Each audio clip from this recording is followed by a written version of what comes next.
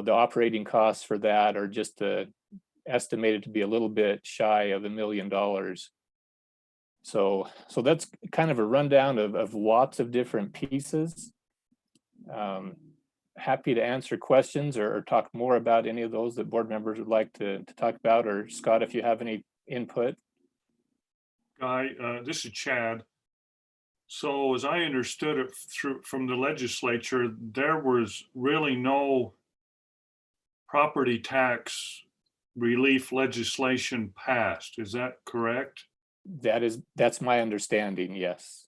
So I think at least for the next year, I would anticipate property values at least being the same, maybe increasing again. I don't know, but there's, out there in the economy, there's some rumblings about buyers backing away from purchases and not being able to get financing. So, this thing may slow down some. Yeah, I definitely think it's going to. Our next September is when we would get our next round of numbers. I just don't know if things will react and change quickly enough that this September's numbers will be affected already, or if it'll really hit us the year after.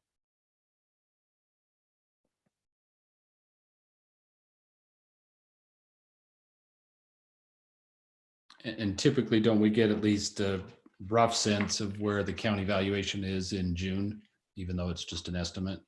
Yes. Yep. Yeah. So for the most part, my guess is those values are pretty well set at this point, and the state tax commission is just in process of processing all of those and getting those out to districts.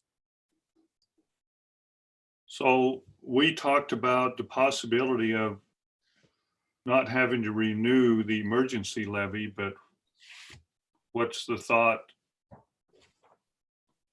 now? Yeah, I think it's hard not knowing all the information yet. I think until we have direction from the State Department on what our actual budgets are going to look like next year, the legislative appropriation was about a 4.6% increase. A lot of that has to do with growth throughout the state, but as we are growing, we probably would have been pretty close to that, maybe a 3.5 or a 4% increase. One of the numbers that I've heard floating around is to expect a 4 or 5% reduction for next year. So that could be that we're only going to be down maybe a percent and a half from where we are this year. It's just hard when the State Department talks about in round numbers how it really applies to us, and so until we get those state, it's just really hard to estimate. So my suggestion would be that we just need to wait until we have those numbers from the state, and then we can start looking at is it still reasonable to do anything with the emergency levy. Yeah, just those are conversations we'll have to have when we have more information.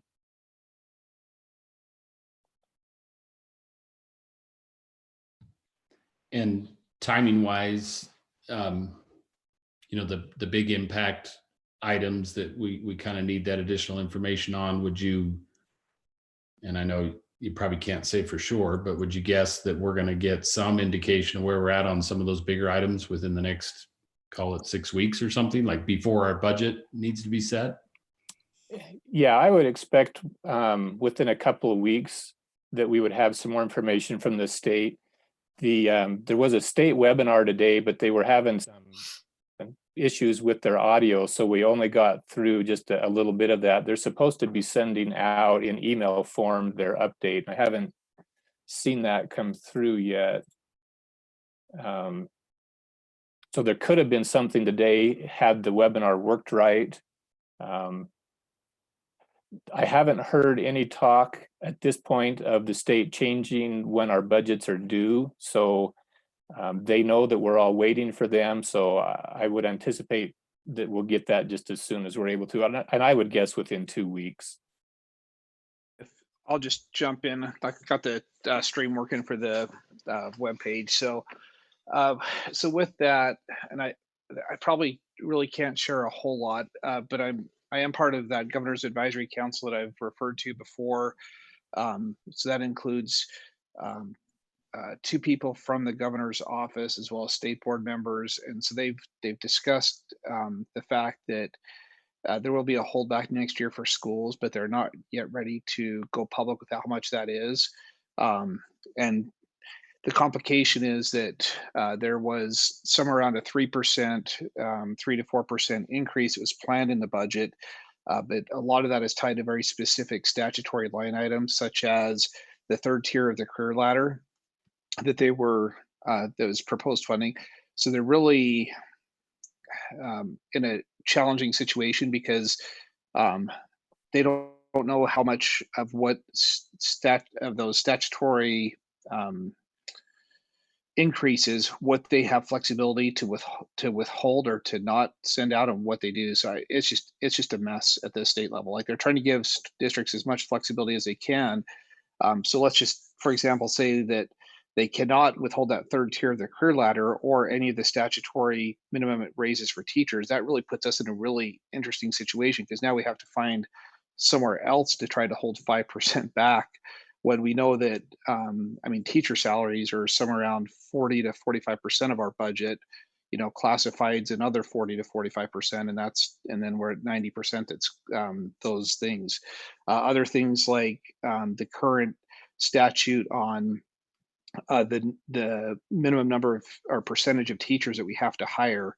I mean, there's just a lot of those things that are it's very complex for K-12 because they've locked everything into statutes, and so we simply don't have the same flexibility that other agencies have when they're told to hold back their funding.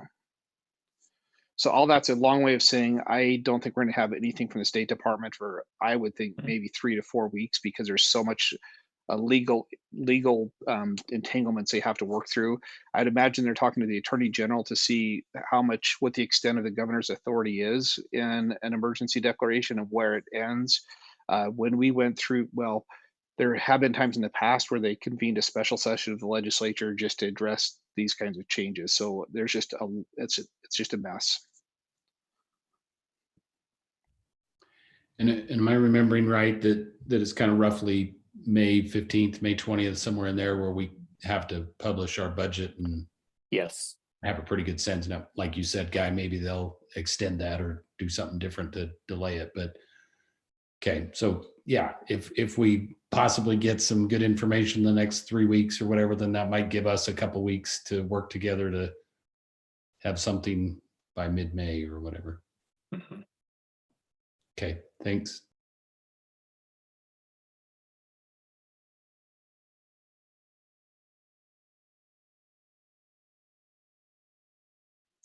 I'll just say this is a significantly different discussion than I was hoping we'd be having when we first broached, having some time in work sessions to talk about our budget and supplemental levies. So much, much, much different circumstances.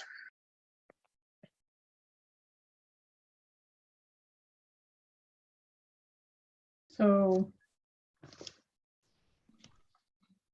I guess a couple questions, because I think we had scheduled a few meetings to talk about this. Are we just going to forego those until we know more? I think it, to me, we talked about this, a couple weeks ago. It is a super important discussion to have, but until we have some key information, I don't even know how to move forward with the discussion. And so, if we know, for example, some of those key things I talked about, that they are not going to fund the third tier of the career ladder, and that's where a large percentage of our holdback is going to come from, then that helps shape what the budget has to look like next year. If we know that we could potentially hire fewer teachers next year, then that helps shape that. So really, until we know those key things, it just feels like we're spinning our wheels in a whole bunch of mud without getting any traction or going anywhere. But Guy, you might have a different take on it. Yeah, no, we can guess all we want, but until we have the information, it's just a guess. And I don't even know how to make an educated guess because we've never been through these circumstances before. I And think just some key difference. Sorry, Greg, I didn't mean to cut you off, but maybe just for reference, you know, the probably the most similar thing we've been through in my time in education was the recession of 2008. But some key differences between then and now is one, there were no statutory minimum pay raises for teachers like we have right now, or statutory minimum salaries. All those things in the career ladder made that significantly more challenging. There weren't as many line items in the budget as there are now.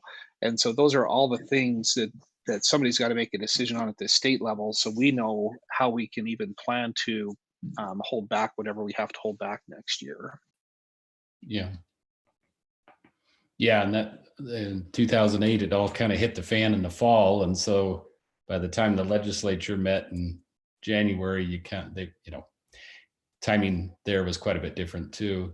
No, that's a great point, Greg, because then what happened is that hit, and then that legislative session largely was devoted to how do we cut budgets, and that's where the reduction from 100% of teacher hiring down to 90% came in, and some of those they're able to take action during the legislative session to shape the budget, and this all happened right at the end of the legislative session, so it's really significantly different. Yeah. And just knowing how complicated things happen, it just seems like we'll probably get bits and pieces of information. That is, certain things will be decided. We'll find something out a week from now. Other pieces will come in 3 weeks from now, or whatever. And so my thought would be we ought to continue to have it on our agenda every week, and just knowing that it's not going to be a one-time discussion and we're done because we know everything. It's probably going to be putting the puzzle together a little bit at a time, and that'd be my thought.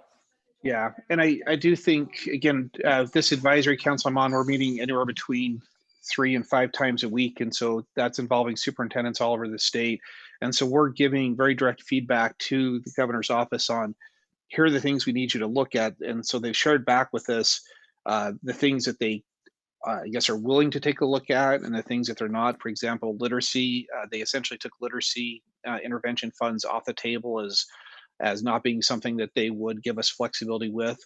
But there are other areas such as professional development, technology staffing. There's about five or six intervention funding for students that aren't proficient on the state assessment that they were at least looking to see. These are some things we could give flexibility with. But again, all those things are in statute. And so it's not just a matter of somebody saying, yeah, you have flexibility. Somebody's got to figure out who's got the authority to give that flexibility. Well, I agree with Greg. If we continue having it on the agenda, at least we can get updates as Okay. Guy and Scott receive Yep. them. Yep, I agree.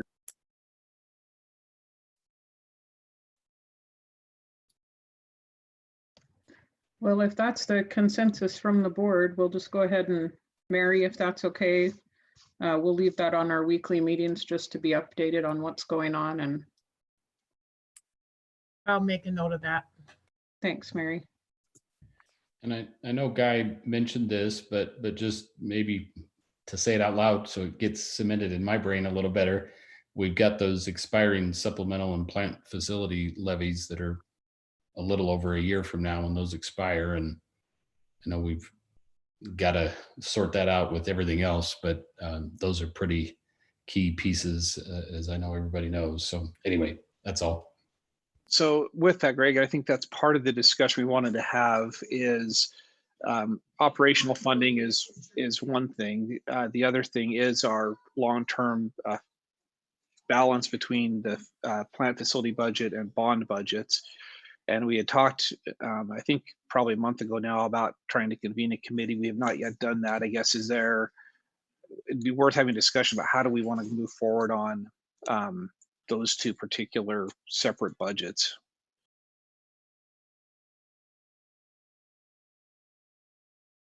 You said one of them was the bond budget, Scott, and what other one? Well, The bonds and plant facilities, and to me, the those plant are facility. Okay. basically, I mean, they're very tightly related, right? It's either Yeah. do we put more into the plant facility for maintaining our buildings and even potentially doing construction of some smaller projects at the expense of having less flexibility with bonds, or do we want to keep our plant facilities down to the bare bones, knowing the impact that has on our facilities, especially as we're growing, to reserve more capital for, or potential for capital for bonds. So there is a pretty key discussion there that really has some correlation to the other, but it's not dependent on those other discussions about our operating expenses and budget.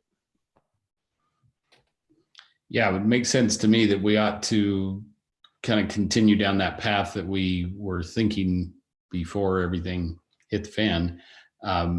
Again, not that that's not going to impact the ultimate decision possibly, but it seems to me we ought to continue to look at that and get that input about how much do we want to weight towards the plant facility versus separate bonding.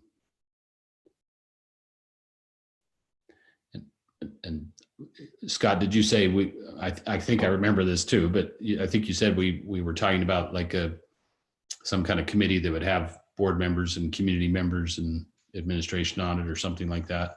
Yeah, I think that's what we had talked about. I think prior we had our financial advisory committee, which super helpful. Chad was on there, Troy Clayton was on there, and Mark Bird was on there. I think I don't want to get a huge committee, but I think maybe expanding a little bit to get. I think things we've talked about are the business owner representatives, so we have a perspective from just a typical business owner in the community. One name that I had thought about with that, who's been very helpful in our committees in the past, and I should have had notes down before I started talking. I'm going to go through all my iterations of his niece and nephew that I taught at Shelley High School to get to his name, Kevin, that manages the dental office, Eagle Rock Dental Care. Oh shoot, I had his name for half a second and then I just lost it. They also own Mathnasium. They live in Chad's neighborhood. I can give you all kinds of information about it. I just can't come up with their names. Something that happens around 47 or 48, apparently. Kevin Barnard. Thank you so much. Kevin Barnard. It's not Kevin Barnard. It's Doug, not Doug. Doug's his brother. But he would be. Kevin's his nephew that I taught at Shelley. Yeah, it's getting worse and worse. Yeah. So anyways, that's at least one name. He's been super helpful in the past. And again, he owns two businesses. So I think owns one and manages another. So he's got a good perspective on the impact of our property taxes on business owners. Both I would consider to be small local businesses, which I think is a good perspective. I think a realtor or developer would be another good perspective to have on there. I'm not sure who else the board has thought about, but those are at least a couple of other ones we've discussed that should be or could be helpful to have. I know Chad mentioned the Rowe guy when we had this discussion. Yeah, Terry Rowe, he's another CPA.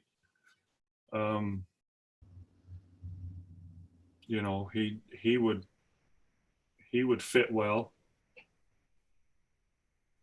But if we have Troy, if Troy continues, we probably wouldn't need another CPA unless Troy, doesn't have the time available. But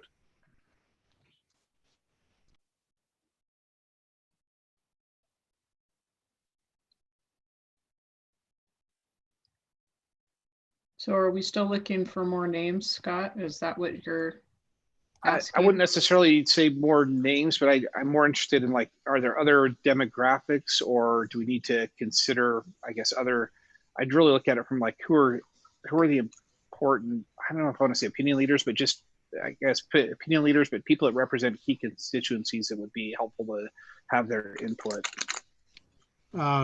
You might consider Ryan Jensen. He's the president of Alliance Title.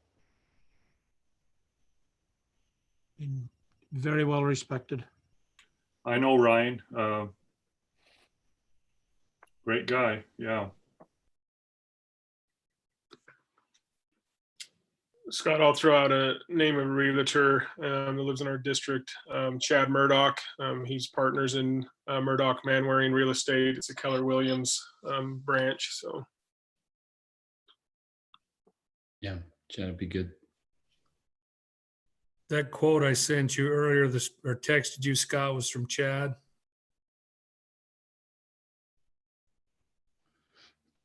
Are there any other, I guess, and again, we've got time to work on it, but I guess just anybody have other thoughts about others we could or ought to think about involving with that type of committee? I need to think about it.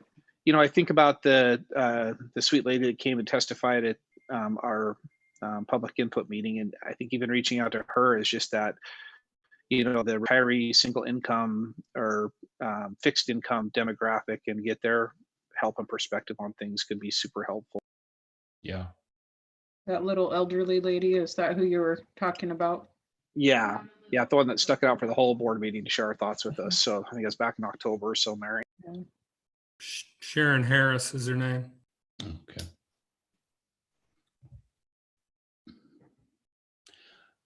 I wonder on the developer, obviously Rockwell's a huge player there, but to some extent, I almost feel like it'd be better to have a different developer on there. Not any negative about Rockwell. It's just that there's been a fair amount of interaction and coordination with them already. And just seems like another perspective might be helpful.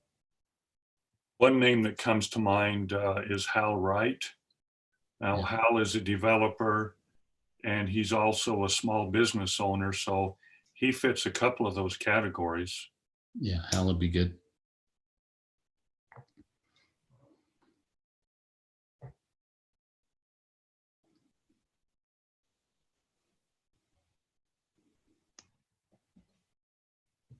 Well, Scott, does that give us just maybe a start to start? Yeah, no, I think that's a about? great start. And if any board members feel like there's, blessing of weekly meetings, if you get inspiration over the next week on somebody else that you think or another group we ought to think of considering, then we can certainly add those to that. But probably, if you're okay, I'd just probably have John and Guy work on getting that committee together and start talking about looking at our 15-year plan. And yes, again, what our 15-year plan is fairly severely lacking in is maintenance and upkeep of buildings. So we have basically one page that's devoted to that, but not a whole lot else. And I think maybe take just a little broader perspective besides just that was really specifically targeted towards meeting our enrollment growth and seeing what the other needs are. And so we can balance again those two budgets against each other would be really helpful.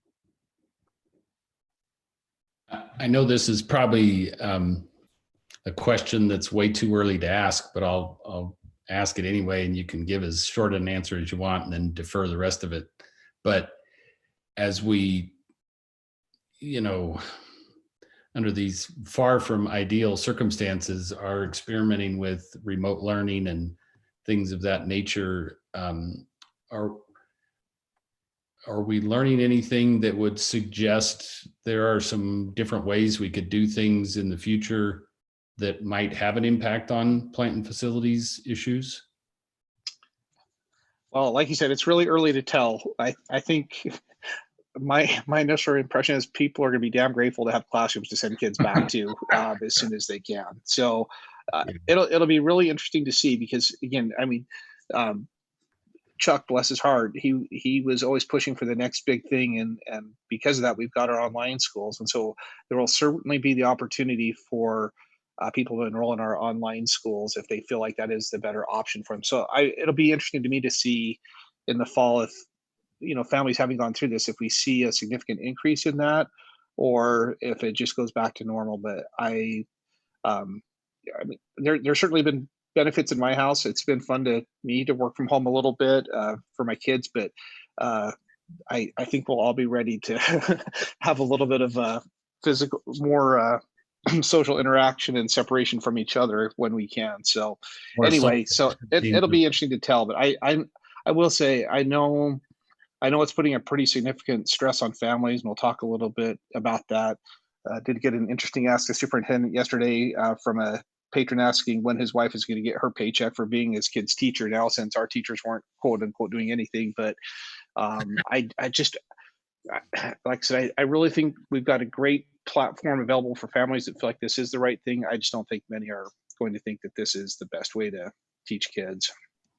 But what about like kind of more blended options where, and again, I'm just seeding ideas that probably go Yeah. nowhere, but like on elementary schools, what if you really almost you use the school from 8 to 5 and half the kids are there in the morning block and half are there in the afternoon block or something, and then that's supplemented with some online learning or something. And again, I know it's early. I know these things are much more complicated than me just throwing out silly little ideas, but I wonder about that kind of stuff.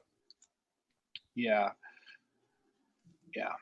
And It'd be interesting to see how our patrons would feel. You know what I mean? If that's something we mandate versus allow. And I mean, if the state's, well, I guess what I'd say is the state's taken, and I'll just say thank heavens for Tim Hill at the State Department. He's by far the most rational thinker and independent thinker, and has inevitably solid answers when questions get asked.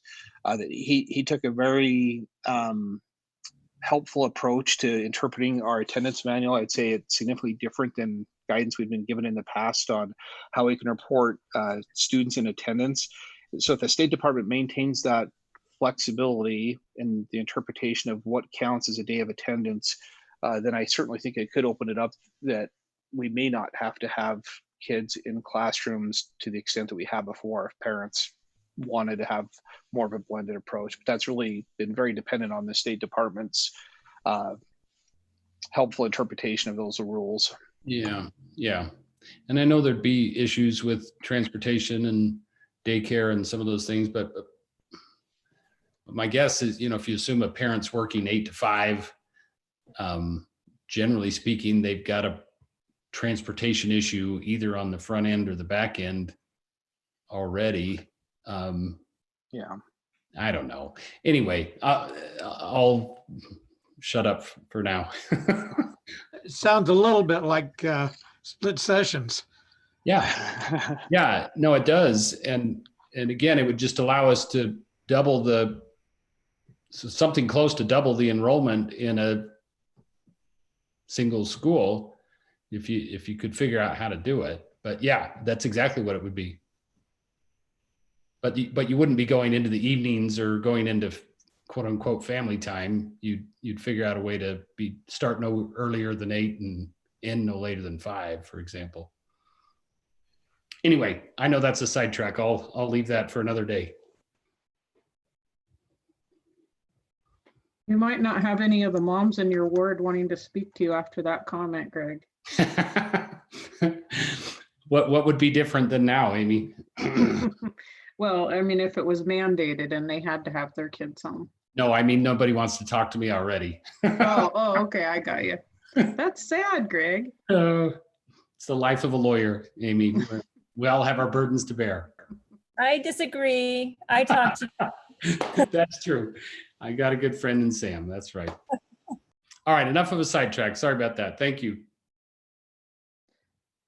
So on the agenda, we also have on here the budget planning with Guy. Do you feel like you just grouped those together, or do you actually want to go over something separate?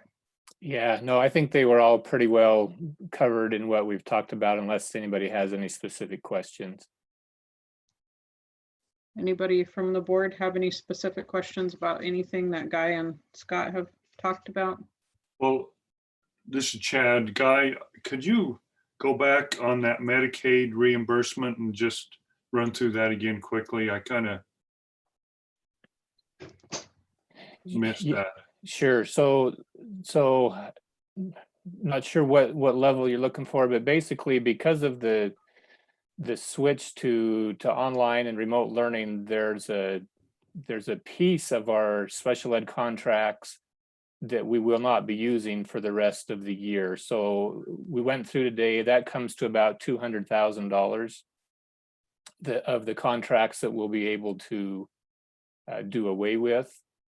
But then on the Medicaid reimbursement side, some of those that we're not going to pay for, now we can't claim those as reimbursable expenses. So both our revenue side and our expenditure side are going to go down, but probably our revenue side will go down more than our expenditure side, because there's just other things that, and I don't speak special ed very well. There are services that are not going to look the same for the last 2 months that would have looked like if we were in school. So our billing reimbursement will be less.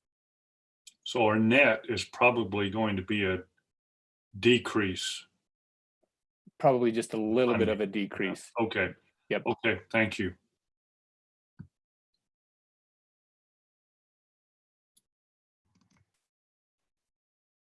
Is there any other questions by board members?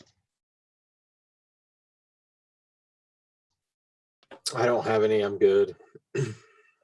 I have none. I'm good. Okay. So Mary, we'll just keep this as an ongoing discussion item every week. So we'll go ahead and move on. So Scott, just about the mastery-based education resolution.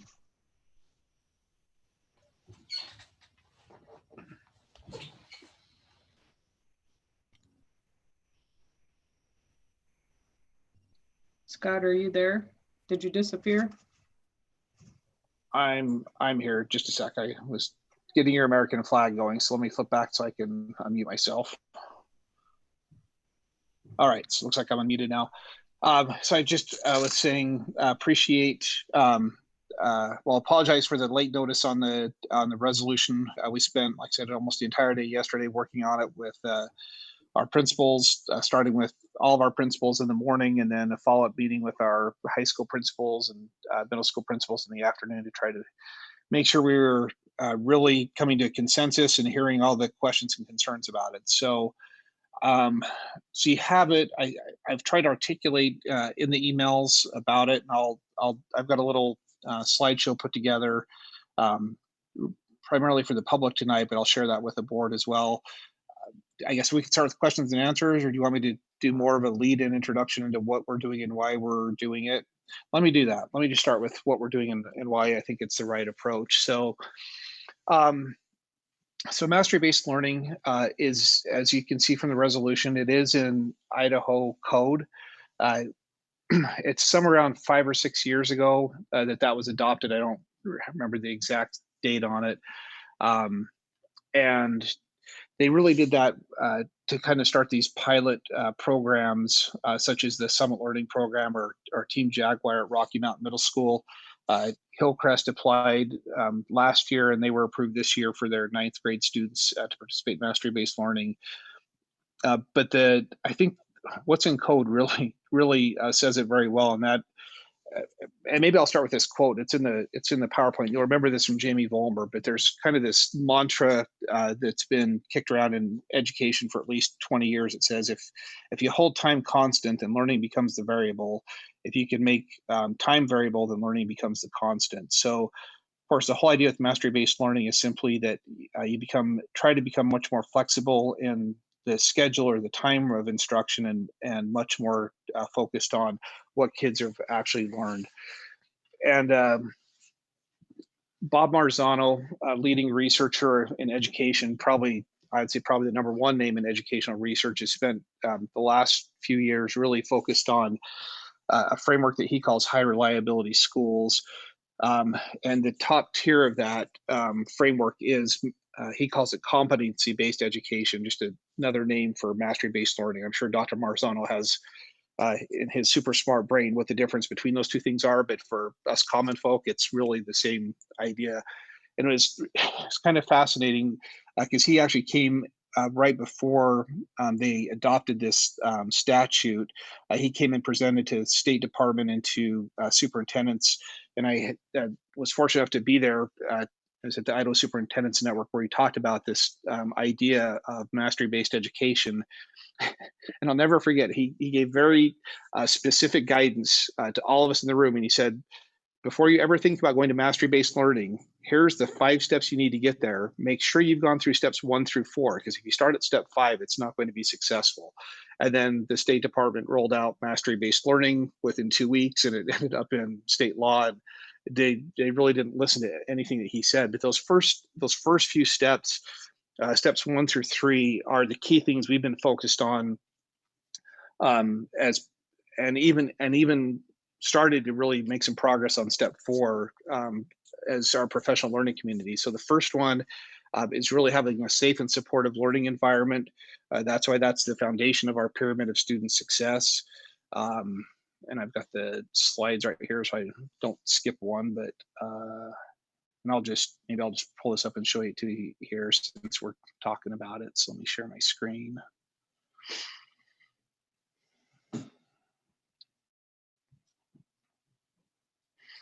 So step 2, if you can see, there's effective teaching in every classroom. And again, I think really when Margine brought in the Jordan Performance Appraisal System, and that really for us brought a lot of structure and systematic approach to what effective teaching looks like in our classrooms. And I feel like in some respects, we started with that one even before we started with number 1 because of the JPAS. And it's just been, I don't think there's any question with our teachers that have been here for, anywhere between 3 and 20 years, that they all know what's expected for teaching, and a lot of those effective practices that are identified in the JPAS are based on Bob's early work on effective teaching. Boy, I'm gonna have to get more articulate when we're actually live in the board meeting tonight, but the classroom instruction that works, where he identified highly effective classroom instruction practices for all teachers. So I really feel like, the first step is one I think we could always get more improvement with, but again, collaborative culture with PLCs is something you'll hear a lot about in our district. I think we can always work to improve safety, and that's why, we try to do a lot to ensure that our students are feeling safe, and again, why that's the very foundation of our pyramid of student success. And then 3, a guaranteed and viable curriculum. That's Bob's or Dr. Marzano's verbiage for teachers identifying what is essential and making sure that every student learns what is essential in their classroom. And so again, those are really the foundation of our professional learning communities. And then 4, standards referenced reporting. Again, we've did a lot of work with Dr. Gusky this year. I want to keep the ball rolling on all the work we did with our standards-based grading and reporting, because I felt like we were making really good progress on that. And then now our meetings have been pretty significantly disrupted, but I feel like we can continue those through Zoom and still not lose ground on the progress we made on that. And then the very last here is the mastery-based learning. So all that's to say that I really believe we've got the right foundation in place, that we can take this step, at least for the next 2 months, and see what does a mastery-based learning approach look like in our district. So to me, the key, so the original thought behind it was that in state rule, in administrative rule, it still requires students to have 60 hours of seat time to earn a high school credit. And so in District 91, George Boland had recommended to his board that they go ahead and approve a mastery-based approach, so that as an alternative to having to have that 60 hours, given the fact that we're all going to be short of the 60 hours of instruction with this shutdown. So that's kind of the genesis of the idea. The state board did waive that rule on Monday, and so we don't have to adopt this to satisfy the 60-hour seat time requirement, because the state board took care of that for us. But in addition to that, what it does, in my mind, is it allows teachers to, again, coming back to that guaranteed and viable curriculum, and this is what we've been telling our teachers for the last 3 weeks, is really identify what are the essential things kids absolutely have to learn in this class, and make sure that every kid has learned those. And then once they've done that, provide extended learning opportunities for the students, but make sure every kid is learning what they have to learn. So in my mind, what it does is, once they have those key outcomes identified and students have learned those, showed that they're proficient on those, then really they can create some extended learning activities to keep those students engaged, but that could help them provide more focus and support for the kids that are struggling, which is what we'd want to have happen generally in a classroom. But given the current situation where we still have a lot of kids who still aren't connected to the internet, kids who are struggling to get online and interact with their teachers, we've got kids that simply haven't engaged yet. I think it's absolutely critical that we try to free up time for our teachers to focus on those kids that are not connected and make sure that they're getting the help they need, because they're the kids that need the help the most. So that's I guess the big picture why behind the resolution. So I'll pause there and just see what parts of that you want to talk about, or if there's anything you want to go into in more detail about it. Or we could just start taking it, I guess, an item at a time and talk about why those expectations are there. And I'll pull up the resolution here on my screen, see it.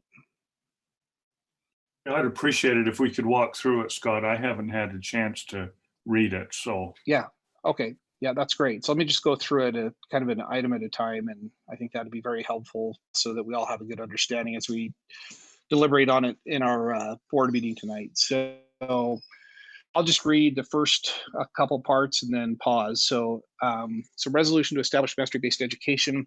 Whereas Idaho Code Section 33-1632, mastery-based education states that mastery-based education, where students progress as they demonstrate mastery of a subject or grade level, is in the best interest of Idaho students.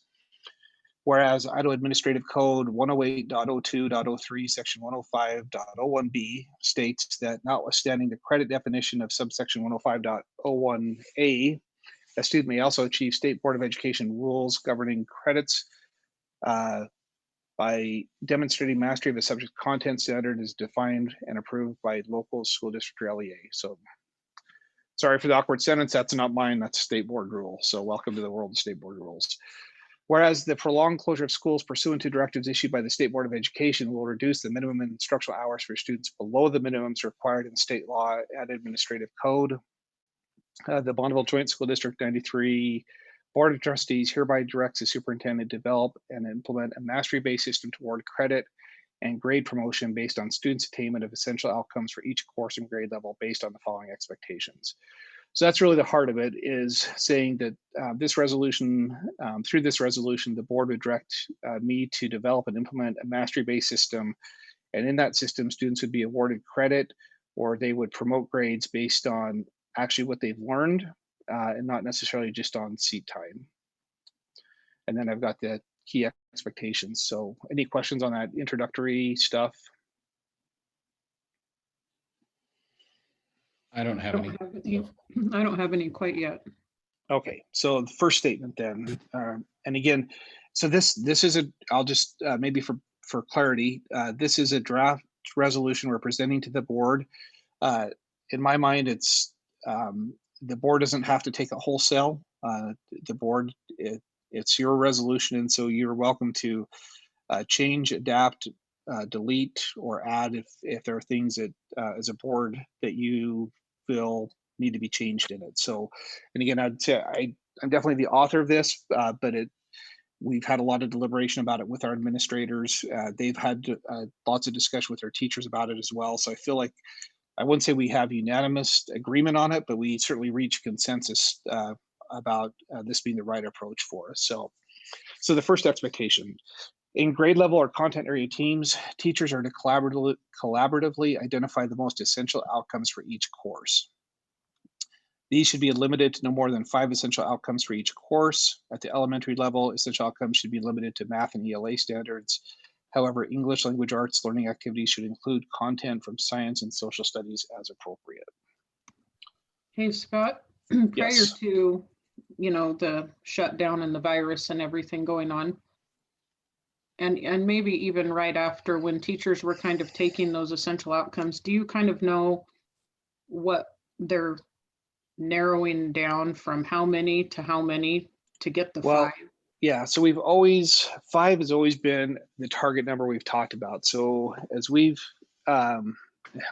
in all the work we've done about essential outcomes for the last probably 3 to 5 years, we've always talked that typically what you're seeing is 5 to 7 is a recommendation in the literature. And I think given the disparate access to education that our kids now have, 5 is a really good number, and we really didn't have much pushback from principals. So we do have principals here as well. If you want to hear from them on what discussions they've had with their teachers about how many, that would be fine. And again, I was very careful in choosing verbs in this as well. So this is a should be and not a must be. So there is limited flexibility, but I wanted it to be more than just a may. Scott, could you just, so can you just give me an example? For Sure. example, take a class like Yep. math or whatever it is, and give me an example of what the 5 essential outcomes would Yep. be. I won't do math. I'll do English for you. English be fine. Haven't taken a math class in 30 years, so I'll do English. That's what I taught. So at this point in the year, I taught on a semester system, but at this point in the year, I would likely have had a nonfiction writing standard in my mind that I still need my kids to demonstrate that they could proficiently write nonfiction. I would likely have an analysis, so some type of an objective that was saying that students need to be able to effectively analyze. I'm trying to think back to what I did, but say a piece of literature. So those kind of like big topic ideas at the elementary level. With my kiddo that's in first grade right now, it might be something like subtracting 3-digit numbers. That type of a big idea, if that makes sense. In science, boy, you're gonna stretch me. So we could, Jason, do you want to jump in here so I don't sound like a total idiot when I'm trying to come up with essential standards off the top of my head? But our teachers have been doing this work for, again, all year long. And so and even before the shutdown, the Golden Friday at the start of the trimester, that's what they spent their day doing, was identifying what those essential ideas were. So like, for example, for a third grader, maybe times tables, they would be proficient in. Yeah, fractions, So yeah, I kind of get it. Okay. Yeah, and it wouldn't be as general as fractions, but there'd be something very specific with fractions that kids would need. It's like saying subtracting fractions with dissimilar denominators or something along those lines. So Scott, are you saying that prior to the shutdown, we had 5 to 7 per trimester, and that now should have been the saying target? 5? I mean, I didn't go through and check every teacher's work and see what their teams came up with, but as we've talked about this, that's always what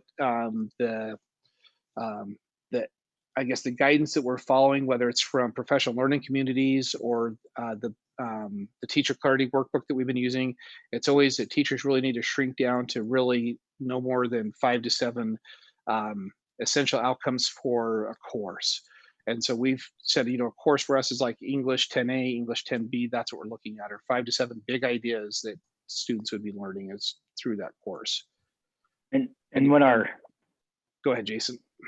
And when our teachers really started this, I mean, you're talking 5, even 7 years ago, teachers are saying, how in the world am I going to get to even 7? They just felt like everything they were teaching was important. And so I would say over the last few years, teachers are starting to see that with the Solution Tree Conference that we had come, and all of our teachers saw that in August. The researchers there, I mean, they're even saying if you have 3 to 5, you're doing well. So I mean, it's our teachers are getting better and closer, and I think this is really actually, I think one of the pluses that can come from this is that I think teachers are really going to have to identify what they feel is essential.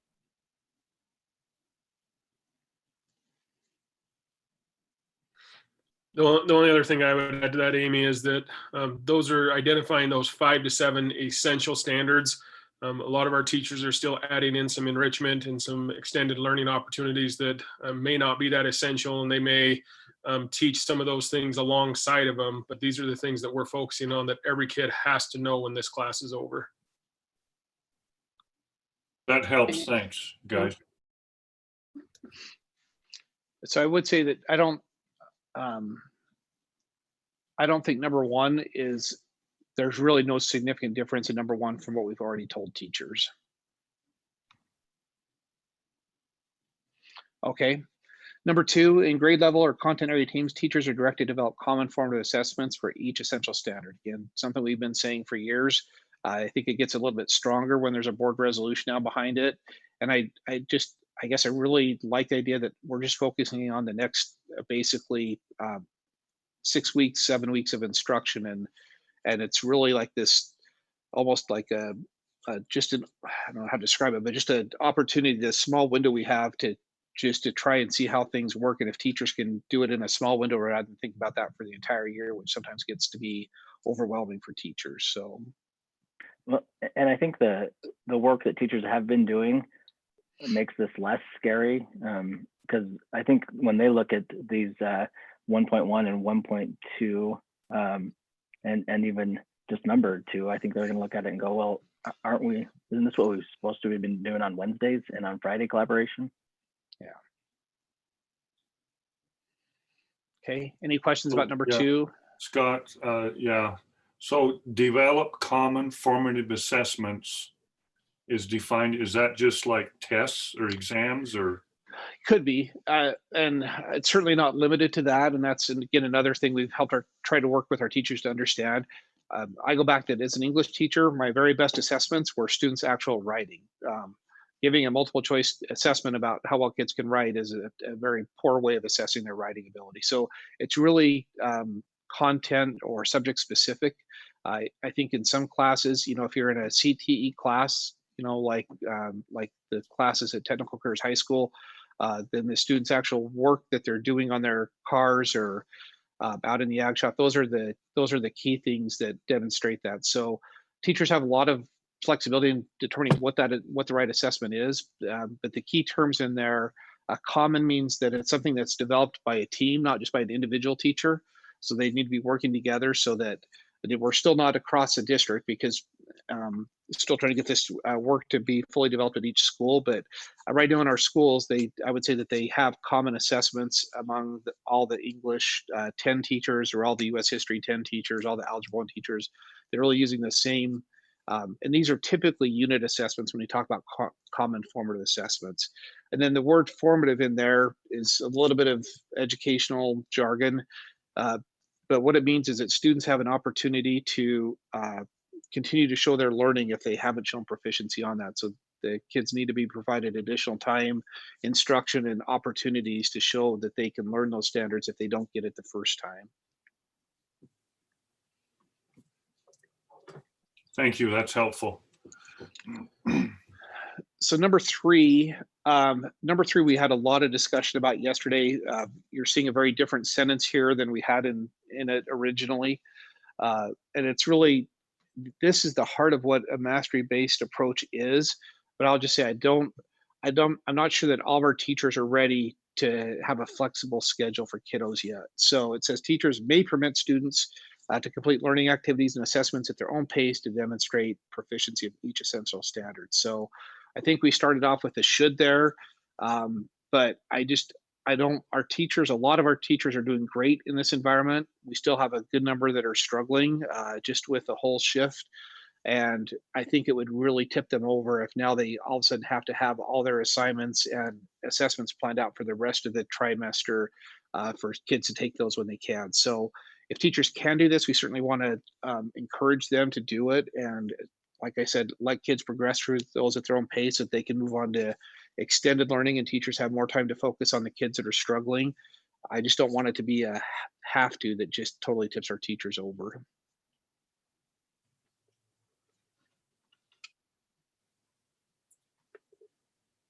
We okay with number 3? Any other discussion or questions on number 3? Okay, number 4. Teachers are directed to provide additional time, instruction, and support to students who are not able to demonstrate proficiency on the essential standards. To the extent practicable, teachers are encouraged to provide extended learning activities to students who have demonstrated proficiency to continue their learning to extend beyond a basic level of proficiency, and extended learning activities should be clearly identified for parents and students. So the key here, I think a couple of key things is that, just like we've talked about, typically, if we were to talk about like a full rollout of mastery-based learning, I think we'd have a different level of expectation for where students would demonstrate mastery. But we're really trying to say proficiency is going to be good enough given the situation that we're find ourselves in. And I just say, I think it's fundamentally different to have a mastery-based approach when students are receiving daily instruction from a teacher in a classroom versus now kids are at home and that teacher's influence is largely minimized. And so that's why we feel like proficiency is the right standard for this. And again, once kids hit that, not that their learning has to stop, but just to, I guess, just take that pressure off of the teachers and off the kids and let them engage in extended learning activities so teachers can focus on the kids that need their attention the most. And again, that's a key part of PLCs we've talked about for 8 years now. So for example, Scott, if you have a student that excels and maybe they've reached their proficiency level and then they're bored maybe. So this lets the teacher know that you've got to provide additional learning activities for these students. Yeah. So that they can continue to progress and not just stop. Exactly. Yeah. Still give them an opportunity to extend their learning. You know, there's still this prevailing mentality that the purpose of all of our instructional activity in schools is for kids to get a grade, when in an ideal world our focus is on learning as much as we can learn in that, for that particular course or subject or in that opportunity. And so you know, if kids are learning solely for the sake of a grade, they may not take advantage of these extended learning. But if they're really trying to, and parents are trying to help their students learn as much as they can, then I think what I would love to see our teachers do is provide a lot more self-directed activities for kids, give them kind of a broad concept and let them go learn about the things that they're interested in within that particular content or subject area. So I hope this gets to be more of the go explore and learn on your own, and I'm here to help support you with that, and less of here's a bunch of worksheets to do to extend your learning. And I think a good example I've heard from a couple of teachers, you know, working with younger kids, teaching them to read. Well, for the students that already are doing a good job reading, they may read a book that has some type of theme to that book, and then the student's going to go outside and, you know, do, whether it's pick rocks or make something, you know. I heard one today with a fort. They were going to build a fort using blankets or whatever they have around their house. Don't go buy anything, but kind of an extended activity for those kids that are already reading and doing well. And some, you know, some other examples as we look at really shrinking the focus for the next 6 weeks. If a teacher had a, you know, a great unit developed, but they've just realized it really isn't that essential for this. Thinking, you know, a lot about our science teachers or our history teachers. That's a great thing that they could put out and say, you've learned what's essential. Now go and engage in this unit. You'll learn a lot about, you know, whatever that teachers, I don't want to say pet project is, but something they put a lot of time into that can still be there and available for kids to keep learning. But it wouldn't be something kids would necessarily have to complete to show that they've learned what's essential for that course.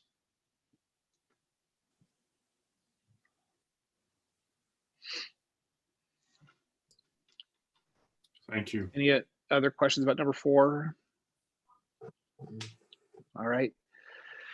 So 5, so as you're thinking about that, the Marzano's steps to mastery-based system, this is where we start to get into a standards-based approach to grading instead of our historical or traditional approaches to grading. So a teacher should use their professional judgment based on the preponderance of evidence of student learning from assigned activities, common formative assessments, and checks for understanding when determining whether students have achieved a proficient level of understanding of each essential outcome. So again, rather than saying you've got to complete, you know, so I would say, remember we had this discussion with other superintendents, but somebody was struggling with, well, how do we determine what proficiency is? Is that a D-? Is that a C?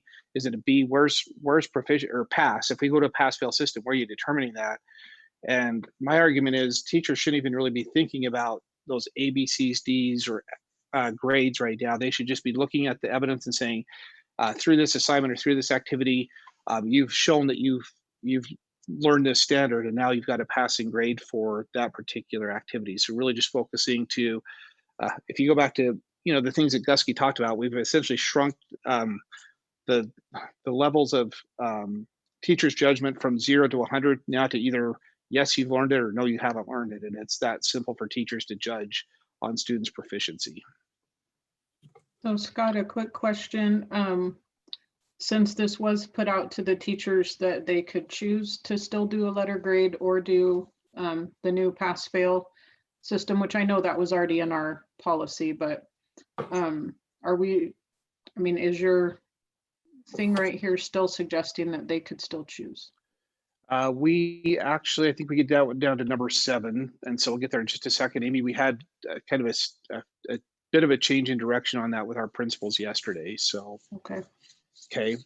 Well, it Yeah, So sounds let me, like- So Scott, it sounds like number 5 still provides autonomy to the teachers. They can, maybe not Yes. necessarily in assigning a grade, but at least determining yeah, whether the students are ready to move on. yes. Yeah, but I would say that number 5 is still independent of whatever grading system we put in place, that we could have the expectation for number 5 and not necessarily have to mandate a particular grading system. Okay. What we're saying is use your very best judgment in these cases. And honestly, that should be freeing to teachers. I know I was one that, you know, if I had a kid that had a 57%, I felt like the only ethical thing I could do is give that kid an F because my grade scale said it was a 60%, had to be a D minus. And now we're saying take a step away from that and use your very best professional judgment to determine if kids have learned it. So even if we don't go to number 7 and a kid ends up with a 55% on a traditional grading period, 5 would give that teacher the opportunity and the expectation that they should still use their best judgment to see if they've learned what they need to learn for the course and give them a grade that would fit that.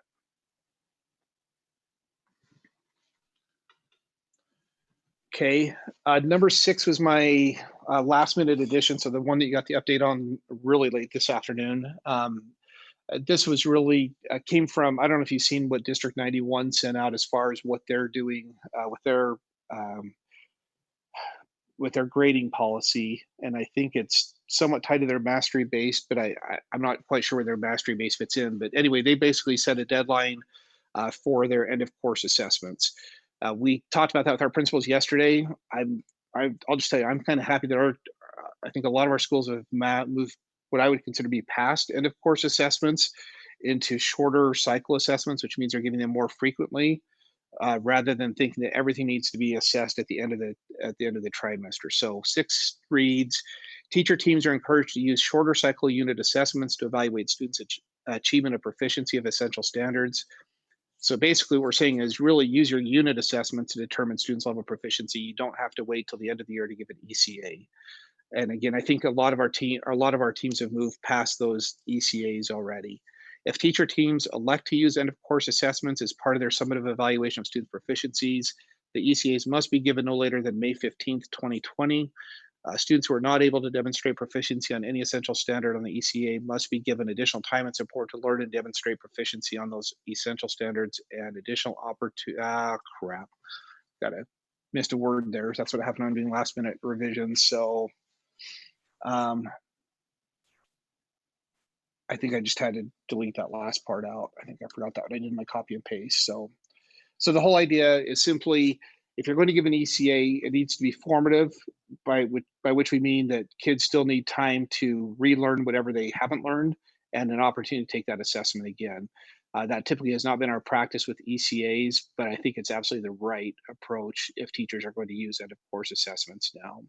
So again, Scott, pardon my ignorance, but ECA, that would be, for example, a final exam? Right. That would have a higher, would count. Yep. Maybe towards half their grade or whatever. Right.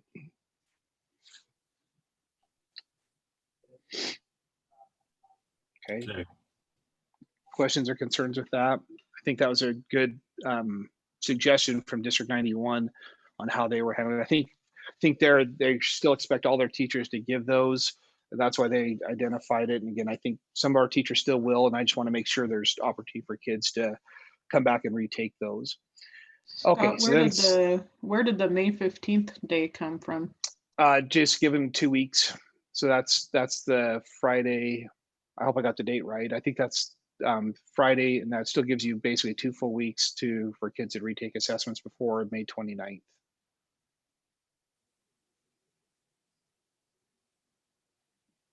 Is that helpful, Amy? Yeah, sorry. Questions or yeah, no, you're good. Okay, teachers are expected to use the following grade scale for common formative assessments and final grades. So this is a shift from what I talked to with teachers about last week. And again, it's based on our discussion with principals yesterday. And I would say, and again, principals are here so they can weigh in if you have questions for them. But I would say the consensus among principals was we really need to be consistent across the board with what we're doing with our grading, so that it's not giving any particular school a perceived advantage one way or the other. So teachers should follow the sponsoring universities policies for reporting grades for dual credit classes for college transcripts. That's also changed from what I said before.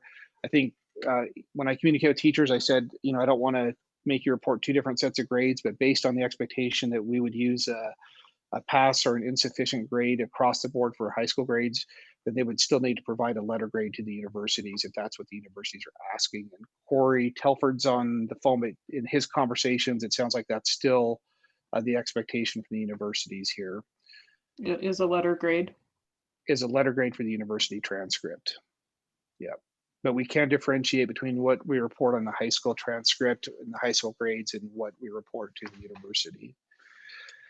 The currently adopted Administrative Procedure 2620P grading and progress reports references incomplete grades, but does not specifically identify I as an approved grade. That's just one of those oversight things because it's been in our grade book for years, but somehow it's never been in the procedure.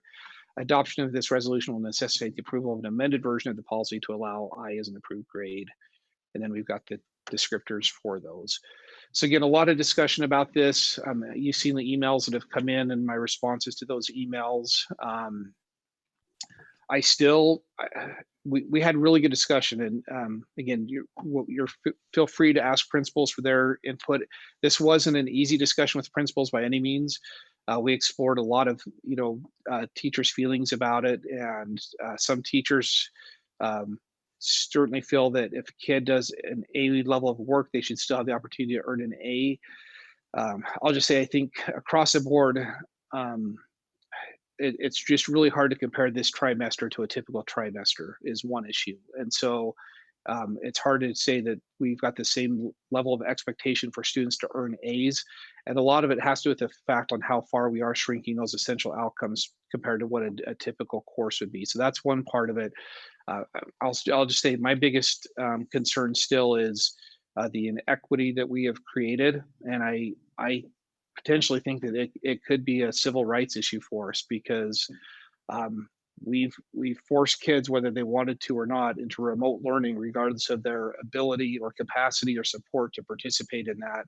And I'm really, really, really concerned about that. So I feel like the best thing we can do for our kids is to level the playing field as much as we can by shrinking the expectations for the course and letting everybody just attain that level of proficiency and calling it good. So I guess that's a really maybe too abbreviated version of what I've written in my emails, but that's why I feel really strongly this is the right approach for kids. I'll just say it gives me heartburn to take away the teacher's discretion on this. I hate taking away teacher's discretion. I feel like one of the things that has been a key part of our culture in the district has been autonomy at the school level and respecting teachers as professionals and letting them make their best judgment. I firmly believe in the guidance. One of the principles I live by is to teach people correct principles, let them govern themselves and hold them accountable. But in this case, I feel like we've got to have just a consistent expectation for what happens in our classrooms, regardless of where you go to school or what level of support you have at home. So Scott, can I just comment on that? Sure, Yvonne. We had a PLC this afternoon with all of my teachers, and we did breakouts with all of the departments. And there was not a single person on my staff that did not think that this was a really good idea. They were already worried about happening to give different grades, A, B, C, D, and F, when there are some kids that are doing this from their phone. There are some kids that are doing this from their parents' phone after their parents get home from work. There are some kids that don't even have connectivity yet. They felt like this really alleviated a lot of stress that they were already having about how they would have to judge, so to speak, how kids did in their classes. So it was very well received at Sand Creek. And I think it made our teacher stress level go down. And Scott, can I add to that?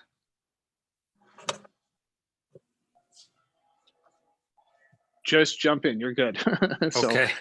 and it's probably Amy that should be giving permission and not me, but Amy, if you're okay to let the principal speak up on the conversations. I can't see who's even asking, but yeah, so whoever said that's that, go Scott right ahead. Miller. Yeah, okay. The old bearded man. Yeah. So we've been contacting our kids that our teachers have been referring to us that they have concerns about for whatever, myriad of reasons. So just an example is I made some phone calls and, came across one family where they gave me a number, and then that family gave me another number. And I finally got a hold of the young lady. Well, she has had to move out of her house because they don't have internet connection and actually isn't even living in Idaho Falls anymore. So this is, and the girl has had great grades, all, her 5 previous trimesters that we've had her. And so this has really disrupted that whole family where the mother hasn't even seen her daughter for 2 weeks. And so this, I think this grading expectation that we have, I think is about the fairest thing we can come up with the family situations that we're currently dealing with, because not everybody has home internet, multiple devices to work on.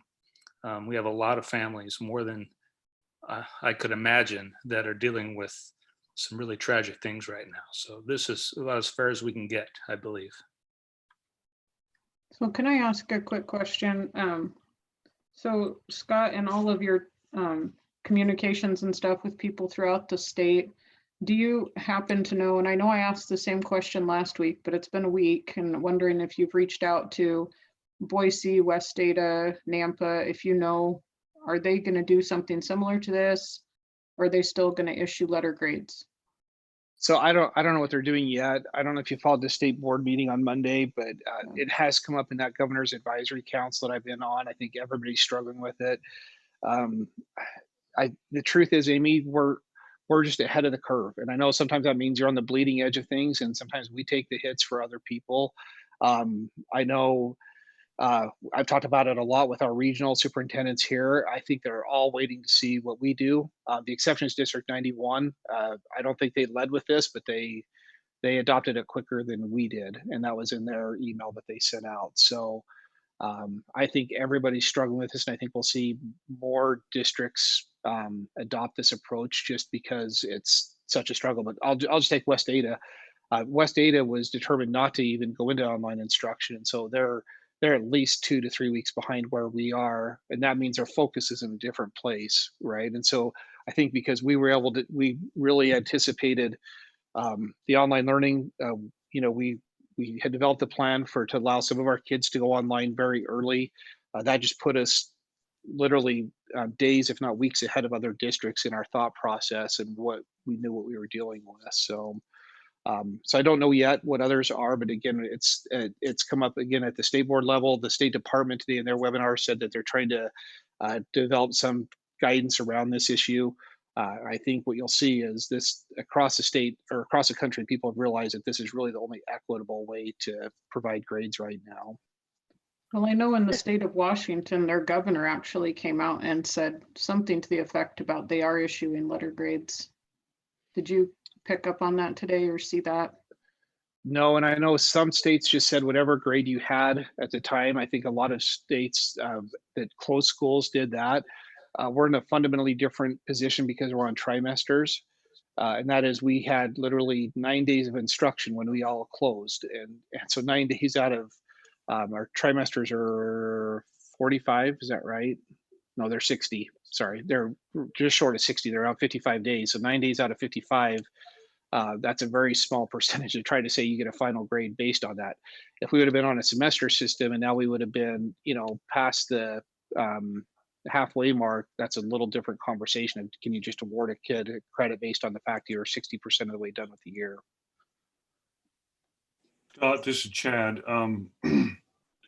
So I'm good with the P and the I, and I understand the fairness and the equity in all of that, but I don't understand why if a student, especially a high school student that believes they can enhance their GPA by receiving a letter grade and they make that request, why we can't accommodate that. And I'd like to hear from the high school principals specifically on that question. It just seems like we can accomplish both.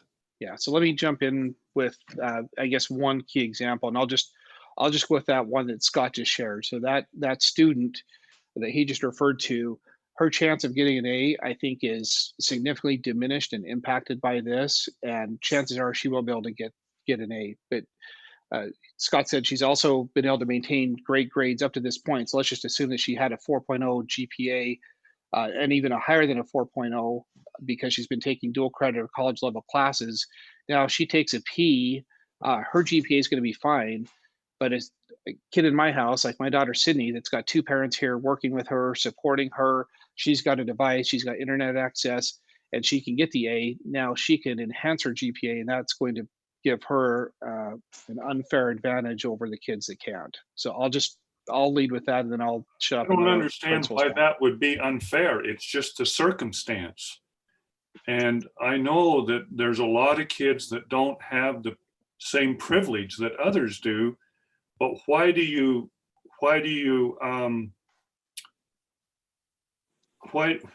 punish a kid that can enhance their grade because there's a large number of students that don't have the same privilege. And I expect that most kids would be great with this, but there's some pretty strong feelings out there about kids that really want to be able to enhance their GPA if they can. And I understand what you're saying, but I don't understand why that would be inequitable for the less privileged learner. Well, let me take a shot at that. Maybe I don't understand, but I think I understand why that harms the person who's in the less privileged position. Because when you go to apply for college or scholarships, you're not just competing with people outside of our district, you're competing, in theory at least, if not in actuality, with people in our own district. And if that student who's less privileged has a P and therefore doesn't get the increased GPA that the other person who has all the support does, they're harmed. Now, I mean, I think that's just a statement of fact. And it's not, you could say, well, that's life, or you could say that that's tough. That happens all the time in our society. People with less privilege get the screw job. And is that, but I don't think you can say they're not harmed. Does that make sense? And if I could piggyback on that, I would say those students are already at a distinct disadvantage period. When they come into our classrooms, coming from those two different socioeconomic status situations in their homes, they're already at a distinct disadvantage. I truly believe that our teachers are the great equalizer that gives them the most fair opportunity that they can. So when they come into the classroom, they're receiving the same level of instruction from the teacher, the same level of help and support from the teacher. That's where the equity really comes in.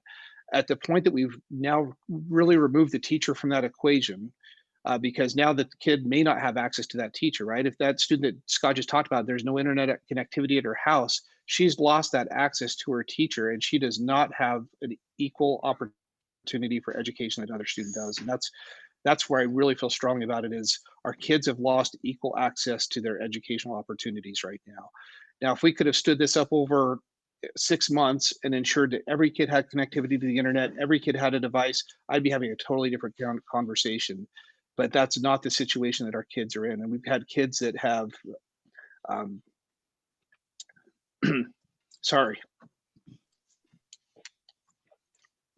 they've asked to drop classes because they're going to work to pick up extra shifts to provide for their family. We've had kids that have to take care of their little siblings because their parents are working. I mean, those are all the fundamental things that we've done to kids in this situation. And honestly, I think that's why a lot of states have just shut down. They just said, forget it. We don't want to create that inequity. But I think the right thing is still to strive to provide as much education as we can to kids, as much opportunity for learning. But we have got to recognize that kids do not have equal access to education right now. And Scott, one of our cornerstones is integrity. And if we look at the integrity of this trimester and we're reporting out letter grades, and colleges, universities, or whomever is looking at how a kid performed, they're going out the assumption that that grade means that grade. But we have shrunk down what's expected so much because of this circumstance. A letter grade does not reflect what a student might have learned. And so we would be really falsely reporting a student's letter grade if we were to do something like that. And that's my opinion. I think my frustration comes too with that those kids just aren't competing with kids in the school district, especially as a senior or even down into the junior level. Those kids that are going to be seniors next year are going to be applying for school, and they're not really competing with just District 93. You're now competing with people from around the world. And if our district goes strictly to the P and the I, and they don't allow a letter grade for the students that really want one, then you're actually limiting those kids. You're putting them at a disadvantage. How so, Amy? How do you see that that's putting them at a disadvantage? Because they're competing against kids that did get a letter grade. So when it comes to scholarships, if they start digging into what classes you took and what grades you got, because acceptance to college is one thing. If they look at their overall GPA, that's one thing, and it may not ding a kid until you get down into the nitty gritty and you're comparing two kids and who gets the scholarship. And if there's other districts that are giving grades, which there are, then our kids are at a distinct disadvantage to have a P or an I in that spot as opposed to a letter grade. And I'll just say, Amy, I really disagree.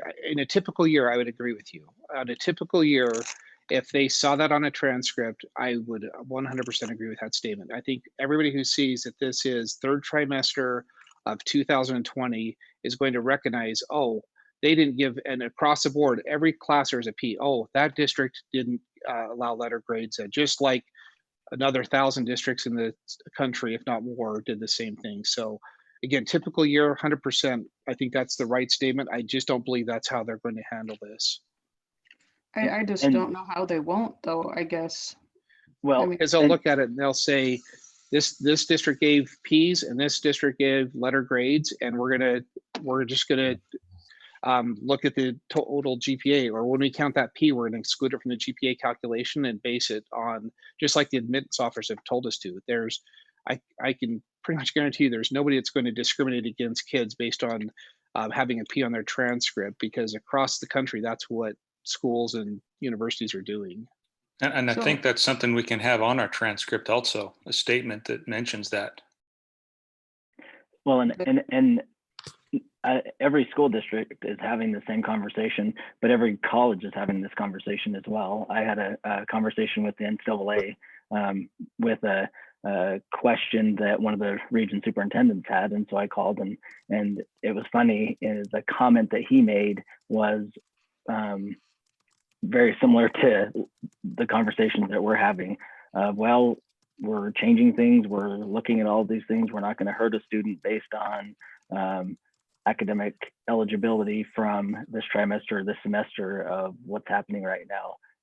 And he didn't want to give me a ton of information because I think they're still in the same spot we are. And that was the NCAA, who, when you typically call them, they're very black and white. So that was a very interesting phone call. So and go ahead, Amy. Sorry. I did have one quick question about something that was said earlier, that the college courses that some of these kids are enrolled in currently and how they'll be issued a letter grade. But then Scott, you said something and it raised a red flag for me. So I'm going to ask the question, but you said that those grades can be reported differently on a high school transcript. So what I hear you saying is that they can report to the college a letter grade, but then just give a pass to the kid on the high school transcript for a dual credit course. Right. And those kids have to report those grades on a college application. So Right, I and don't submit think that that's transcripts. right. If they earned an A in a dual credit course, they should be able to report an A. Well, it's going to be on their college transcript as an A. Right. But when they go to apply and they put that down, they compare it to your high school transcript. And it says right in there, I know like in the BYU's, both of them state that if your grades vary from what's on your transcript, that they won't consider your application anymore because they feel that you've been dishonest. Well, the transcripts are what they are, aren't they? I mean, don't you? They compare your high school transcript to what you listed on your application. So if you received an A and they reported it to ISU or whoever they took the dual credit through, Northwest Nazarene, and they got an A in the course, but Bonneville chooses to put that on their college or their high school transcript as a pass, then they have to report that on the high school, or I mean on the college application as a pass rather than the letter grade that they actually received. Well, my point is, aren't there two different transcripts when you apply? One is your college transcript. That is anything you got dual credit for, presumably is going to have a college transcript, and that will have the, in our example, an A on it, I think. And then the high Yeah, school it's just very confusing. I think it should be reflected equally on your high school and your college, wherever you took the dual credit from. But I'm just saying the transcripts aren't confusing. The transcripts are what they are, and they'll report. Right, but when the kid reports a P in the college, it's just confusing. I think that needs to be consistent. Amy, because this is Corey, I'm going to jump in here for a second. So students have to send their college transcript, and that's how that grade is transcribed at any university, whether they transcribe it as elective credit or to meet one of their general education requirements. And the high school transcript is separate from that. We still have that today because our high school grades in some cases allow us to give an A-, but the university does not allow us to give plus and minuses in their grading policy. And so the teacher, if the kid has an A- at the high school level, we have to report at the college level that student has an A. So that's been part of our practice no matter, since we've started doing advanced opportunities and dual credit courses. We have just always, so there always has been a very variation in that because it's a dual credit class. There's a dual nature to it. There's a high school piece of it. And then there's also the college piece of it. And because of that dual nature, we have often given separate grades for those, depending on what the college grading policy is. Well, I mean, thank you for that, Corey. I appreciate knowing that. That was something that was very unknown to me. What about the issue, one of the emails, and I've lost track of whose it was, but one of the emails talked about, for example, maybe certain college programs as a prerequisite, you've got to have a letter grade of X. That's a bad example. A letter grade of B or whatever. You see what I'm saying? If you don't mind addressing. Yeah, so I don't think there's any college program that has a high school prerequisite for it. I clarified that with that email. There are always college level prerequisites. And again, that's where the university grade would reflect that prerequisite in the grade for that university class, but the high school, they're not going to look at a high school transcript for university prereq. Okay. One of those courses, or what is it called? Like a program that you could get into at CEI. One of the requirements was college algebra. And that's a high school course. It can be. I know that they can take it in college, but it's a dual credit course. So is it required by CEI to take that as a dual credit in order to enter into those programs, or could they just have it on their high school? So they could, I mean, if they took it in high school, yeah, so it'd be a college requirement for entrance into that program. And if the student took it in high school and earned dual credit for it, then they'd get the university, they'd have that transcripted for it. But what So if they wouldn't take the high school class called college algebra as a prereq. They would have to have it as a university class to accept it as a prereq. So if you happen But to if college they, algebra, go sorry, ahead, Greg. Go ahead, Amy. I was just gonna say, if it was a dual credit and it's reported as a P on the transcript, that doesn't cut the mustard, really. But the does it? university transcript would report their grade that they earned. Maybe the only way that that prerequisite would be waived is if it was on a college transcript. They're not going to look at the high school grade for that course in order to waive the prerequisite. The only way they're going to waive it is if it's on a college transcript, whether it's from NNU, CEI, CWI, CSI, whoever it is.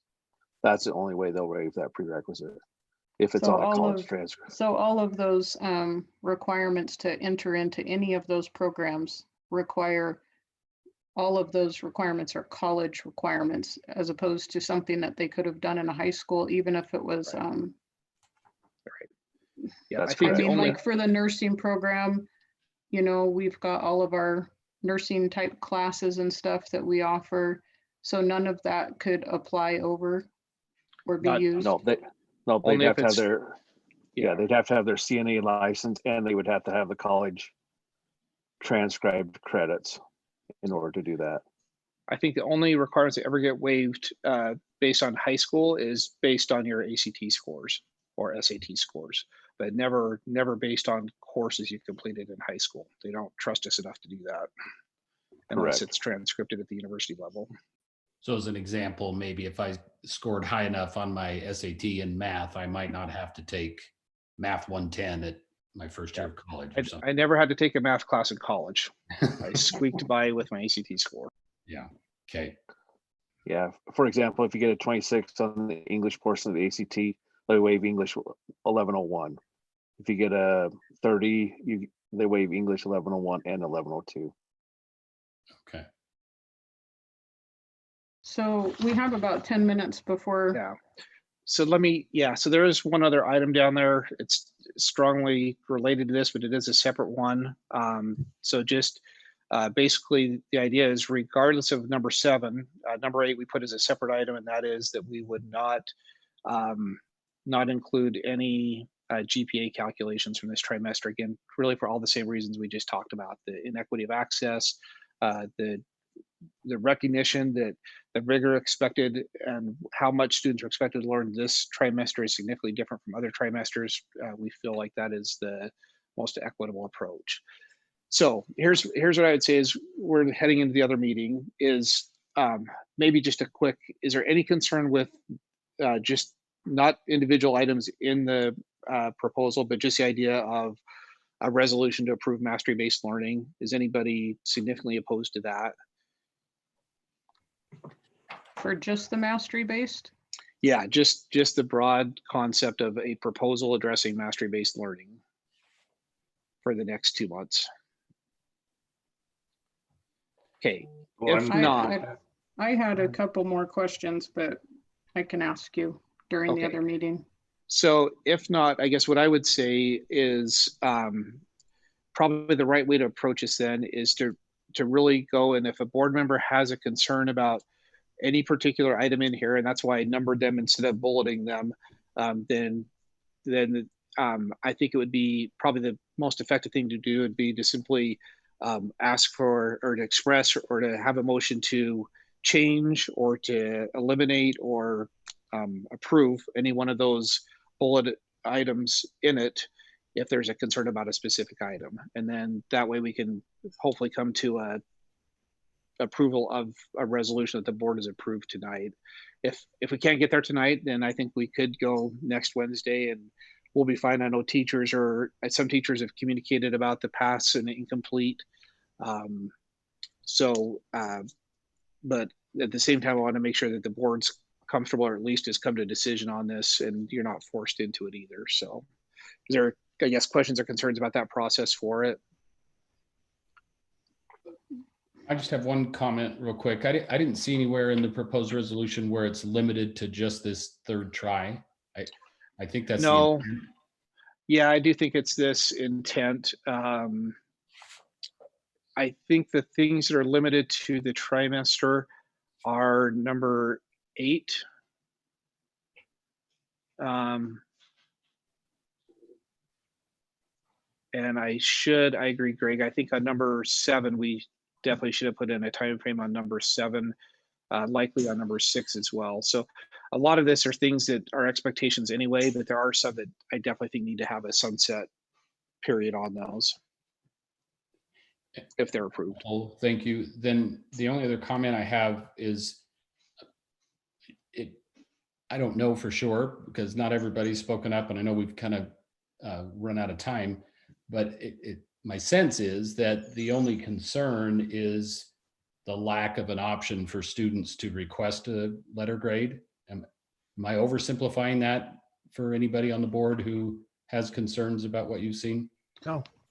Oh, that's my concern. That's the main issue, is the absence of a Paul and Scott Lynch. Yeah, I'm not concerned with that. I mean, looking at the state board guidelines, I think one thing we have to consider here is the system that we're providing, not necessarily the outcome of it. And in the guidelines, it talks about the difference of equality and equity. And it says that treating every student the same. Equity means making sure every student has the support they need to be successful. Equity in education requires putting systems into place to ensuring that every child has an equal chance for success. And I think that's the point that Scott and some of them are making, is that we provide the system that every student has an opportunity to be successful from. And I understand because I've got a senior and she's taken full trimester of classes this last try just to boost her GPA. And while that benefits her, the bulk of the message is it doesn't benefit the whole district. And so it's tough because I think it's the systems that we have in place that are going to make the kids successful. And we want every kid to be successful from that system, even though my daughter might hate me tomorrow. It's the fact that, the other system, if we do the grade deal, I just feel there's a lot of kids left out, and I feel we're violating that statute from the state board that talks about those systems. And so I don't know, that's my take on it. So I support it. The grade thing, especially this try, isn't, I guess, as big as deal when I kind of read it like that. But I had to step back and kind of think about it and chew on it. But I also feel it's an equal, fair system that everybody can do as well. So that's kind of my take on it, I guess.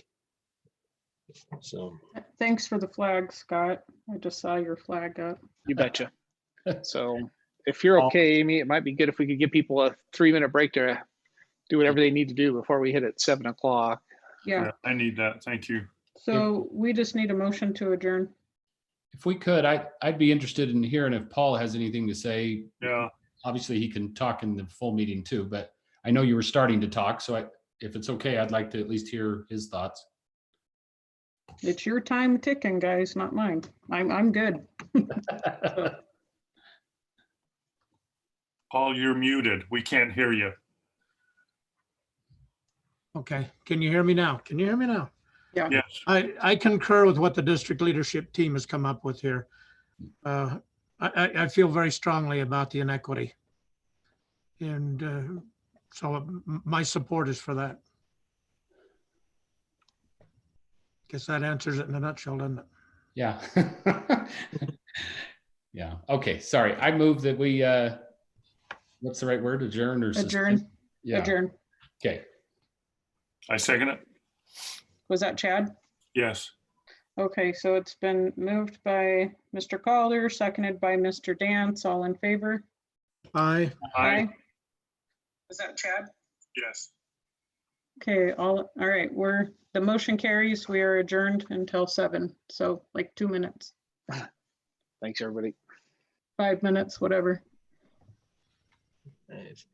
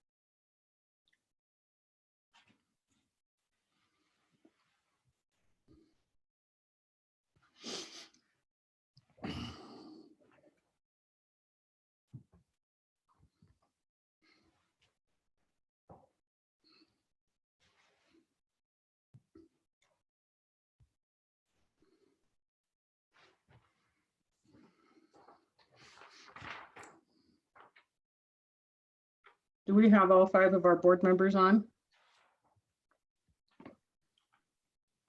Chad's here.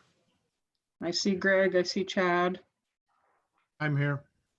Paul, Paul. So Scott Lynch is missing. Scott's missing. I only have certain faces on my screen because we have the flag going, so I can't scroll through and see who's on. Okay. Do you want me to, so I think we've got everybody. We have Greg, Chad, Paul. Not Scott. Yeah, not we just Scott. don't have Scott. Okay. And then Amy, we do have There he is. our faculty from ISU as well. Are you okay with me admitting them to the meeting? Oh yeah, go ahead. All right, so Scott Lynch, you're back. I'm back. I'm here. Okay. So we're going to go ahead and start with the Pledge of Allegiance. So if everybody could just follow me in the pledge.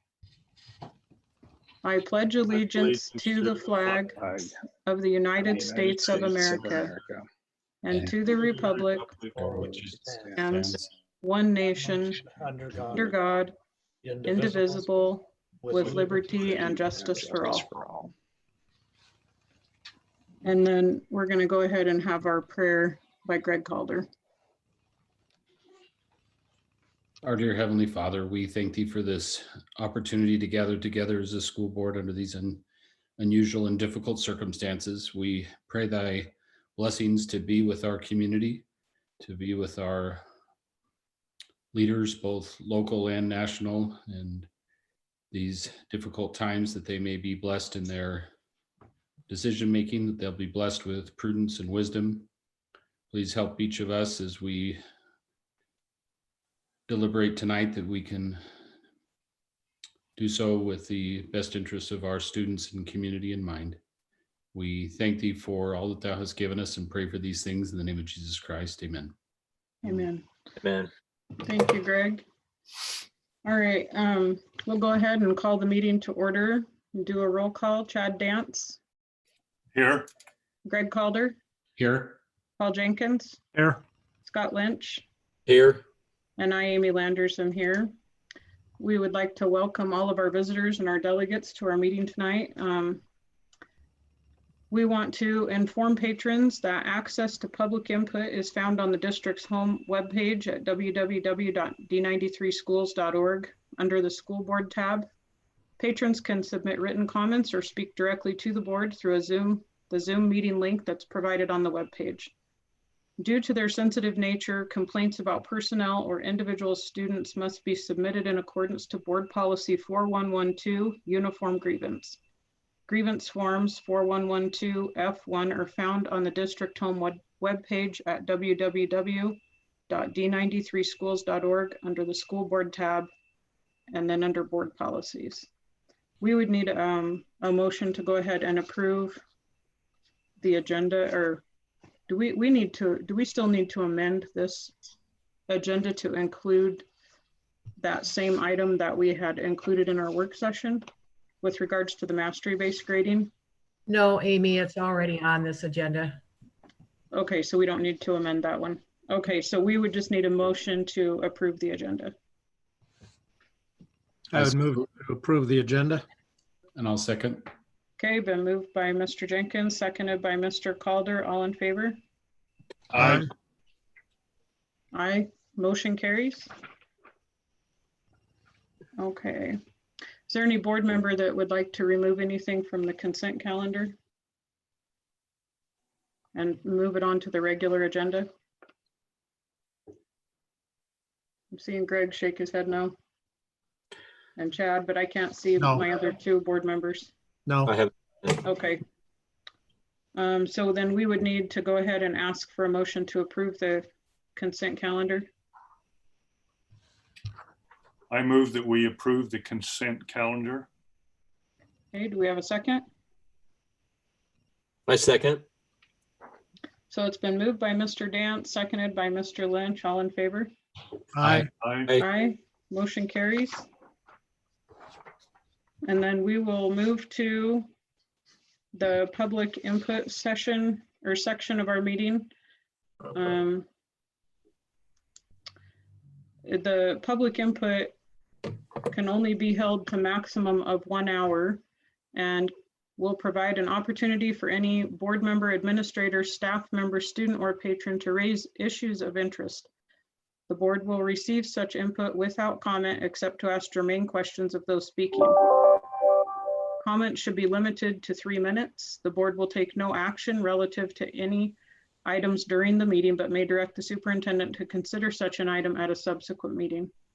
So some of those had been turned into Mary, or she might still be getting public input. Mary, do you have anything for us? I do have one. Okay. So far. Okay, so I'll read it. It's from Scott Flynn.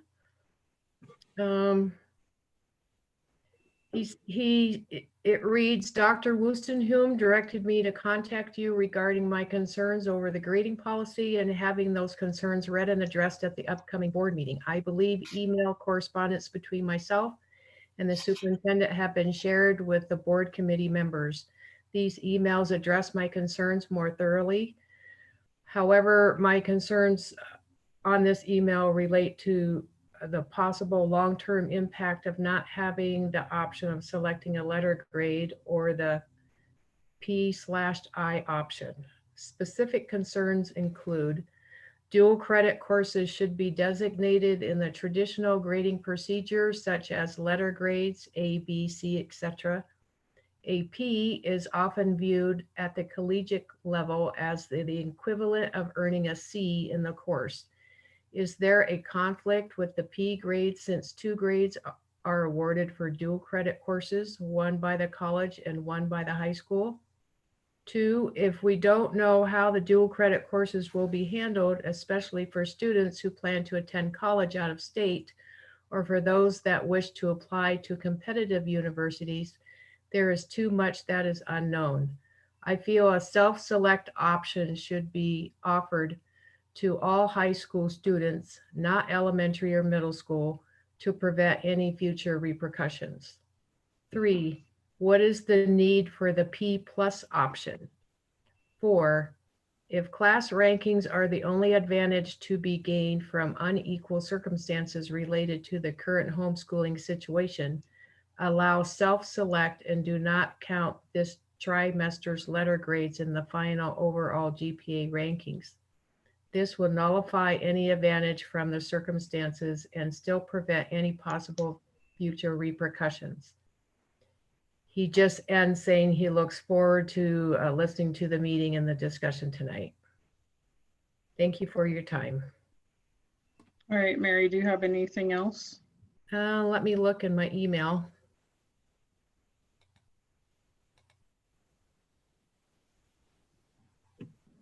Amy, if I may, just while Mary's looking for that, for those viewers who are at home that do wish to provide public input in future board meetings, we've created a link on our website. It's underneath the school board menu at the top of both the district website as well as all school websites.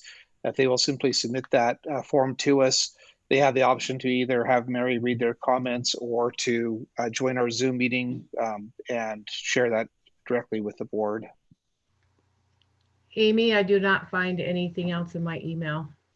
Okay. All right, we'll go ahead and keep moving forward on our agenda. Thank you, Mary. You're welcome. So we're going to turn the time over to Jason Lords to present about supplemental curriculum with our recommended novels. We discussed some of this at our last board meeting, I believe. So Jason. Thank you, Chairman Landers. I appreciate that. It'll probably be a little of me and a little of Scott. Yeah, it was our last board meeting when we were actually, I think, all in person instead of on these stinking computer screens. But if you remember, part of the conversation was it started with the book in a dual credit class, and then the conversation rolled into more, I guess, about the dual credit class and what options do we have. Does everyone remember that conversation that we had? Well, luckily, Scott and I were able to have a meeting yesterday, and I really appreciate our professors, Dr. Walter and Dr. Winston from ISU. We met with them yesterday and really had a really good conversation with them. And as we were meeting with them, we were going back and forth, and they said, you know, would it be helpful if we just talked a little bit about ISU and dual credit courses? And we thought, you know what, that would be very helpful. We thought for the board to hear the perspective of ISU, and so I really do appreciate both of you being here, and so I don't know, Dr. Walter, if we want to start with you or who we want to start with. And Jason, if I could just real quickly, so what we have, just again, because it seems like we've done a lot of things in the intervening weeks, that's probably taken a lot of our minds off of this particular issue, but we have one specific issue to deal with, and that is the approval of either one or two or neither text specifically for this dual credit class. ISU has been very helpful to say that regardless of what the decision is that the board makes tonight regarding these particular texts, our students will still be able to earn dual credit through their university, but it could have longer term implications for the opportunity for us to offer that class as a dual credit class with ISU in the future. And then I don't sort of want to say secondary to that, but in addition to that, we also, Jason has been working on a revision to our current curriculum adoption policy, basically synthesizing 3 different policies and procedures into one to eliminate confusion and to create more clarity about the expectations for our teachers and staff on submitting and getting supplemental curricular materials approved. And so while there's not a specific action item on that, we're essentially waiting for further direction from the board on some key issues related to this particular topic on dual credit courses and the right way to, or I guess how the board feels about the approval process, what the approval process for those dual credit course curricular materials should be. So with that, if that's okay, Jason, I think we can go ahead and invite Dr. Walter to share, and I think there's 2 other faculty members from ISU as well joining us tonight. Thank you, Scott, and thank you, Jason, too, and also Mr. Telford for meeting with us yesterday. It was a really great talk, and I'm glad we had a chance to do that. Unfortunately, Adam couldn't join us. He has another meeting at 7 o'clock tonight, believe it or not, by Zoom. So it'll just be Jessica and me representing ISU. And I think what we need to sort of be clear that we're talking about not so much this individual book, but more an issue of, I guess, sort of jurisdiction and who has sort of control over dual credit courses. And we're not coming at this from a purely ideological perspective. There are a lot of practical issues as well. And one is that, you know, with these courses, they're accredited by a national board called NACEP.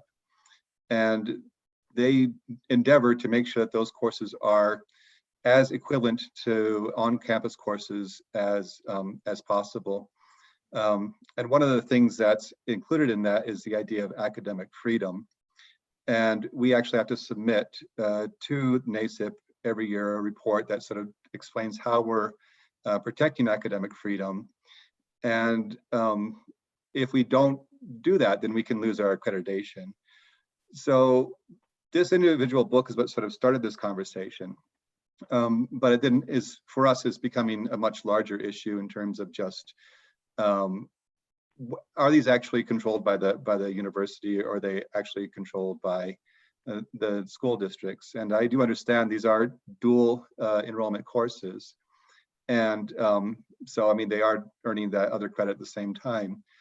But there are some ways forward that we discussed yesterday, and I was really grateful again to Scott and Jason for working with us on this. And one thing, and Scott, I can tell, I mean, you're very, very concerned with following policy, and that's, you know, admirable and necessary in your position, obviously. But the one thing was and forgive me if I got the names wrong, was the parental, what was it called, Scott? The parental parental rights statute.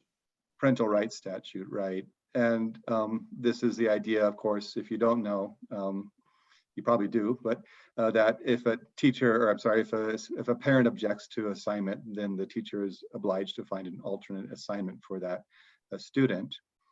And our sort of workaround with that is obviously that has to be in place and enforced. But we sort of felt if that was going to be the case with a dual credit course, then the student could continue in that course to earn that high school credit, but not for the university credit. And I will preface that or follow that by saying, you know, I think most professors are fairly reasonable. And, you know, if a student comes with a genuine concern about maybe something that affects them on a very personal level, and Jessica gave an example of this yesterday in one of her classes, most professors will work with them in those situations. But, you know, if it really is a situation where if the professor feels that that's not a valid reason for not doing an assignment, then I think in that case, they would have to maybe drop the dual credit component, but then move forward with the high school credit. The other issue, I just had it in my head a moment ago, sorry. The board's responsibility to approve supplemental Yes. or curricular materials. Right, it was the curricular materials. And this one I understand is going to be a sensitive one. But Scott's suggestion was that maybe the board would be willing to waive that right for early college program courses and early college program courses alone, obviously. And that would keep the early college courses in the schools, which is, I know, what everybody wants. And also, you know, allow us to work within the boundaries of academic freedom. Now, if you look at the state's policy with academic freedom, it does come with a certain level of responsibility and expectations. You can't do whatever you want. It's not, and I think we have mostly level-headed, I say completely level-headed, well-meaning instructors at ISU. So I don't think that'll ever be an issue. But I don't think this could get to a really extreme case where someone's really abusing this. It's just more of a matter of ensuring that professors are able to present the materials in the way that they find most effective for the goals of the course. And another number of things came up in this discussion. One was whether or not, for example, minority literature was required in a course like this. And as Jessica mentioned, minority literature also often brings forward a lot of issues of, you know, social injustice, racial inequality, things like that, in a way that other sources don't. And if you look at the goal for objectives for the state, that is very clearly runs through those, is getting the perspective other than your own. So I don't think it's just a matter of choosing, you know, a text that could do the same things, but is maybe not, you know, coming from that perspective. But actually, this is a key component of the course. And I think the course has to meet 5 out of 7 of those objectives. I don't remember exactly. So that's also an issue we're struggling with as well, or dealing with, I should say. And I'm going to turn it over to Jessica and see if she has anything to add to that at all. You're muted, Jessica. Yep. Okay. That was really helpful. And we had a great conversation yesterday, and it was, I'm the chair of English at Idaho State, and it was just really nice to connect with the superintendent of a local school district. And I mean, it was a really wonderful conversation. And I hope, despite the situation that we're in right now, I really hope that this is the beginning of a more lasting connection. I just wanted to underscore a couple of the things that Brent said. And one of them is just the standard of our accrediting body, which is a sort of absolute equivalency. So we're asked to hold to the same standards in terms of class sizes, in terms of prerequisites that the students meet, in terms of the level of the reading, the intensity of the writing that's required. And this is something that we have to continuously document for our accrediting body, which is NACEP. And getting that accreditation and keeping it is not a small thing. We also have to continuously document that all of our courses that meet general education requirements meet those requirements. And so we're continuously collecting documentation and evaluating it from all of the instructors that are offering our courses in the different general education requirements, and demonstrating to our other accrediting body, which is NWCCU, the Northwest accreditors for the university, that we are meeting the objectives set forth by the state board in terms of the general education. So those were some of the main issues that we discussed yesterday. I do know that there is some issues with this particular book in terms of some of the language that's used and some of the kinds of scenes that appear in it. And while I don't want to get too bogged down in a discussion of that particular book, because I think that the issues are much larger, I can speak a little bit to that if you're interested in that.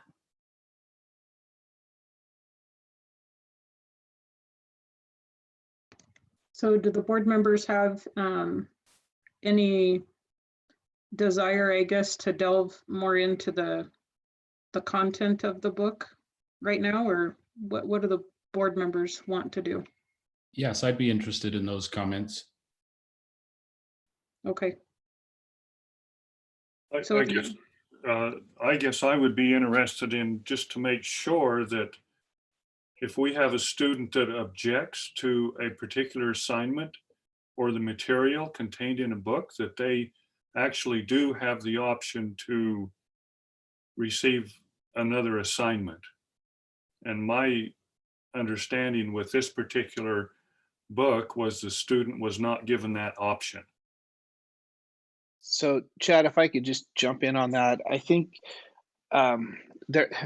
there were a lot of things that happened along the way. It's one of those, I don't want to say perfect storms, but just a series of unfortunate events is probably the best analogy I could use. And I mean, honestly, it started clear back with the transition from Dr. Shaka to me and shifting responsibilities, and all of those things that happened in the spring.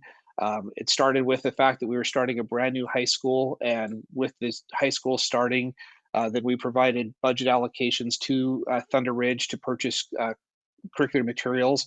So I guess just to encapsulate the whole issue is the book was purchased from Thunder Ridge funds without ever coming through us for approval, just like they purchased their library books.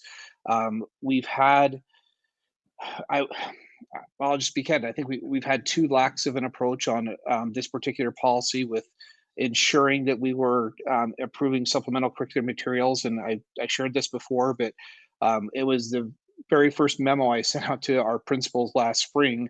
Ironically, it had nothing to do with high school courses. It had to do with our math curricula. And there was a lot of tension among our elementary principals last spring about who could and couldn't use the materials, who had essentially replaced our adopted math curricula.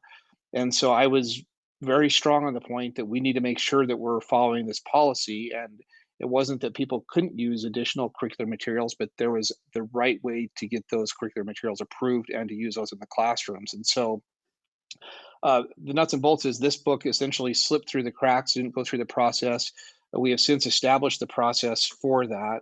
And I think we've learned a lot of things along the way. And that is, if books with this level of controversial matter are to be approved by the board, we certainly need to set out the expectation that that's clearly communicated with families and with parents and students before they ever start reading it. And that of course didn't happen. I think this is probably the first time that we taught that book. And so I think Jason's had some great teachers with it, conversations with the teacher. I think she realizes that there are things that she needs to do differently in light of this. And so getting to the point, Chad, by the time this came to our attention, and in my initial conversation with the student's mother, they were essentially 2/3 to 3/4 of the way through the book. And that's a heck of a time to stop and try to do an alternative assignment. And so my conversations with her, and again, it was all on the phone, it was in my truck, so I don't have a documentation, but it seems like what I told her was, if you want an alternative assignment, we can make that happen. I'm not sure that that's what you want to do when we're now 3 weeks into essentially a 4 to 5 week unit, if that's really the right thing for your son. So Maybe she came away with a different understanding of that conversation that I thought I had with her. I'm not quite sure. Mr. McLaren's here, and he could talk about what his conversation was. But I think in my conversations, I felt like it was always an option for them. I just wasn't sure that that's really, from an academic standpoint, what they wanted to do. So nonetheless, I think we certainly will continue to provide alternative assignments. I think in light of our conversations with ISU's faculty, uh, we probably need to clearly communicate to parents that if they opt to completely opt out of reading a particular text that has been approved, they may lose the opportunity for university credit for that. And to me, I feel like that's that could be just the reality of taking a dual credit course and university credit. You have to abide by university expectations. So at the same time, I really, like Jessica and Brent talked about, I felt like our conversation yesterday was great. Jessica talked about how she works individually with students in her classes when they have concerns to help them still engage with the material, but to try to ameliorate the effects or their concerns about the material. So I feel like there's still a lot of middle ground we can use before we get to that point. But I would still say that in a high school course, we absolutely have the responsibility to provide alternative assignment, but we may not have that same responsibility when it comes to the college level credit. So Scott, it was my understanding that the colleges had a list of books that were approved for those specific assignments. No, what they, and Jessica could speak to this more clearly than I can, so I should probably just shut up and let her talk. But in my conversation with Jessica, what I understand is the teacher submits a syllabus and the university approves that syllabus. And so they don't have a pre-approved list of texts. They're very much respect teachers' autonomy and their academic freedom to select the texts that they feel are the right ones and let them select those as long as they meet those criteria that Brent talked about. So Jessica, if you want to add any clarification to that, please feel free to. Sure. So the way that textbooks are required or assigned or approved really varies very much by course and by department at ISU. So for instance, in the English department, we do a lot of the teaching of English composition, the course that's now called Writing and Rhetoric 1 and Writing and Rhetoric 2. And for those classes, we do have a list of approved textbooks that we require all of our instructors to use, whether they're in dual enrollment or a tenure track professor at ISU. With the course that's English 1175, which is literature and now called Literature and Ideas, that course does not have an approved textbook list. And in fact, our guidelines to faculty give some specifications for the types of materials they should choose. They should choose multiple genres, multiple national traditions. They should meet the general education guidelines. But within those parameters, there's fairly wide latitude to choose whatever book you might like.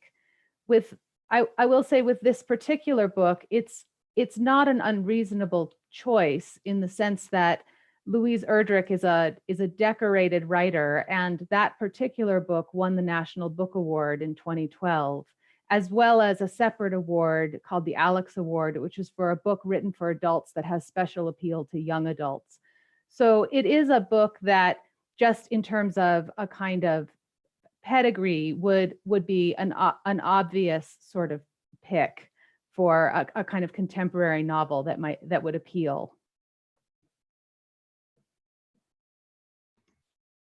Okay, do the board members have questions about that, or do we want to keep going? Well, I appreciate Scott's explanation and you know, as long as our students have an understanding that they might not get the college credit if they opt out of a particular book or assignment, then, you know, I'm fine with that. I'd just like, if I could, to add one thing too. And I mean, I mentioned this in our meeting yesterday, but I think there's a sort of implicit assumption with these early college courses that the students have the academic maturity and the emotional, intellectual maturity to handle the material in the courses. And I guess to say this in a more direct way, they're going to get exposure to materials like this wherever they earn this credit. So if they don't get it in high school, I mean, I even went to BYUI's, website, and their English website very clearly states you are going to be exposed to things that might trouble you and you might find difficult to deal with. But there's a reason for this, and very sound reasons.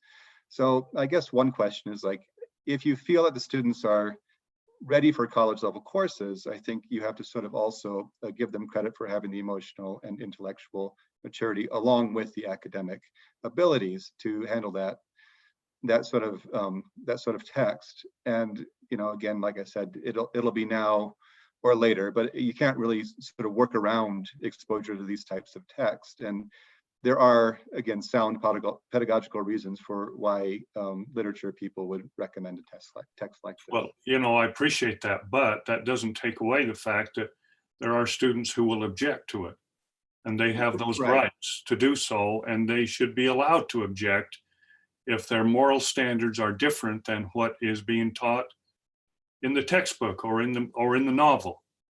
And I absolutely agree with that. And this is why I would have no problem, of course, with the student getting an alternate assignment. I don't think that's an issue that is really up for discussion, because I think the statute's pretty clear.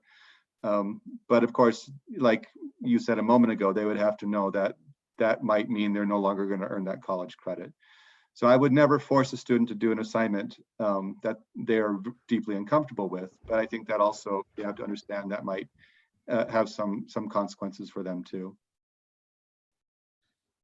Could our teachers that work in the school district not provide a couple of different options for the kids, especially knowing if a book is that controversial, so that the students could choose rather than just being told this is the book, if you don't like it, you don't get the college course, or you can't take the college course and get the credit that you need? I mean, if ISU is pretty liberal in accepting whatever the high school teacher submits, especially with that particular class, could our teachers not provide a few options for the kids?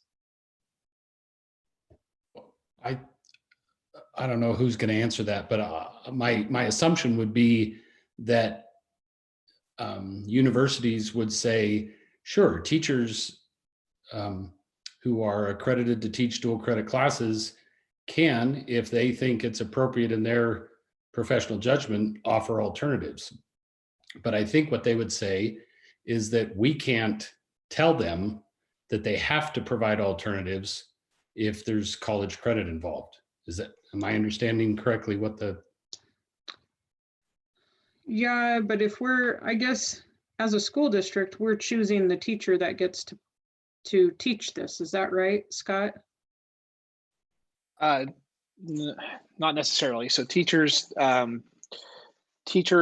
to meet the requirements to teach dual credit classes, and typically that involves a master's degree in the content area, and then they're getting approval from the university, and then basically being assigned or requesting to teach those courses, if that makes sense. So I guess I'm not sure what your thought was there, Amy. Well, I'm just thinking, if the school district is assigning the teacher to teach that course, could they not be directed to offer some options when it comes to the controversial stuff? So I guess I would probably ask for Jessica or Brent's take on, I don't think it would be typical at the university to say, students, you may pick from one of these 5 books to read. Just being a former English major myself, I know that there were times that we were given options of books, and times that we all as a class studied a specific book, and that's what the class discussion centered on. That's what our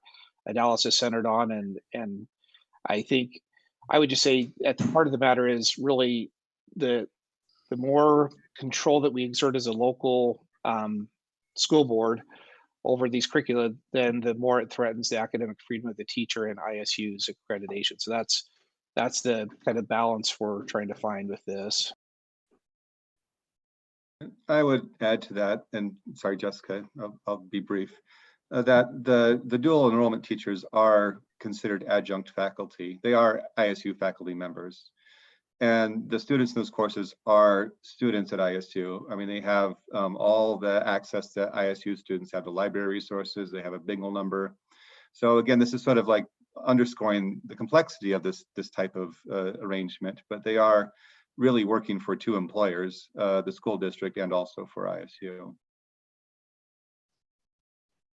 So the thing I'd say also in connection with that has to do with just the level of design that goes into any course. And I know a lot of you have backgrounds as teachers, and there, when you're putting together a course and you're choosing a curriculum, there's a logic to the books that you're choosing, and also just a kind of time and intention that it takes to put together all of the lessons. And so it's difficult sometimes to just prepare multiple options. In addition, as Scott was saying, part of the process of these classes is the class interaction, the discussion around the book. That's absolutely central to the sort of methods and learning in the humanities. And so if a student needs to opt out, they end up opting out of an entire set of learning experiences that go around that book. And that can mean that they're not meeting the standards. The example that I gave in our meeting yesterday, I teach Shakespeare at ISU. And so one play that I teach is Othello. And that play, as you may well know, ends with a pretty intense scene of domestic violence in which a husband kills his wife on stage. And I have had students in the past tell me that that scene is incredibly disturbing, that they read the play before. It's very disturbing. They don't want to read it again. It's extremely difficult and uncomfortable for them. And when that has not happened a lot, but it does happen every once in a while. And I will work individually with a student, and I think most professors will, to sort of figure out what precisely is the issue. Because literature, I know that this is not the issue with the book under discussion, but literature does have a therapeutic aspect, and sometimes reading something and having some distance on it can be helpful. But if a student can't go there, I might ask them, is it the reading of this? Do you not want to watch a film version of it? Is it difficult for you to discuss it in class? Would you like to be silent for this portion of this discussion? And before I would just let them opt out, I would really work with them individually to see what the nature of the issue is and how we might address it while keeping them engaged in the class. And if there really seemed to be no option, then I might work with them on an alternative assignment, also then discussing the issue of what is it like to leave a class and then come back, because that can also be its own kind of difficult awkwardness. So I think that approach would be consistent with what a lot of instructors would take at ISU, which is not to offer just blanket options, but rather to let students know what's coming up, and then really to work with them individually to see what the issues might be. The last thing I would add is that when you're teaching a book with vulgarity or intense sexuality or intense violence, a good instructor is not just going to sort of throw that at the students and kind of shock them. They're going to contextualize it. And in the case of Louise Erdrich's book, there really is a tradition of American realism that she's working in terms of representing real speech and real life. And part of that is the sort of words she uses and the scenes that she creates. And so I think an instructor that helps to allow students to have some kind of distance, analytical distance on the text, can also make the reading of it just a little bit more palatable if you find it very difficult or even objectionable.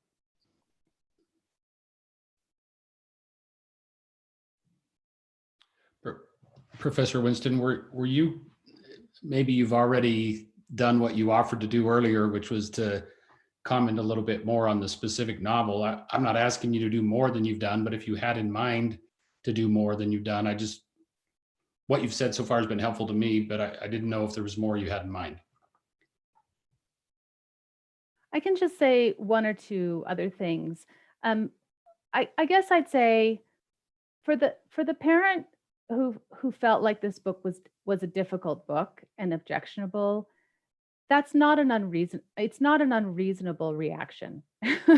I mean, it is a book that has vulgarity in it. It has some references to explicit sexuality.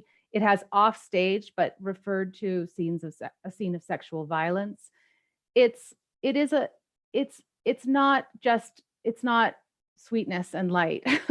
And so it's not unreasonable to say, why are we reading this book? What are the goals that it's trying to meet? How is this helping my child?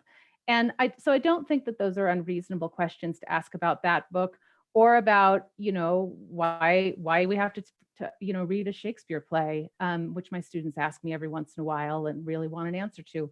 So I don't think it's unreasonable to ask for a justification. That said, this book does have a really high literary quality. It's a really interesting narrative. It's a fantastic weaving together of this kind of American realist tradition and Native American sort of magical storytelling.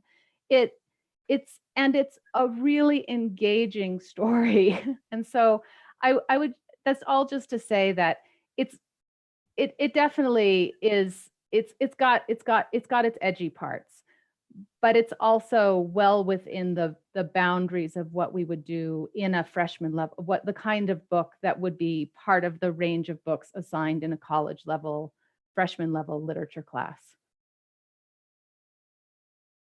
Can I ask you a quick question? So what if a particular student in your freshman courses, or for this particular English course, approached you as a professor at ISU and said that maybe they had experienced a personal trauma such as rape, and that was one of the themes of the book, and it was traumatic for them to have to read that and relive their own experience through that book. And would the professor at that point, would you guys work with that student or just tell them that they can't take the class? I mean, what would happen?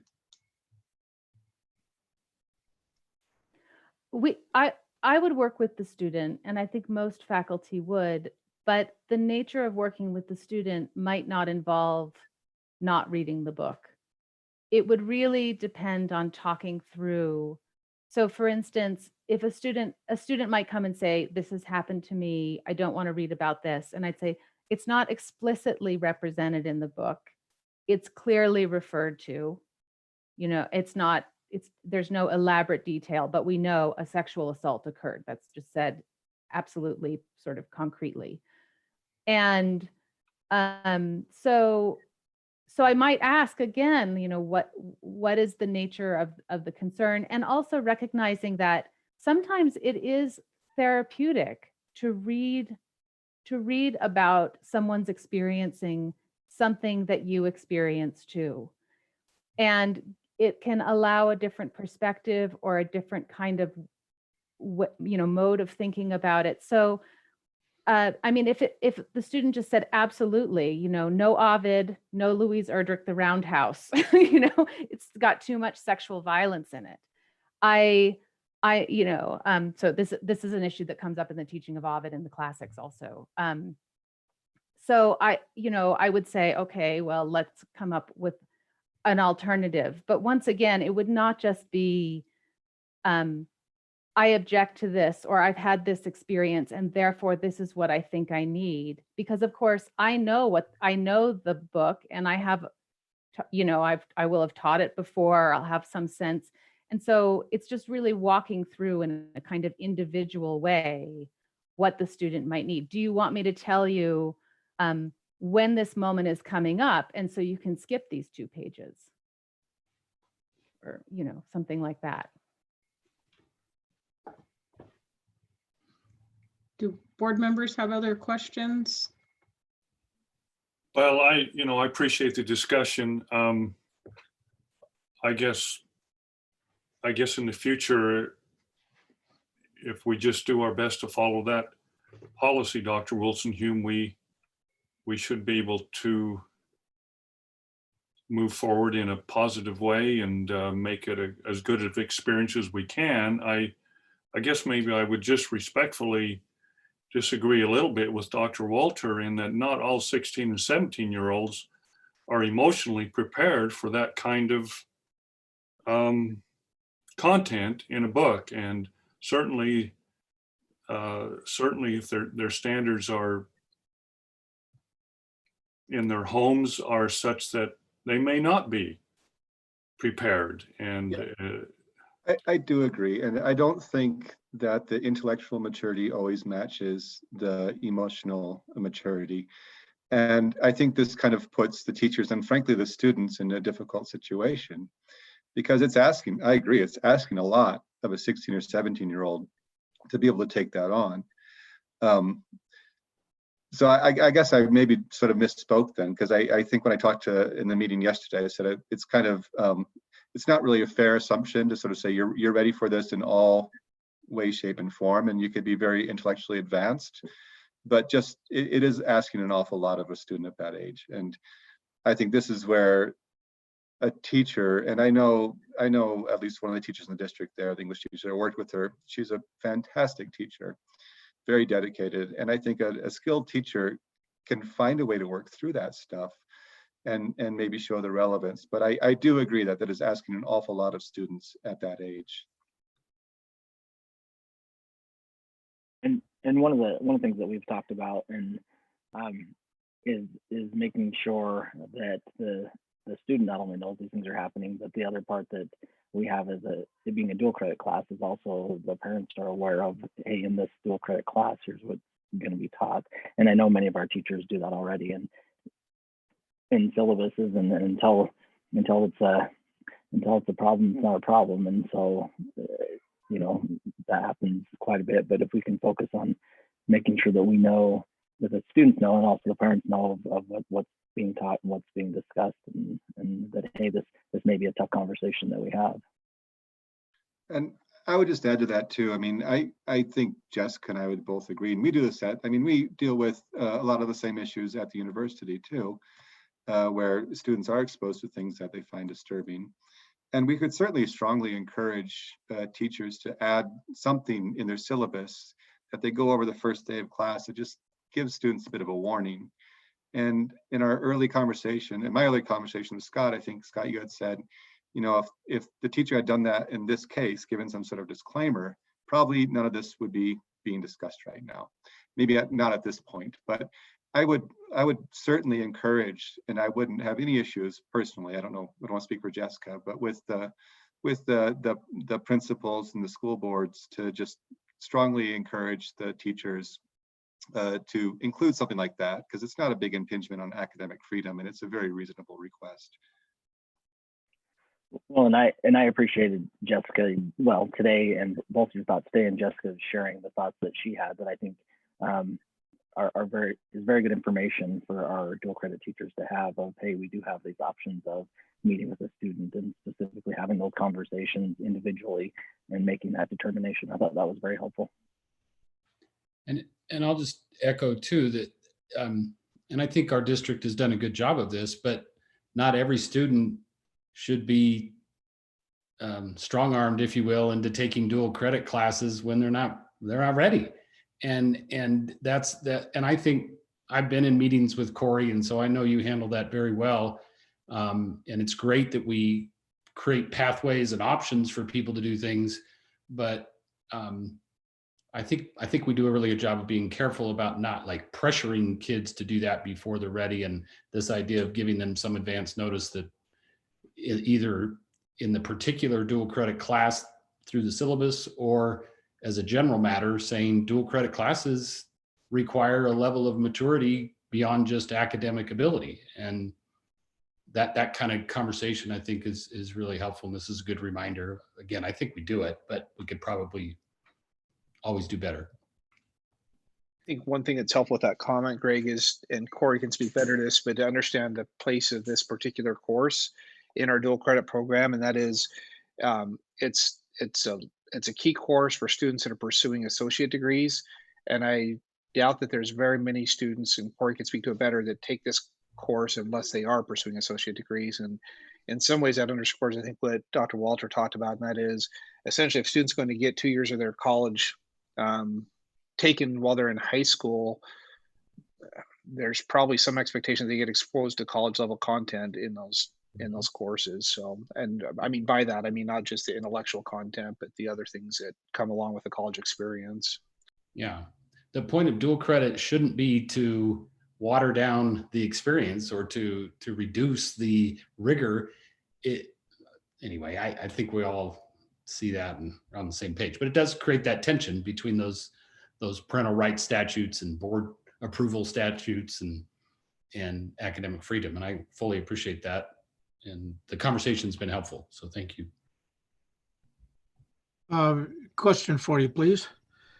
I'm looking at the synopsis of these books that's printed out, and the section that says what parents need to know for Common Sense Media.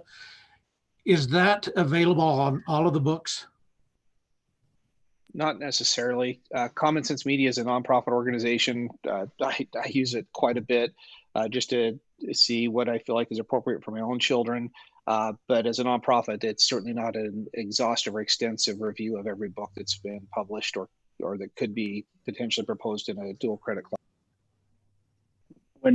When we're looking at our learning team, when we're looking at just different novels that come through, Common Sense is one of them. We'll go to Amazon and look at some of the reviews there and just do as much research as we can, of course, from a computer. So, and then when Scott, because he doesn't sleep very often, decides to read a book, then he's also a good review as well.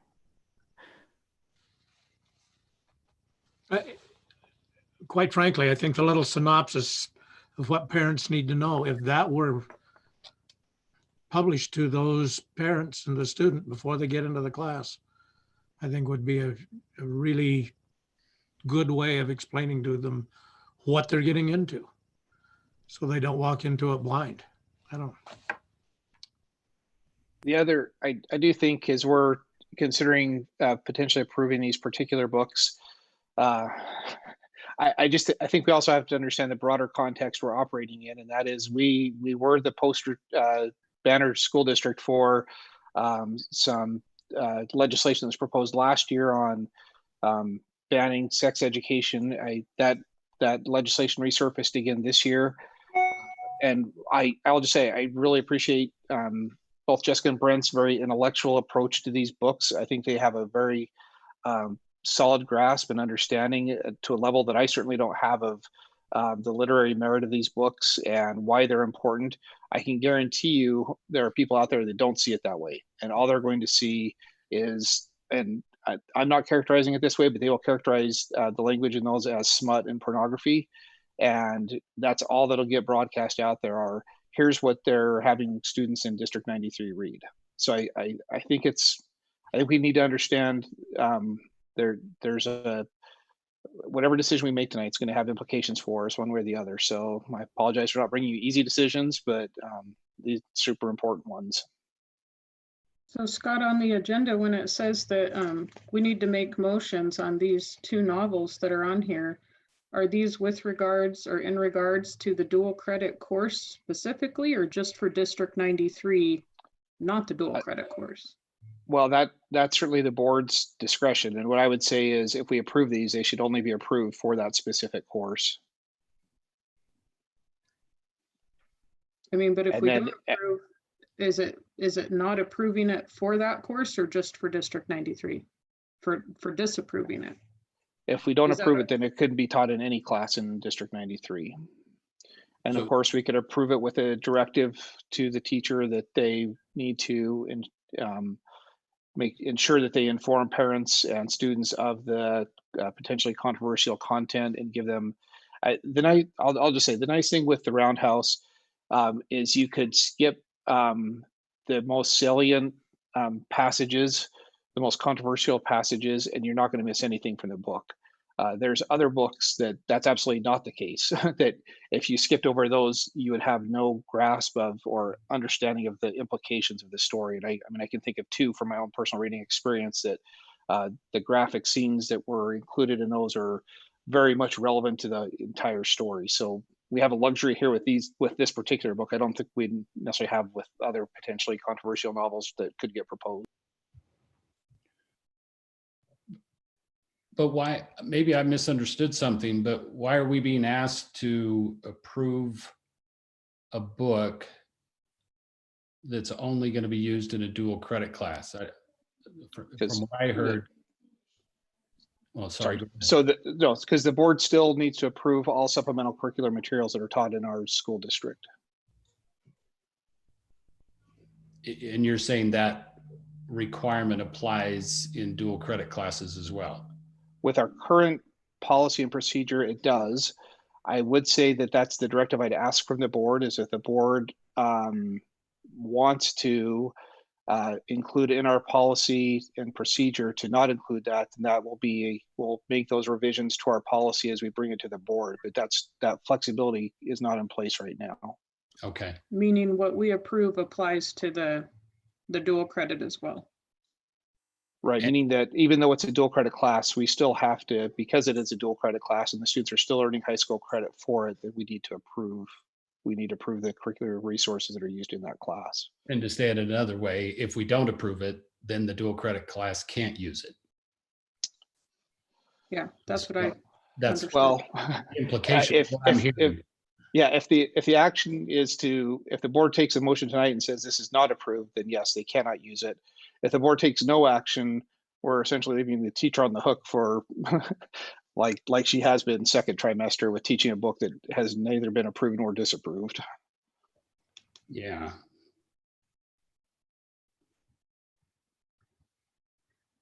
Okay. That actually simplified things for me. Did that simplify anything for anybody else, or am I crazy? So let me give just a little bit more background on the two novels. So Mrs. Payne submitted the second novel as an alternative to the first.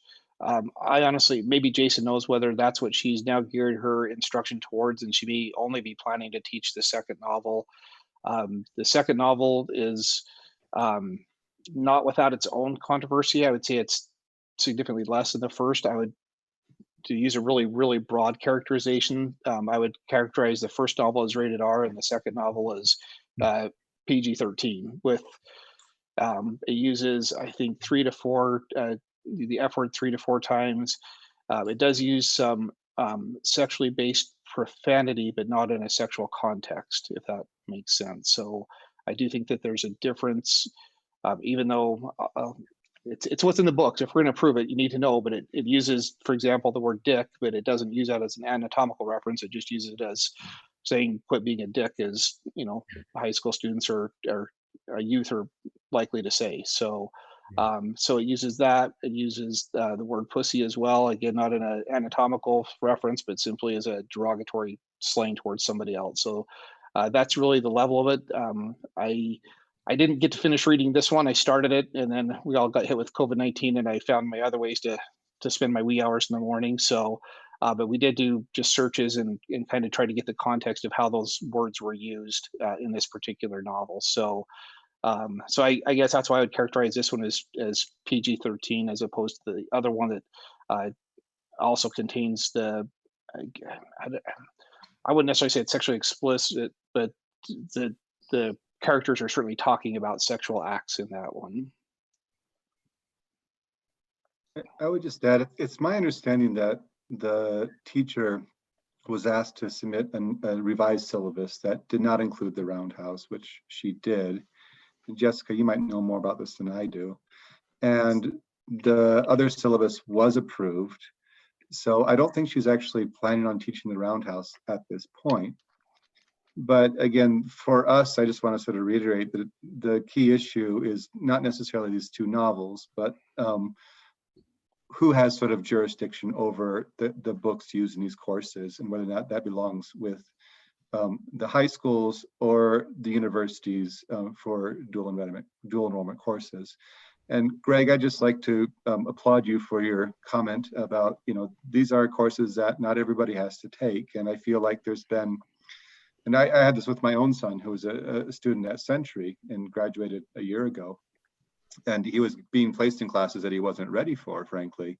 And I asked the counselor, why is he being put in these classes, and it's, well, that's what the computer tells me to do. It's like, well, okay, but this is, it seems like a way of maybe, improving your numbers or making your numbers look good because you have so many dual enrollment students. But I thank you for saying that. You read my mind there. Well, I guess where I'm at, first of all, I know a little bit about the Roundhouse just because of our meetings and a little bit of summaries I've researched since that first came up. I know nothing about the second novel. I don't want to approve or disapprove novels for dual credit classes is where I'm at. So if that's kind of means we need to change our policy, then I'd probably look at wanting to change our policy as opposed to, I mean, if it's approving the use of a particular book for a class that's not dual credit, then I recognize that's fully my responsibility as a board member to deal with that. But when it involves dual credit classes, I don't want to tell instructors what materials to use. I don't think that's appropriate, is my take.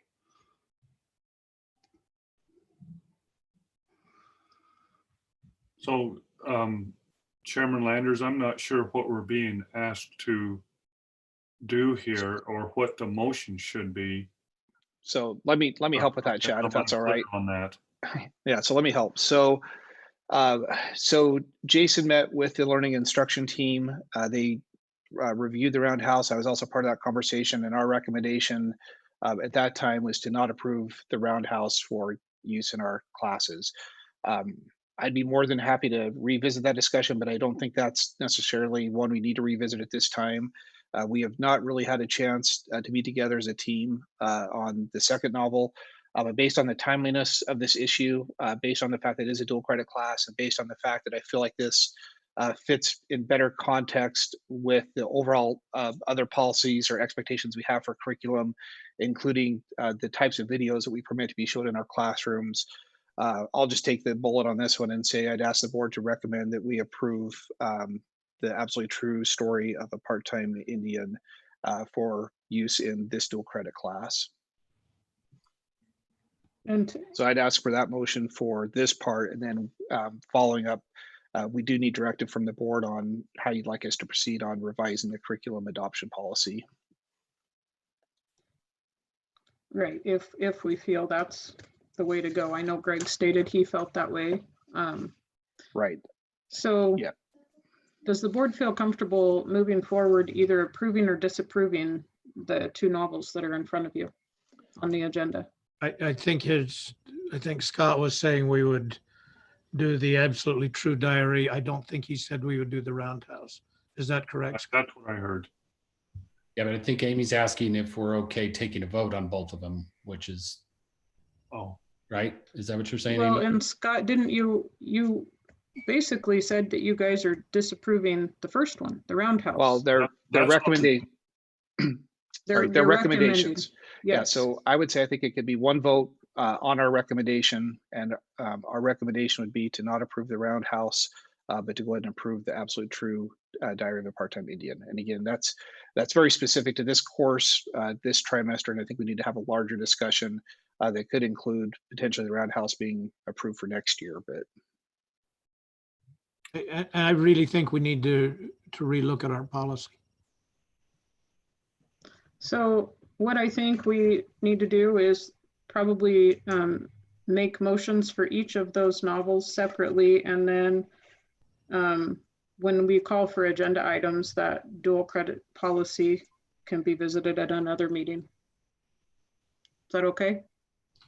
I'm just curious to get the professor's take on that, just as a point of interest.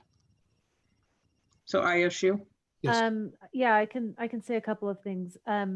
One, the Absolutely True Story of Part-Time Indian has been routinely taught in our equivalent of English 1175. It used to be called English 1110. So it has a long history at ISU in terms of fitting well with that course. The next thing I'd say is I appreciate Scott's clarification that the vote you're taking is really about this particular trimester, and then the sort of invitation to revisit the policy. That seems like a really useful course of action. All right. I concur with Jessica. And I should just add that I'm just a humble linguist. So when it comes to literary perspectives, you have to ask Jessica about those. So is our board comfortable going ahead and making the motions on each book? So I'll take a shot at making a motion. I move that we approve the administration's recommendation. And to be specific, that means that we're not approving the roundhouse for use in the dual credit class that's been under discussion. And we are approving the Absolutely True Diary of a Part-Time Indian for that dual credit class. Okay, so Greg put those into one motion. Do we have a second? I second it. So it's been motioned by Mr. Calder, seconded by Mr. Dance. All in favor? Aye. Aye. Paul, did you vote? I thought I did. Yes, aye. Okay. All right, aye. So motion carries for those Amy, would books. you please repeat the motion? Oh, Mary, that is. Good luck, Greg. So I think what I said, Mary, and I'm happy to supplement this after the meeting, but basically we just moved to approve the administration's recommendation to not use the roundhouse and to use the Absolutely True Diary in the dual credit class. Okay. And just to be clear, I'm voting no against my motion. But anyway, it doesn't matter.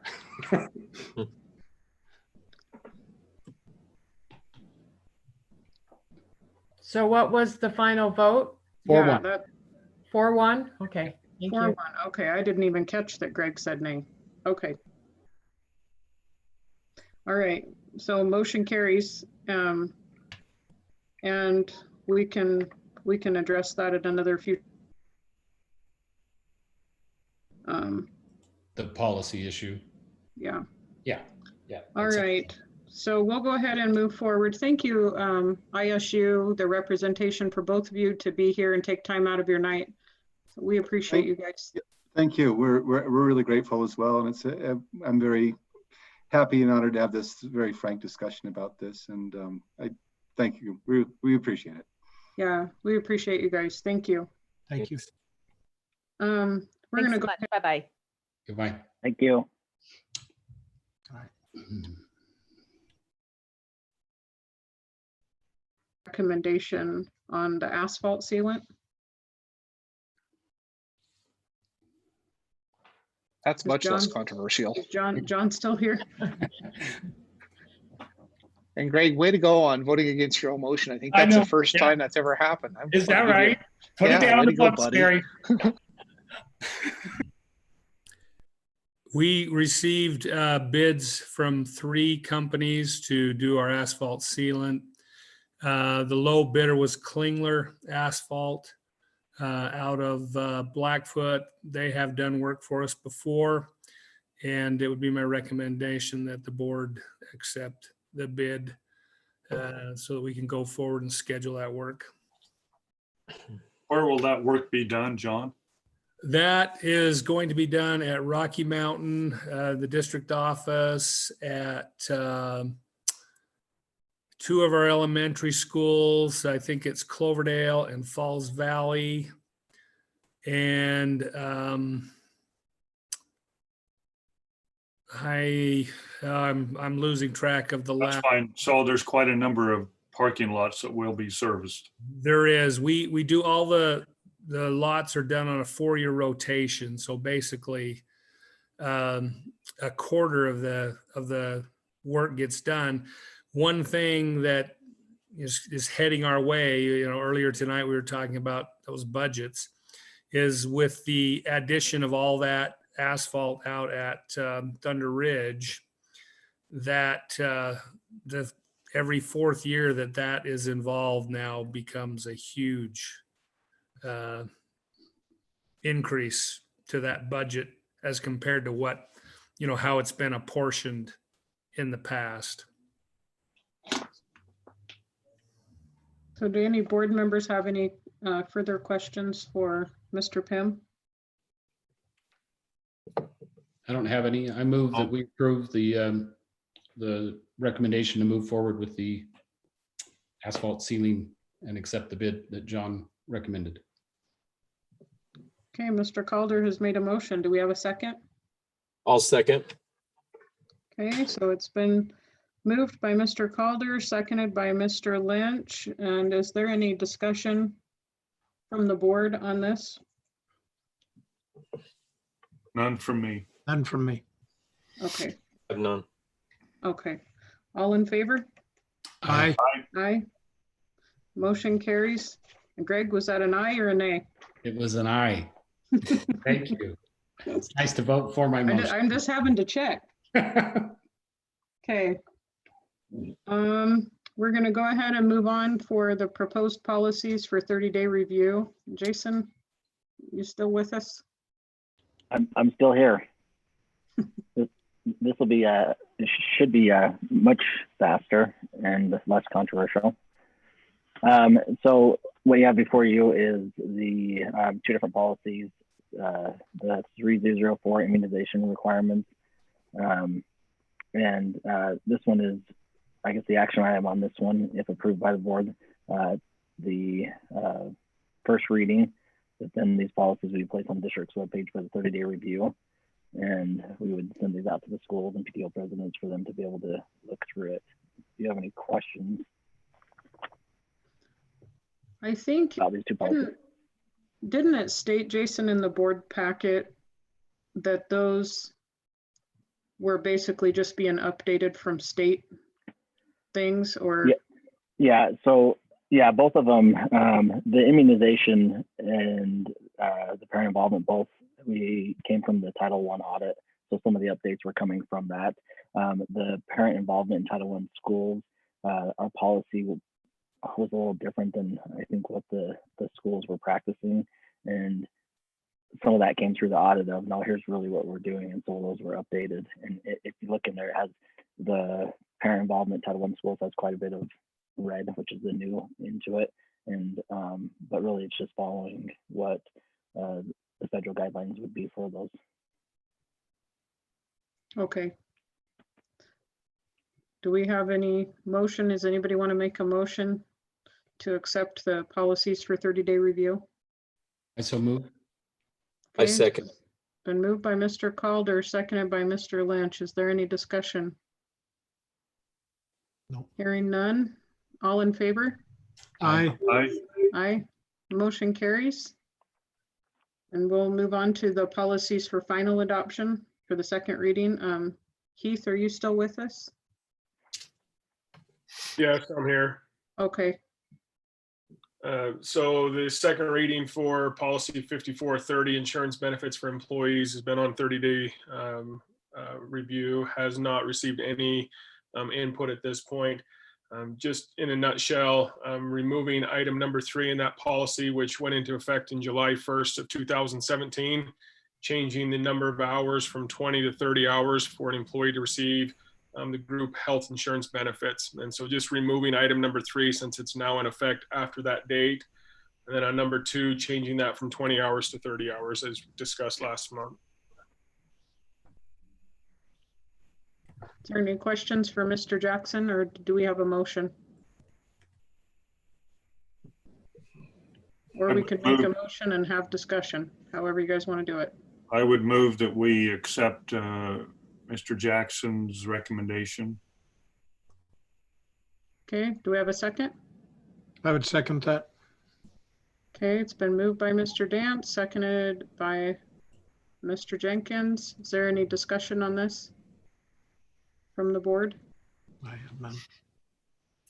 Okay, hearing none. All in favor? Aye. Aye.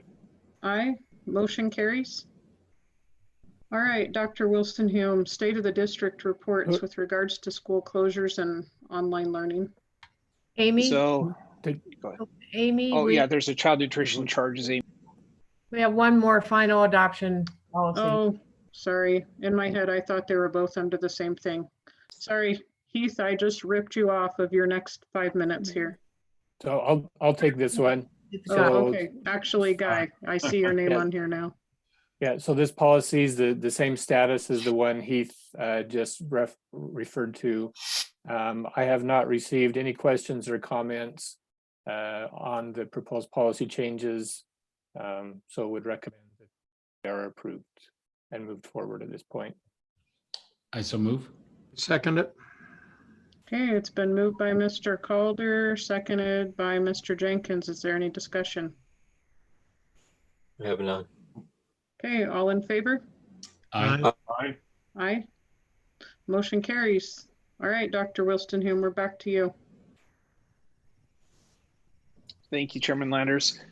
So I think both the report will certainly carry over into the next action items as well, but just want to, I guess, give a couple of key updates. I think we've had a very successful week with starting our online learning since we met last week. Today, I've sent out a spreadsheet out to all of our teachers at the elementary level and asking them to report back on whether they've been able to connect with their students. And if you reflect back on our pyramid of student success, at the very bottom of that is a statement that all students feel safe, connected, and cared for. And when we developed that last summer, really had no idea that this is going to be the situation we're in and how literal that statement would become. But really more than ever, our kids need to feel safe, connected, and cared for. And so my biggest concern are those students that we've just missed, that we've rolled out this online learning and somewhere along the lines, they don't have internet connectivity. Maybe they didn't know to request a Chromebook through language barriers or socioeconomic barriers or other things that they could be facing. And so the intent was every teacher received a spreadsheet. It listed all their students. And I just asked them to report back if they've been able to connect with those students, how they've been able to connect with them, if they're using Google Meet, like we've asked our teachers to do, if there's any needs that those students have for connectivity. Again, we've had just over, I think our count yesterday when we ran it was 217 family requests for internet connectivity. Just want to make sure that I'm sure there's more that haven't known that they needed to ask for that or didn't know that they could ask for help with that. And so by going through this process with our teachers, we really want to make sure we're not missing anybody in the process, and had great response from our teachers today. Don't have 100% of those back yet, but over the next couple of days, I'm confident we'll have 100% of our teachers reporting back and we'll really know where our kids are. Our high school and middle school principals and teachers have been working hard to connect with their kids as well, doing a lot of follow-up conversations, trying to phone students to find out if they haven't connected, where they are and what their situations are and what help they need. And what we find out is, we've got some kids in some really, really tough circumstances right now, and kids that, had a very successful academic year now found that their years literally turned upside down, and they're not sure how to gain access to those classes. They may not have connectivity in their homes. They may be responsible for taking care of younger siblings. Some of the kids have stated they've had to pick up extra shifts at work to try to help provide for their family's income. I mean, our kids have just really, really found themselves in some pretty trying circumstances, and those are certainly the kids that I'm the very most concerned about. And with all of our kids, including the ones right here in my own family, this has brought on a new set of challenges and some unprecedented expectations for them. And my kids are blessed that I'm working from home right now while the governor's stay-home order is in effect. My wife gets to stay home, so we can help and support our kids through that. But we've just got a lot of kids that don't have anything to help support them through this. And so we just want to be really mindful of those kids, of those children, and see what resources we can put out there to help support them through that. Closely related to that, I don't have an update as of this week, but late last week, we had reached about $7,000 in donations to help with connectivity. Gordon Howard has been working very diligently to get hotspots in place. We had about 100 of those that got delivered yesterday, so we started getting those out to families. We prioritized those because, again, we had just over 200 requests from families for hotspots or for connectivity. We only had half of those to start. We've ordered another 150. So with those first hotspots, we've prioritized those to go to our students who are English language learners first. Again, knowing that they're likely facing the most significant ramifications from this school closure. We wanted to get them help as quickly and as immediately as we could. We do have some online resources to help support them with their learning if they've got access to those resources. So we started there. Also prioritized our students who are homeless to make sure that they've got connectivity as well. Again, just recognizing the significant challenges that they're already facing. And then our next level was to go to families that had more than one student in the home so that essentially we could get the most connectivity out of one hotspot that we can. So that's how we started with the first 100. We'll continue the rollout again with another 150 as soon as they show up. Idaho Business for Education has reached out as well, trying to help school districts find solutions on how to get kids connected.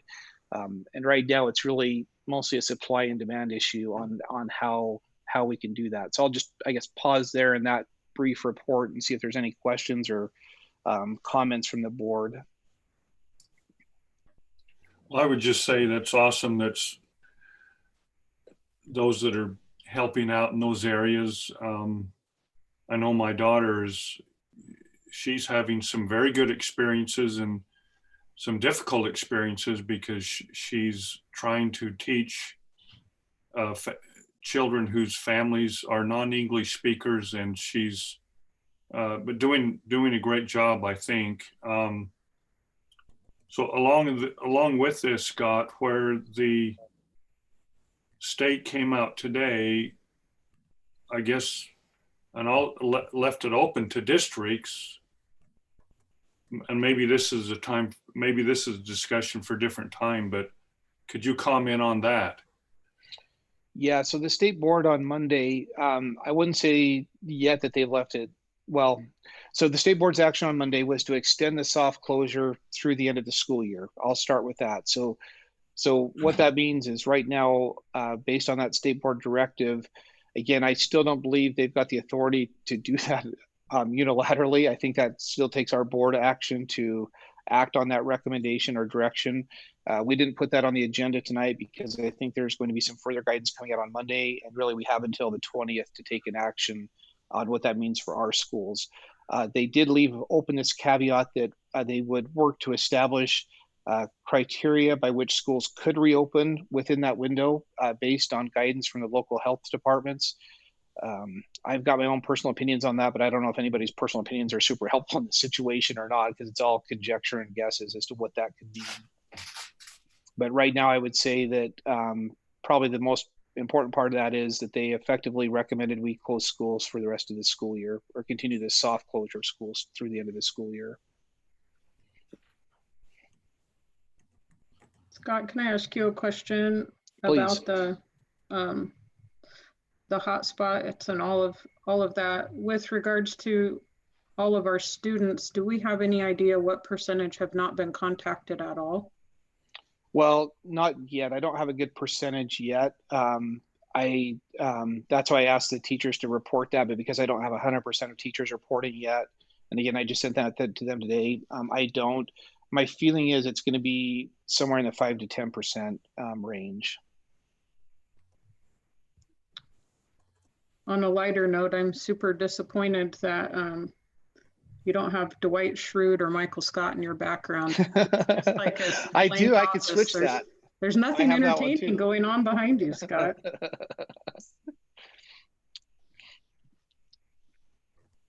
All right.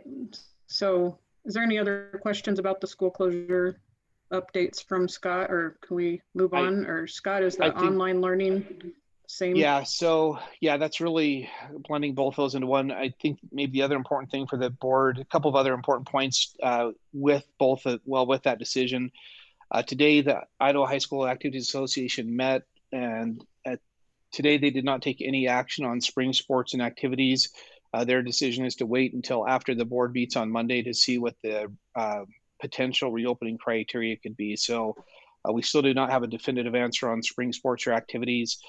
And then yesterday we had a pretty extensive meeting with all of our principals in the morning, and then a second one with our secondary principals in the afternoon, and talked about graduation was one of those topics. And I've asked our high school principals to go ahead and work with their senior class officers and other student body officers as necessary to basically develop a recommendation on what we should do with graduation, based on the premise that we'd be in the same spot at the end of May that we're in right now. I think it'd be imprudent if we didn't at least develop an alternative plan to a traditional graduation at this point. And then probably one other thing, unless the board wants to comment on that, but I guess what I would just say is I strongly believe that our elected student officers are the ones that really have a responsibility to make those recommendations and decisions. I think it's right that we work with them and see what, as the elected representatives of those classes, what their thoughts are on graduation. I'm sure we have a lot of parents with a lot of different ideas. I'm sure you're probably getting feedback. I'm sure I'll get feedback, but I really feel like that should be primarily a recommendation from students, that if we can do what the students recommend, that we try to accommodate that as much as possible. Do you know if the high schools had made decisions yet with regards to the proms?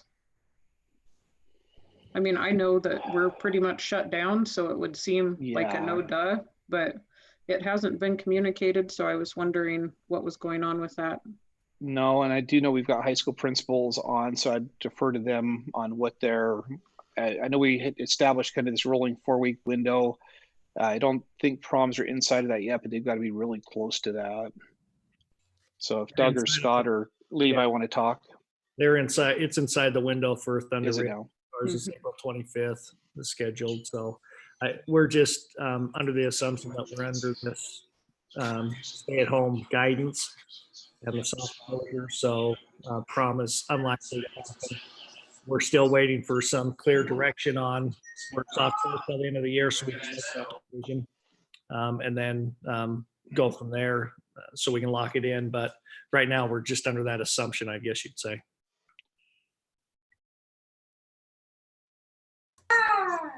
And Amy, I would say the same thing at Hillcrest. Ours is May 2nd, just outside the current window, and we're waiting to see what direction to go from there. But even if it is opened up, it's kind of, I can't imagine the state of Idaho just going from stay at home to a free for all.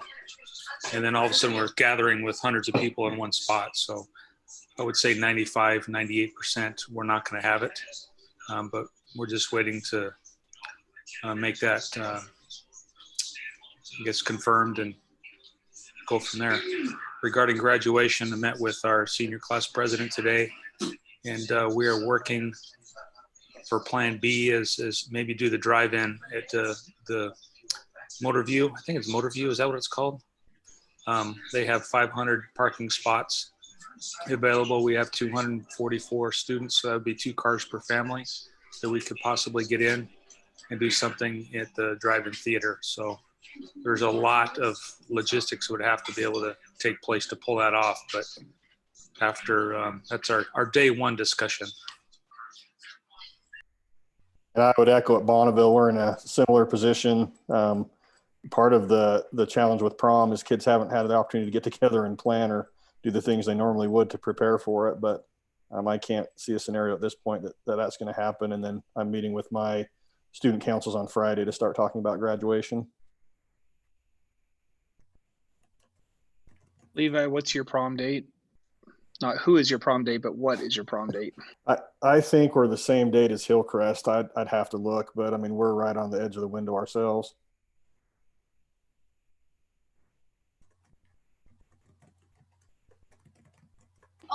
Lyndon, what about TCHS, where there's fewer students? Do you see a graduation happening there?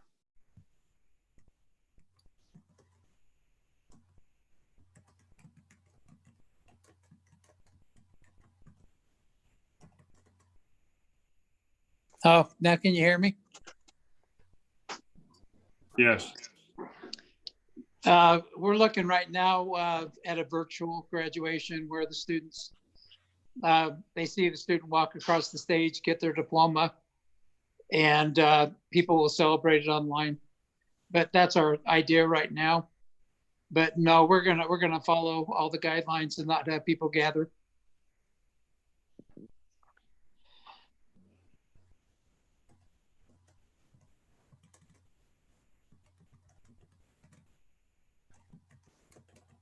Well, we appreciate you guys. This is crazy times with everything going on. So thank you for all of your extra time that you guys are putting in just with regards to this one particular issue. It's literally occupied everybody's days, like nonstop. It's pretty crazy. So thank you for everything that you guys are doing.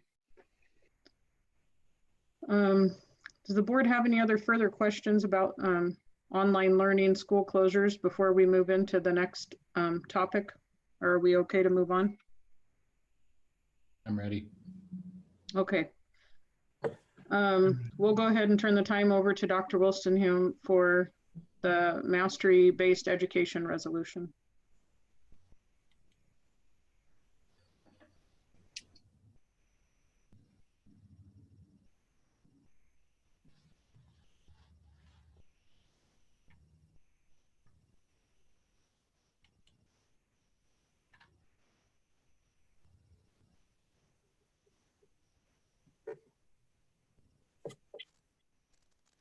Scott, you're muted.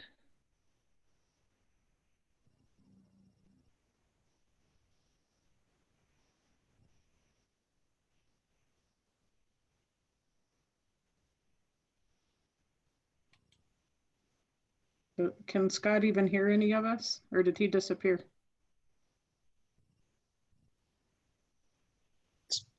All right. I just gave a wonderful introduction and you missed the whole thing.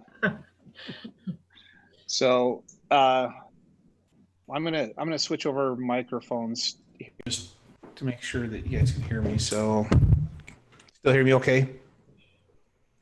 All right. All right. Well, you'll miss the poetic version of the introduction, so I'll get a take number two. Over the past few weeks, I participated with a Governor's Advisory Council, and the primary purpose of that council has been to provide input and feedback to both the Governor's Office and to the State Board of Education on rules and requirements and statutes that work well during a normal school year, but present particular impediments to us during this soft closure. And some of those requirements center around the minimum number of instructional hours in a given calendar year that students are required to complete, as well as the number of hours that students are expected to be sitting in a class to receive credit for that class.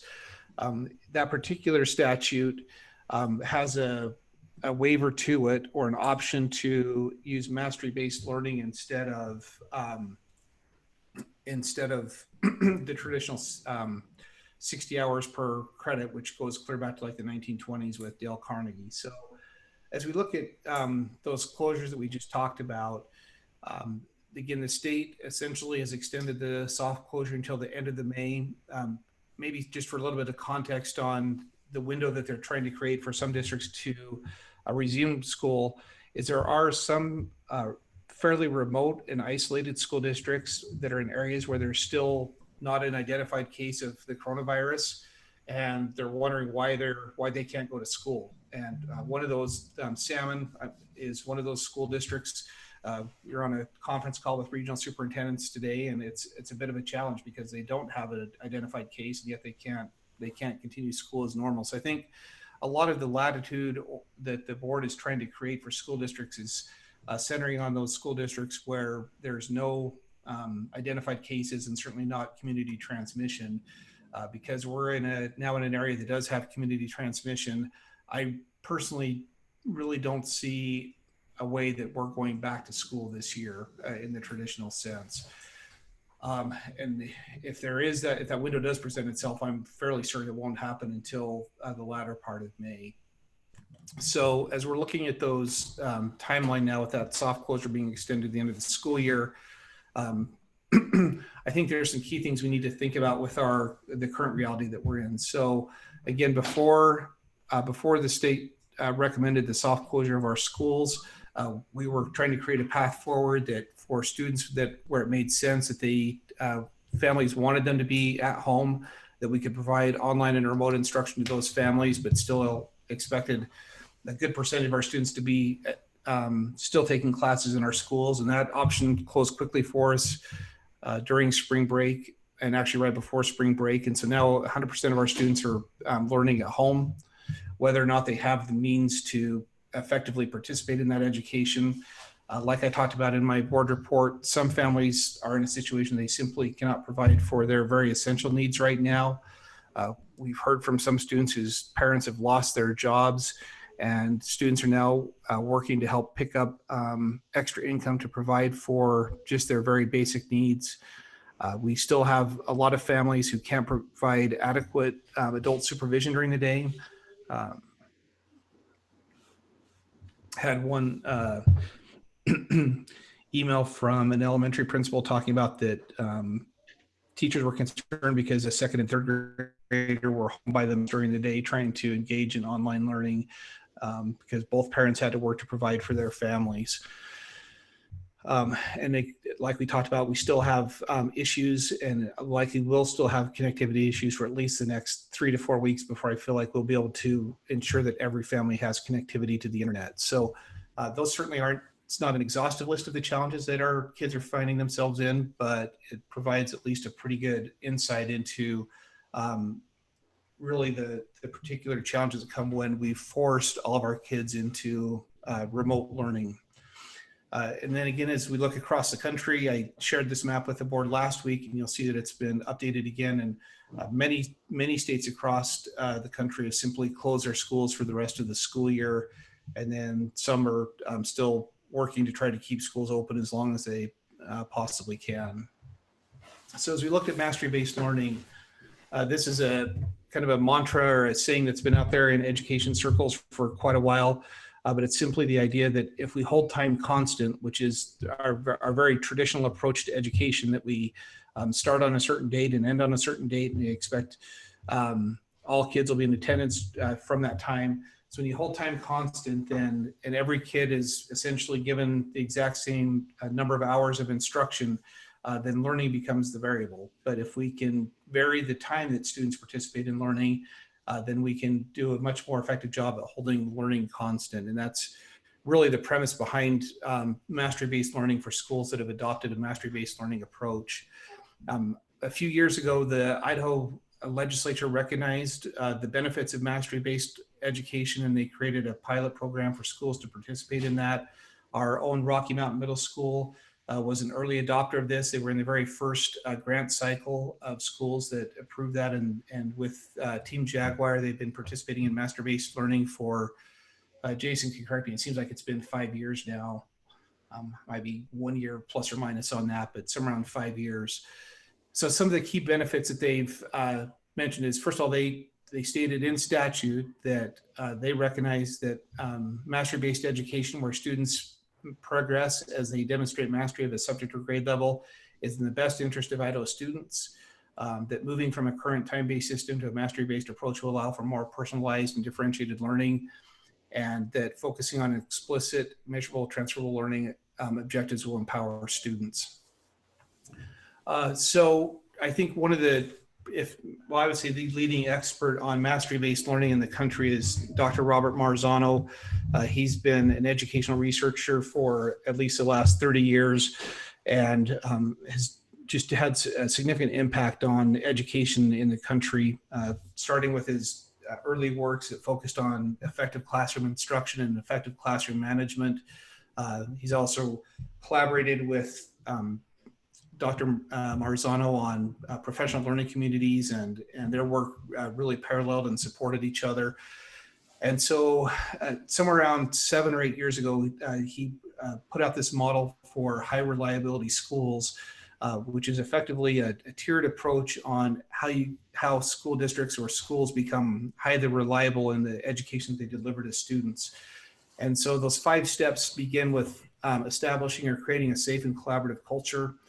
That's why at the very base of our pyramid of student success that we've implemented in our district this year, ensuring that every student feels safe, connected, and cared for is the very foundation of our pyramid of success, because we know students simply cannot be successful in learning unless they feel safe and connected and cared for first. And that goes right back to Maslow's hierarchy of needs. It's been a longstanding paradigm in education that we know that we have to take care of students' physical and emotional needs before we can ever help them with their academic needs.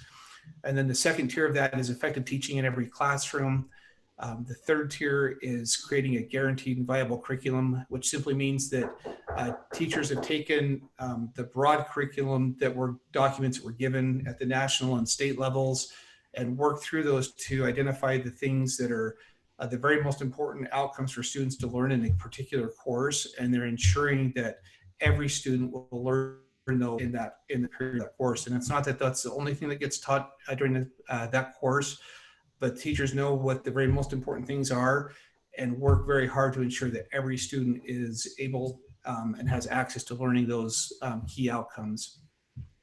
And then the fourth tier, he uses the phrase standards reference reporting. Again, he's very articulate in the phrases that he uses. In a very broad sense, that would be also referred to as standards-based grading or standards reference report cards. Lots of different names for that. I'm sure there's subtle differences in that, but the idea is simply that we don't just report student learning as an overall grade, but we report it standard by standard on how students have done in learning each essential standard for the course. And then the fifth level is mastery-based learning, or the phrase he uses is competency-based education, which simply means that now that you have those 4 tiers in place, that you can create a flexible schedule that students can progress through that guaranteed and viable curriculum at their own pace, so that teachers can better and more effectively meet each student's individual needs. Oh, lady. I got her. So with that, with our current situation, what we're proposing is that we adopt a mastery-based learning approach essentially for the rest of this school year, the remaining 7 to 8 weeks that we have in this school year. And the key reasons for that is, first of all, by forcing all students into remote learning, in my opinion, I think we have created literally thousands of separate learning situations for students, which means that in our traditional system, all kids come to their assigned school. They're assigned into teachers' classrooms, and largely what happens in that classroom, we strive to have as much equity in what happens there. And so that's why we have teams that are structured to deliver the same instruction to students. The teams work together to identify what's most essential for those each course. The teams are largely working together to create the same assessment, so that there's as much as possible, we're trying to create as much equity in students' learning as possible. Now that we force students into remote learning and they're facing all those different challenges that we just talked about, things that include not being able to right now access instruction from their teachers because they don't have connectivity, they don't have devices. Now because there's an additional responsibility for taking care of younger siblings in the house, or maybe to go and assume additional work to help their parents, and kids just don't have this opportunity to come in and participate in 6.5 hours of school at school under the direction of a teacher. We've really created some inherently unequal learning situations. And that phrasing goes right back to a 1950s case about forced segregation between blacks and whites in schooling. And while we're not segregating based on color, there is certainly a large amount of segregation right now that's happening due to students' socioeconomic circumstances. And I think we have to recognize that, we have to own that, and we have to make decisions to try to bring as much equity back into our current situation as we possibly can. So to do that, we have to ensure that all students have the same opportunity and access to learning. And our resolution is intended to do just that, to try to provide as much opportunity to access for students that we can. It could mean that some students may be able to complete their learning early. Again, we'll talk a lot about that in the resolution. I can't certainly promise that that will happen, but I think it creates an opportunity that some students may be able to progress through those essential outcomes quickly and be able to be wrapped up with their schooling if that's what they choose to do. So that's really the basis for the resolution. And with that, I will go ahead and just put the resolution on the screen. And we discussed this in the work session, but I think for the benefit of those that are viewing the work set or viewing our board meeting tonight, if it's okay with you, Chairman Landers, I'd go ahead and read through the resolution, and then we can probably have a discussion about each individual point as the board feels necessary. Yeah, that sounds like a good plan. Okay, thank you. So the resolution to establish mastery-based education, and we'll start with the introductory stuff that you apparently have to include as a mandatory requirement in resolutions.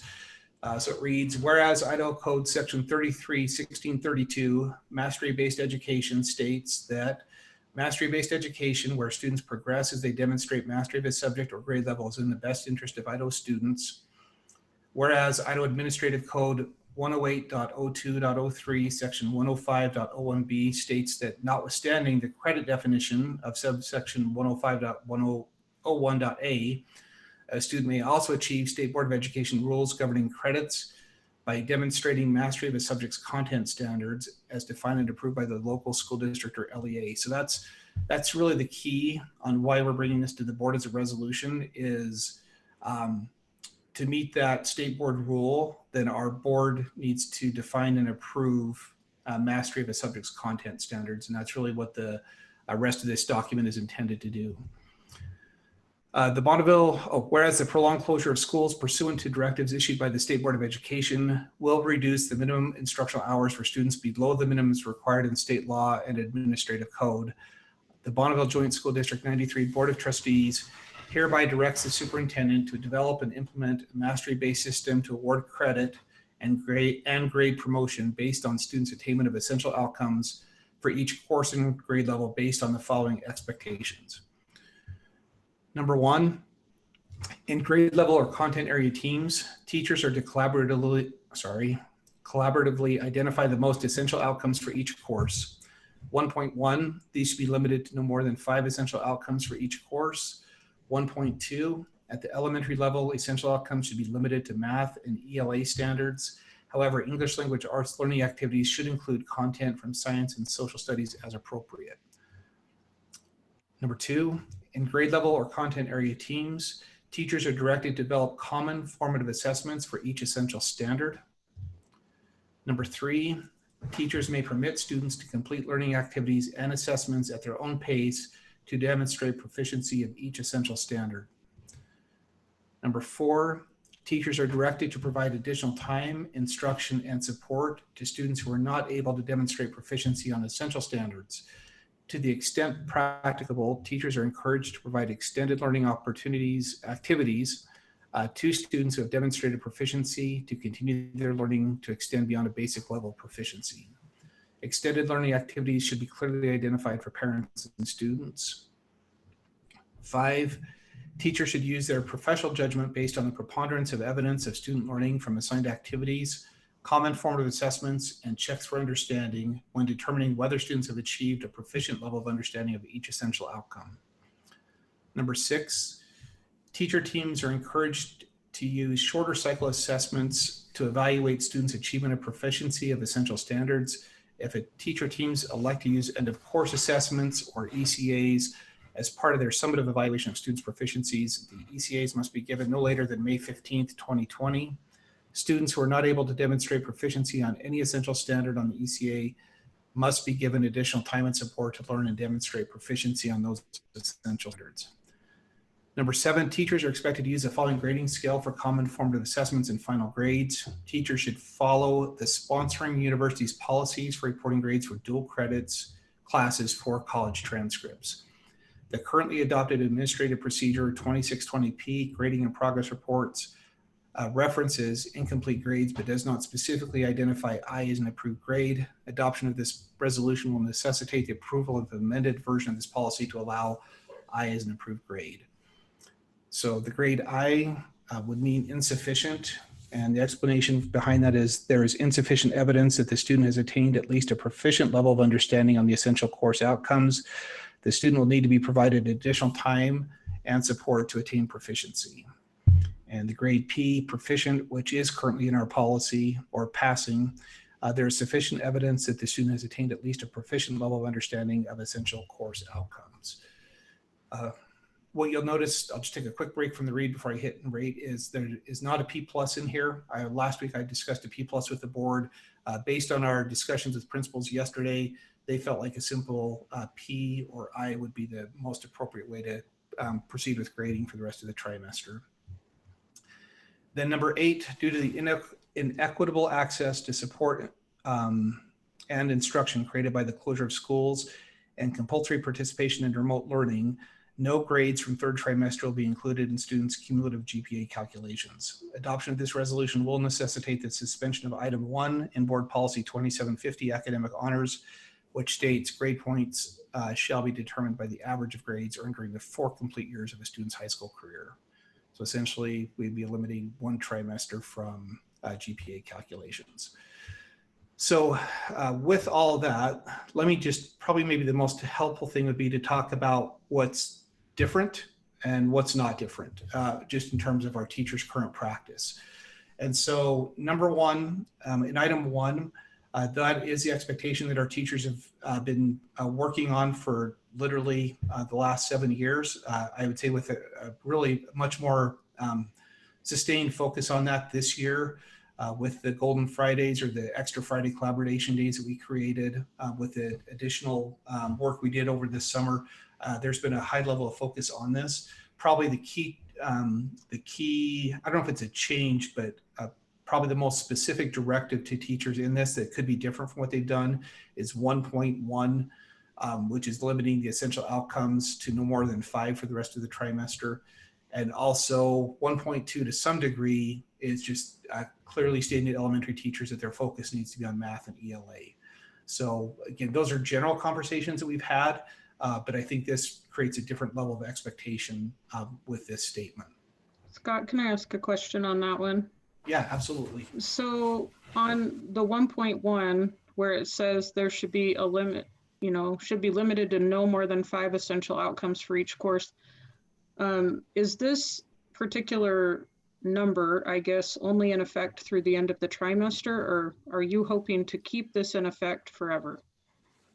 So I would say that this resolution should be a specific resolution for the rest of this trimester, number 1. So really the statements that we're putting into this would be only in effect for the duration of this trimester.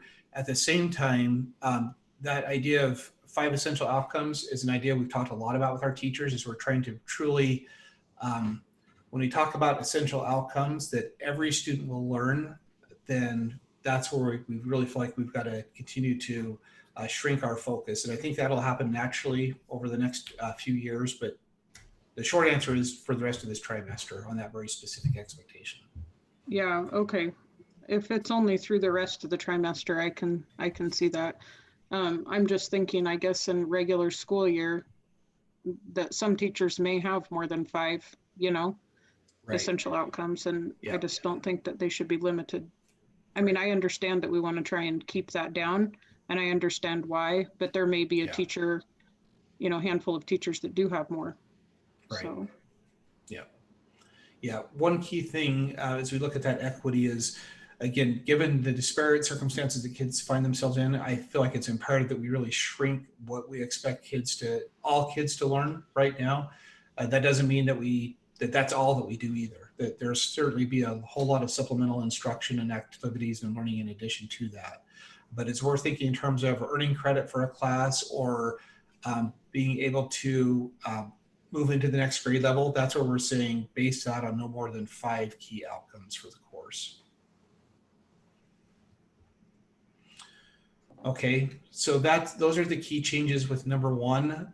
Number 2 is a standard expectation that we have for our teachers. And again, it's what they spend a large amount of their time on our Wednesday collaboration time, as well as on those Friday collaboration days doing.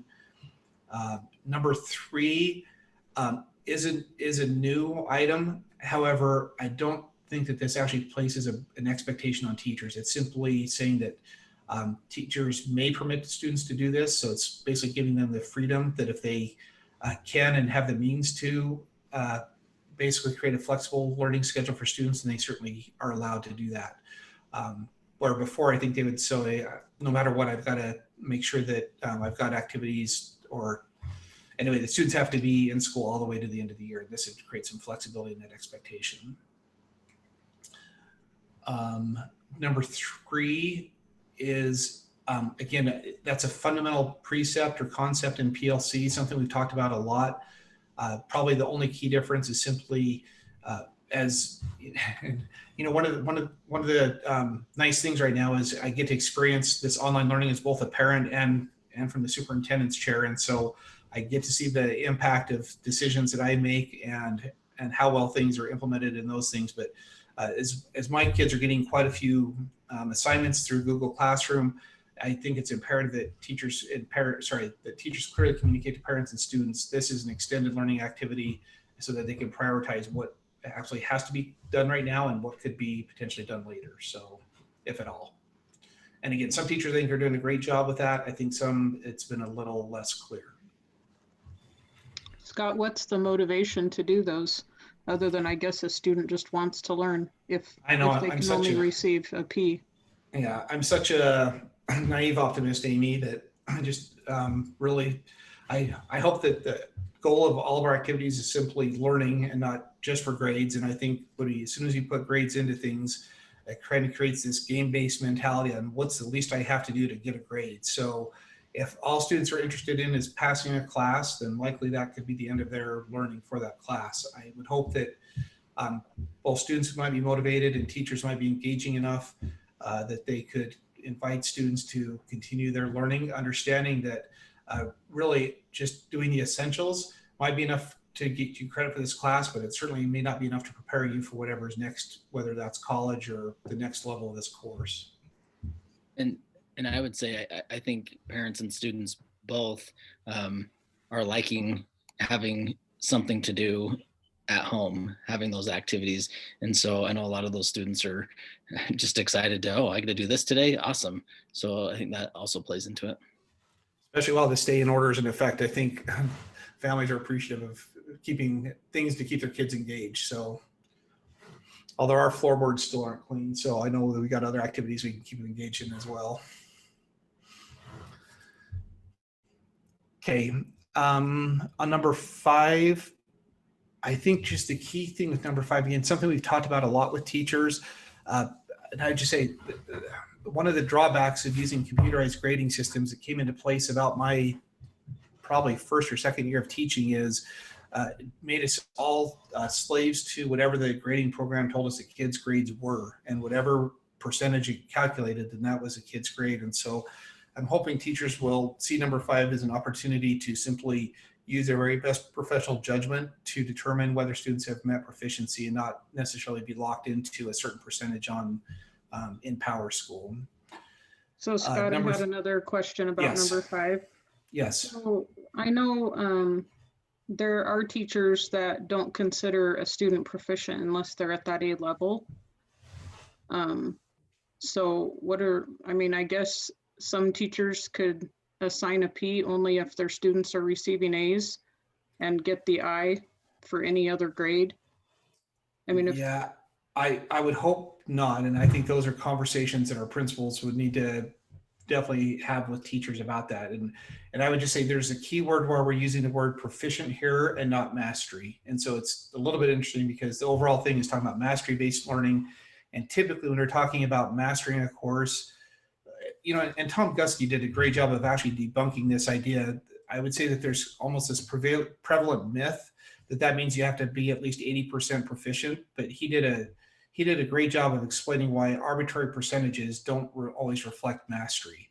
And I mean, probably my best example, I think, was going back to the GRE when I went into grad school, and I felt like I totally tanked one of those tests, and somehow I still ended up at the 85th percentile, even though I was felt like I had less than 40% correct, which is crazy to me, but that's the nature of those assessments. And so to simply apply an arbitrary 80% means mastery, I don't think is the best practice. And it's more about teachers using their best professional judgment.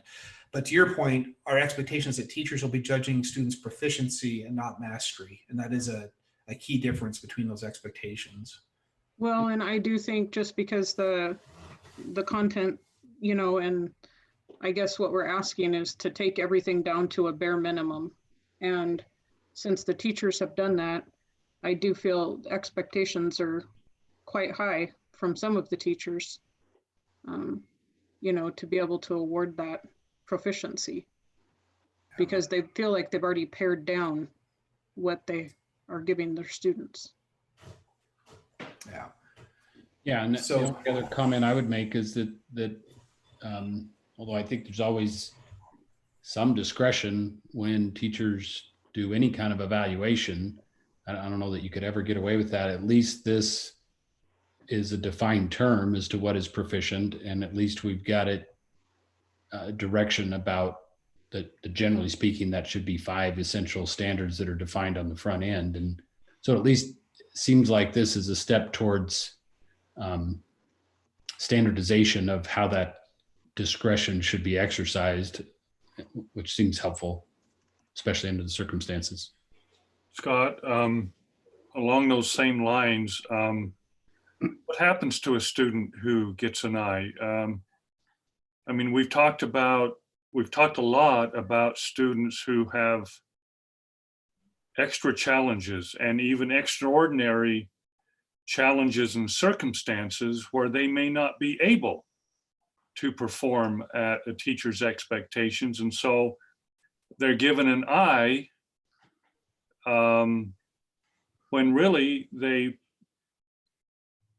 probably have a lot better proficiency if they were in a regular learning environment. So, you know, what happens if the student gets an I, and especially if they, you know, to no fault of their own. I mean, I know that they have control over it, but some of them, as you mentioned, have a lot of extraordinary difficult circumstances.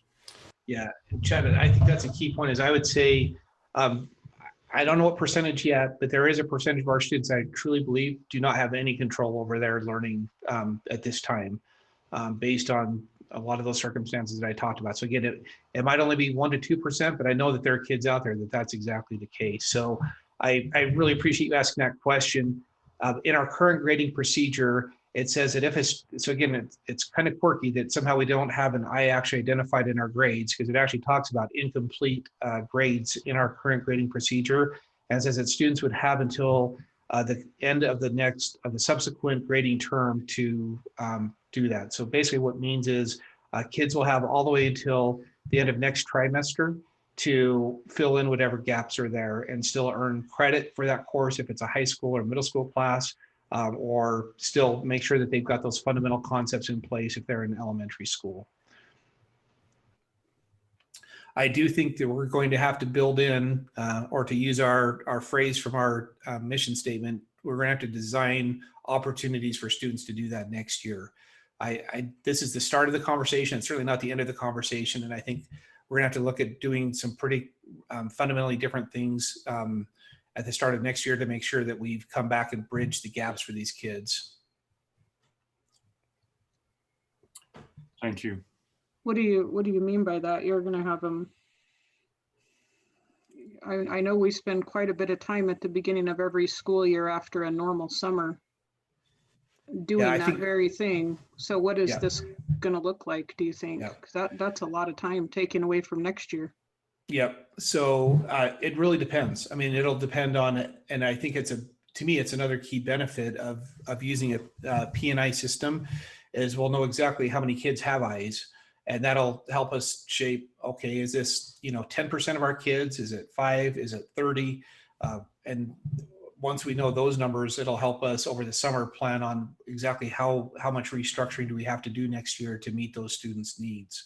But really what we've talked about with shrinking the essentials, likely we'll be doing that. In fact, I'd say it's almost a definitive fact. We'll have to ensure we've shrunk those essential outcomes for next year as well, so that there is built-in time to support and provide extra instruction and intervention for these students. Honestly, and I don't want to get too far ahead of ourselves, but we could be looking at changing our graduation requirements next year, much like we did this year, to build in additional opportunities for kids to simply have a period to get caught up in the classes that they're missing. So I think there's going to be a lot of those conversations that'll happen over the summer. And And I think a lot of the conversation was like Scott Miller talked about with his teachers trying to find out where students are at, and then the administration following up to try and keep from having to give those eyes. I think the teachers are going to try and do everything they can to get students involved. And if they're not, why are they not? And then move forward that way. This is just a quick thought, but if we're not going to issue a letter grade and there's no student motivation, it just seems like we lose a lot of student motivation. I think there's going to be quite a few kids, not all, but quite a few that just choose to do the bare minimum and get the P and be done. And given that, I mean, I think trying to figure out how to best word what I'm saying. I guess, so if the teachers could issue a letter grade and these kids were needing that particular class to get into, kind of as a prereq, I guess, to get into the following year's class. I mean, if the kids are not being pushed or feel like they're being pushed with the letter grade and they're just doing the bare minimum to get by, that's, I don't know, I find that frustrating as a teacher that they're gonna go into a course next year and not. So here's what, here's because they weren't probably pushed. Yeah, here's what I would say to that, Amy. I'll defer again to Dr. Gusky and his research, and what his research shows, and you may want to, I think this is in the book that you have, is that grades do not motivate students, but they demotivate students. And so what he says is students that are high achievers and they get good grades will continue to be high achievers regardless of whether there's a grades associated or not. But grades definitely have a negative impact on students' motivation, because when they get poor grades, then typically the response is that they give up in that class and they quit trying. So if Dr. Gusky were here, I'm confident what he would say is students who have always worked to maintain A's will continue that high level of work. And it seems like part of the issue too is in the environment we're in, when there's limited resources, at least those students who want to can have opportunities for extended learning, but by paring back what we're focusing on, then those teachers can put more attention towards those students who don't have the support at home and really would be significantly damaged by not being able to get that attention to get the proficiency on these essential standards. So I mean, nothing's perfect in this environment, but it feels like the right balance to me. I appreciate that, Greg. And that is definitely a key outcome that we've intended with this approach that I may not have articulated clearly.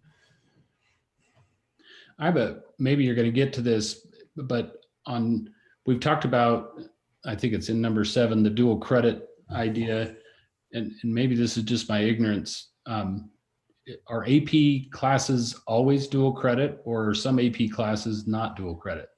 Yeah, so AP classes just by themselves are a separate designation, but we now have some classes that students may either take the AP exam and be issued college credit by achieving a 3 or higher on the AP exam, or dual credit. So some are blended, and then some are specifically AP and some are not.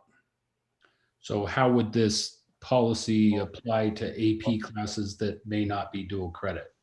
So the student would receive the P on their transcript, but again, what happens is then they take the AP exam, and if they get the 3 or higher, then the colleges award, and I don't even know, I think they just issue credit. I don't think they actually give a grade for AP exam scores. Maybe one of the high school principals or Corey could speak better to that. Scott, they just give them the credit for it and they put it as a pass on their college transcript at that point from an examination, is how they award it at the colleges. Thank you, Corey. I do know they look at your AP score and determine, like, if you got a 3, you only get out of certain classes. If you got a 4, you get out of other ones. If you got a 5, you get out of even more. Okay, right. So the AP score is going to have different consequences depending on how well they do. Right. but the grade's never a factor for how those are transcribed at the university level, just their AP exam. Okay, so they're basically ignored for GPA purposes at the university, but depending on how well you did on the test, you might get different requirements waived, whatever. Okay, Yep. that helps. Thank you.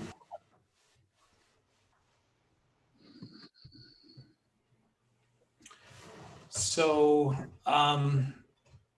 going back to, I guess, the other key or different expectations, the expectation on a deadline for ECAs. Again, we've typically established a deadline for that. We're just simply moving that up by 2 weeks to ensure that students have an opportunity to retake those exams, and not only to retake the exam, but get additional help and support so they can attain a proficient level of understanding. And of course, the biggest shift, I think, is number 7, which is essentially changing or directing teachers or expecting teachers to use a proficient or an insufficient grade rather than the traditional letter grade. So of everything we've talked about, the very biggest shift is definitely with number 7.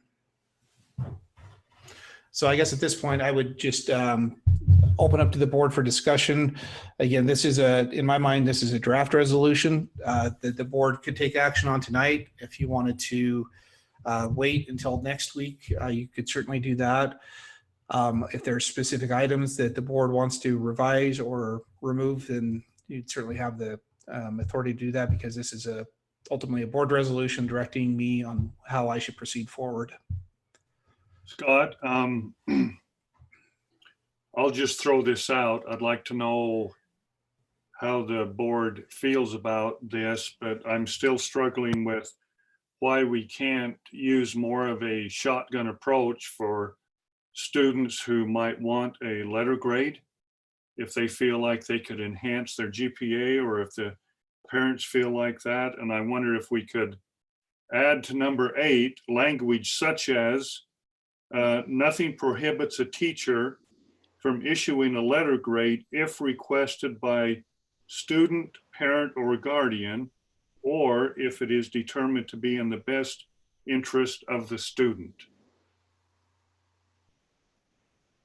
I would agree with Chad on that. I've gotten multiple emails, text messages, and Facebook messages, and phone calls from people, and they just have very specific situations, and even from some teachers who feel that the teacher or the students, in a lot of the cases, deserve to be issued the letter grade. So I would agree with Chad that I do think you're not going to get mass amounts of kids asking for that letter grade, but I do think the ones that feel it to be important and they really want it, I do feel that they should be given that option. Would you put any kind of time on that? In other words, you'd have to say something like you have to make that request within 1 week from tonight or something like that. Yeah, you could do that if you felt like we needed to. It would just need to be communicated quickly to the kids, and right, you know, because it doesn't seem like it would be honest to give that big of a loophole and just have them wait till the end. Yeah. Well, especially if this changes how a teacher's going to grade given a P or an I. And so I do feel like it would need to be quickly, Greg. Chad, if I could just point out a couple of key things with that as the board considers that revision. So number 8, I think we would need to look at number 8 and then consider that. So if the purpose of letting students select a letter grade is to provide them the opportunity to improve their GPA, then number 8 would need to be struck from the resolution. And I'd be happy to talk about the implications of striking number 8 from the resolution. It also has some impact on at least one other statement here as well, but would you like me to go ahead and talk about number 8? If number 8 stays and students are simply selecting their grade to appear on their transcript, so that when they apply to colleges, it doesn't show as a P, but rather as a letter grade, but it still does not impact their GPA, then that's a different conversation. Scott, I would disagree with that. Not you, but with striking that out. I think once we start saying, we have some kids take, choose what they want to do and others don't, then we're just causing that inequality piece. And I think and the other issue I have with that is if we're teaching bare requirements and we have identified 5 essential standards, then in a sense we're saying, well, we're given an A for bare minimum work. And that doesn't set easy either. And so I think we have to look at the system and we have to make sure that it's equal and that all kids can do it. And a lot of our kids, their lives have been flipped upside down, and they are giving their best, but the bare minimum is their best right now, depending on their status and what they have going on at home. So I would not want to strike and take that out. And I would not want to offer some kids the option to get A's, some kids the option not to. I think once we do that, we violate that equity piece that we were trying to establish across the board. That's just kind of my 2 cents on it. And I certainly haven't considered all the unintended consequences of adding a statement like that. But anyway, I just wanted to throw that out, get the feelings from the board members. Yeah, again, just for clarity, I think the ramifications of that largely depend on the GPA. There is also just the overall broad concept of equity. I agree with Scott. If that does give some students the opportunity to raise their GPA, then I do think it has inherent equity or inequity challenges with it. And I could give some examples of why that would be true. I'd like to see if we could add something to the resolution, and maybe it goes in 8. I haven't thought carefully about where to put it, but something that would indicate that the transcript for the 3rd trimester of this academic year, that there be something on the transcript indicating that this was the COVID-19. I think everybody's going to know that, but I would feel better about that if we put something in the resolution is that even possible to put something on the transcript?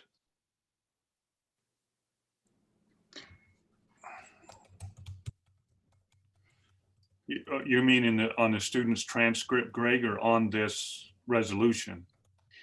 Well, that in the resolution, what I'm trying to say, and I'm not saying it very well, is that in the resolution, we would direct the administration to put it on the transcript that, an asterisk or something about the 3rd trimester being the COVID-19 trimester. And don't feel strongly about the exact wording, but. Yeah, Greg, I would agree with that too. I think that's a good point. I think a lot of colleges and a lot of places do recognize that. I mean, they're gonna know that 2020, class of 2020, that was a COVID year, and they're gonna probably take a little bit of, caution when it comes to that. But that's a really good point. I think I could support that option because I think that does put a lot of clarity into it as well. We're in the middle of that situation. 10 years from now, when somebody looks at their transcript, they'll say, well, why didn't they do well? So I totally concur that there should be some kind of an explanation. Scott, I was curious if you could scroll back up on your screen. Let me see here. Hold on one sec. Where's the one that talked about, I think it might have been 5 that talked about giving the kids extra work if so it's not just the 5 basic things, it's the additional essential, Yeah, number 4, extended learning activities. Yeah, why could we not have the kids that would like a letter grade do those? That would be required. and then they're doing Again, the work for it. Yeah, so that's You're certainly, not talking a massive amount of kids. yeah. So that could certainly help to address the rigor issue. I don't think it addresses the equity or access issue.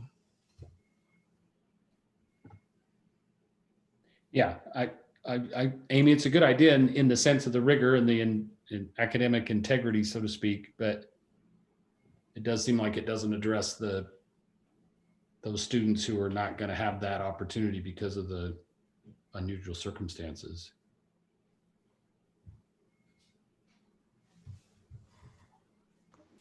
And I get it. It's not, I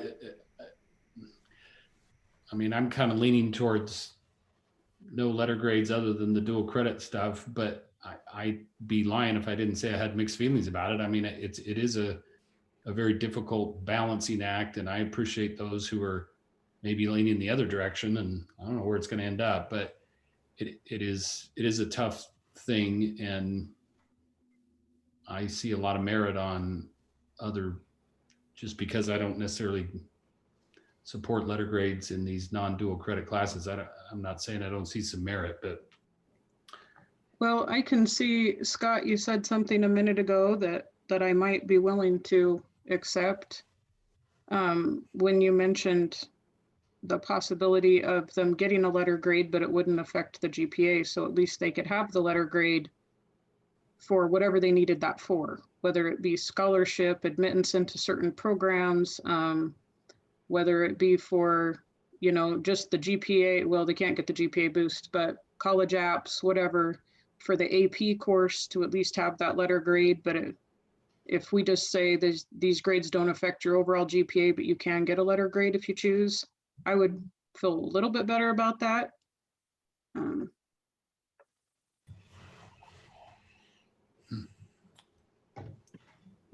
Yeah, I don't know. I think I kind of relate with Greg a little bit. I mean, it stinks. It's kind of a bad situation to be in.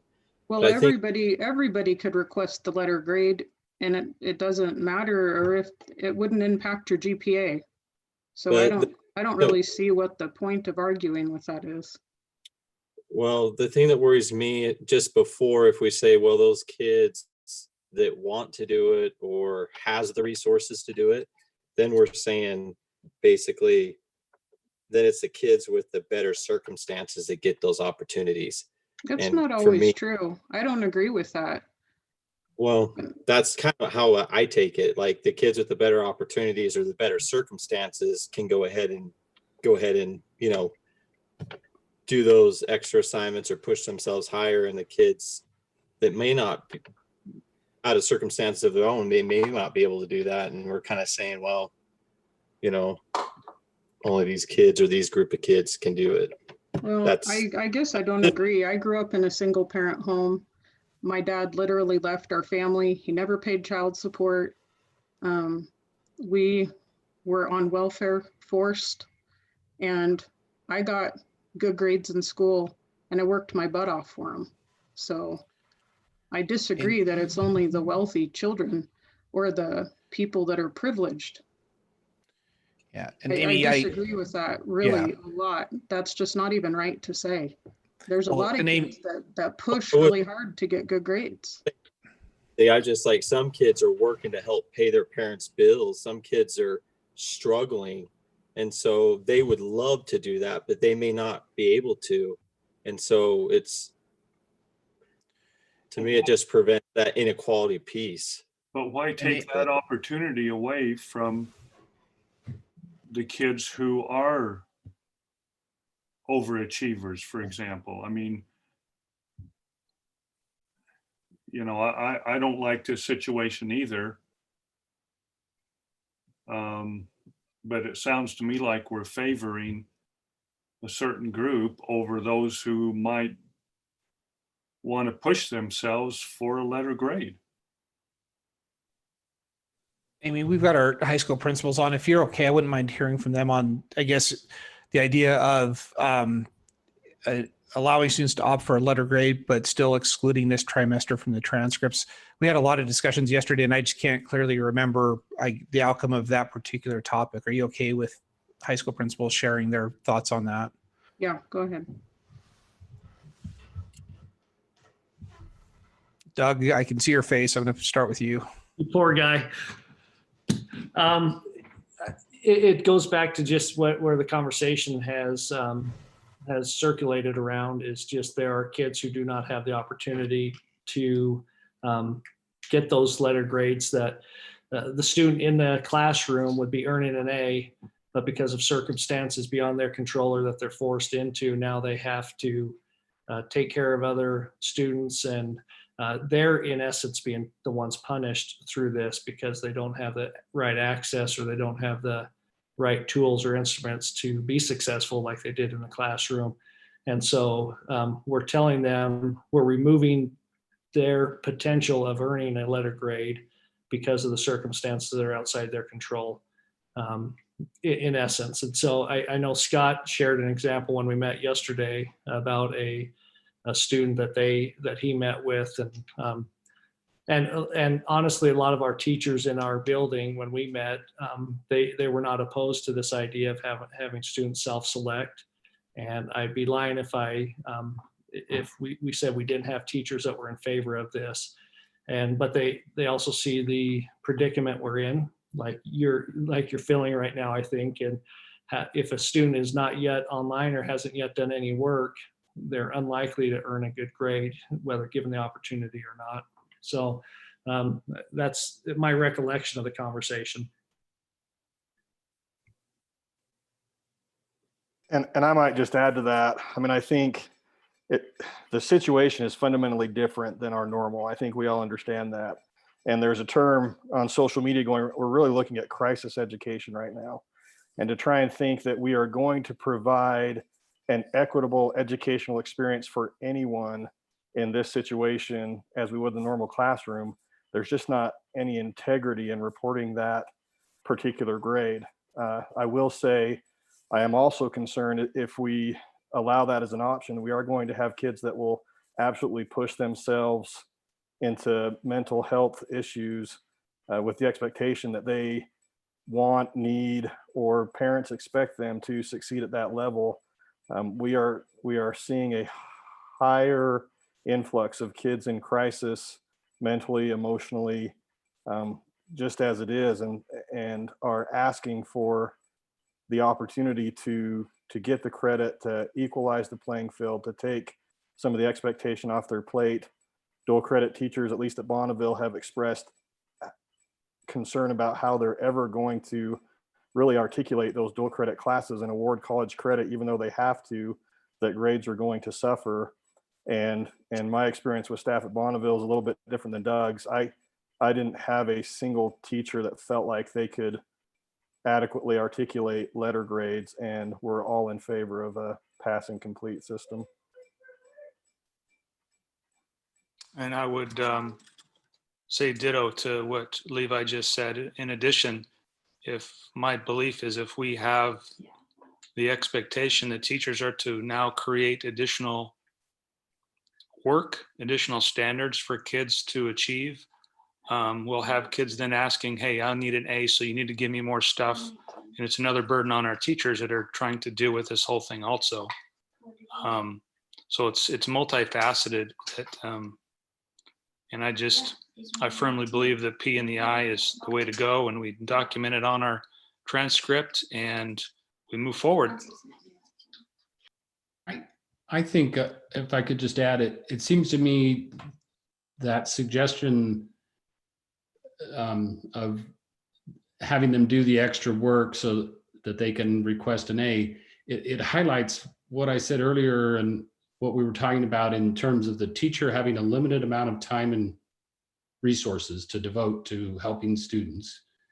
And if a certain number of students are pulling that teacher to require all this extra learning so that they can get the A, that just means by definition, there's going to be less resources available to help those students who really need the help to just get those 5 essential standards passed. So it just feels to me like that's going to contribute to the inequity problem if you do that. Yeah, I would agree, Greg, with that. And I appreciate Levi's comments too, because when I was kind of talking about circumstances, I was talking about the mental health aspects of it too.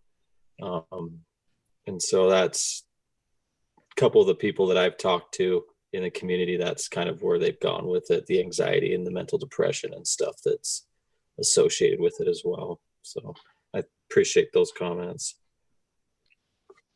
I've had teachers and parents, and also the combination of teacher parents who absolutely ratified what Scott and Doug and Levi have said. Yeah, I'm not disagreeing with any of that actually, but I have had teachers and parents and teacher parents as well the other way that would like to see the letter grades, and they just feel that it would be fair if the kids requested it. And I've had a lot of parents share their concerns and wanting their child to be able to receive that letter grade.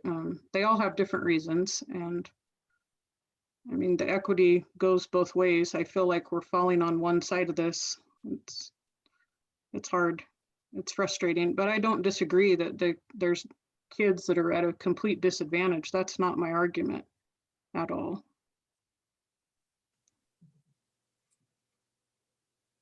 Maybe help clarify specifically how they feel like their students would be harmed with a pass and incomplete approach. Yeah, for scholarship opportunities, that's been a big concern for a lot of parents. College, you know, I do understand the college admittance looks more at the overall grade, the GPA, but when they get into those scholarships and we're competing against districts that did issue a letter grade, their kids are at a disadvantage. And some of those kids do come from homes that are financially, they don't have a lot of money, and they've spent a lot of time trying really hard to get good grades so that they could get these scholarships. And so they really, really want those letter grades. They've worked for them, and they're willing to continue to work for them. So there's scholarships where students are submitting their transcripts that shows every grade that they earned in a class and not just their overall GPA.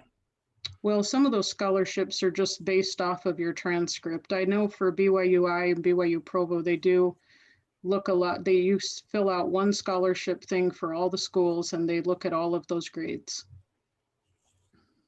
And those parents perceive that the P will be perceived as when they're less put than up against, yes, when they're put up against a district that issued a letter grade, yes.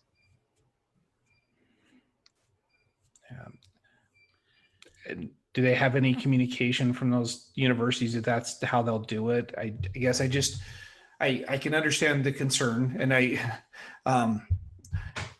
little confidential aside for everybody that's watching, the thousands of people watching, but Stephen King is one of my favorite authors, and of course a horror writer, and he says the greatest fear that people have is of the unknown. And I think that's probably a lot what we're dealing with is we just, people are assuming the worst based on Tyler Johnson, our lead college and career advisor, reached out to every admissions, and I know admissions is different than scholarships, but the admissions officers across the board consistently stated that Ps would not harm students' chances. Same conversation we had with the NCAA, even though they have not yet changed their policy, they're very aware of it, and they're having conversations on how they'll treat Ps. I really cannot imagine that for scholarship considerations, given how many school districts across the country are adopting a P and I, that they're going to penalize students for this. And I think Greg's point to clearly articulate on the transcript is super helpful to just ensure that our students are considered equitably. But we're just in literally a situation that has never, ever, ever happened before in the history of our country. And I can't imagine that anybody's going to treat these as typical circumstances when they consider kids for scholarships. But again, I haven't spoken with any scholarship advisors, so my assumption may be just as flawed as somebody else's, but just for the life of me, I can't imagine that that's going to be the outcome. Well, I know, but you can't say that it won't. And that's the frustrating thing for these parents, that, You know, they've got kids that have worked so hard and they're willing to even do extra work. You know, they really want that letter grade. They're just trying to get scholarships. I think it seems only fair, you know, if they're willing to put in something extra or additional, that they would at least have that option. And again, I know for me in high school, and I had nothing. I would have pushed hard to do everything that I could to get that A. It's obvious I'm not going to get anywhere, so it's kind of a pointless conversation. But Could I add some research I did, or just some work I did as far as scholarships go?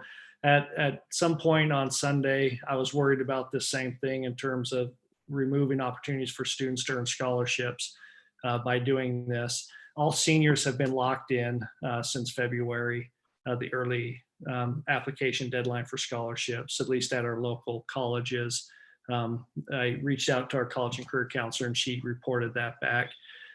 So seniors, this isn't an issue. The change in GPA or not GPA won't affect their opportunities for scholarships. So juniors and underclassmen, I guess potentially it could. And I ended up clicking through probably about 50 or so students to see where their ACT score was compared to their GPA, and how getting straight A's would bump their GPA. It comes down to about 2/100ths on average of the bump that it would mean for a GPA for a student by the time they get 60, 70 credits in.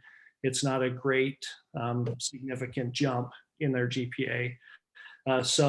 But it is potential. It could potentially move them from one to another. I guess the feeling that I have, that we've talked about with Scott and Levi, is those juniors still have a whole nother year in order to, or at least a trimester and probably a second trimester to get their grades where they want them for those scholarship applications.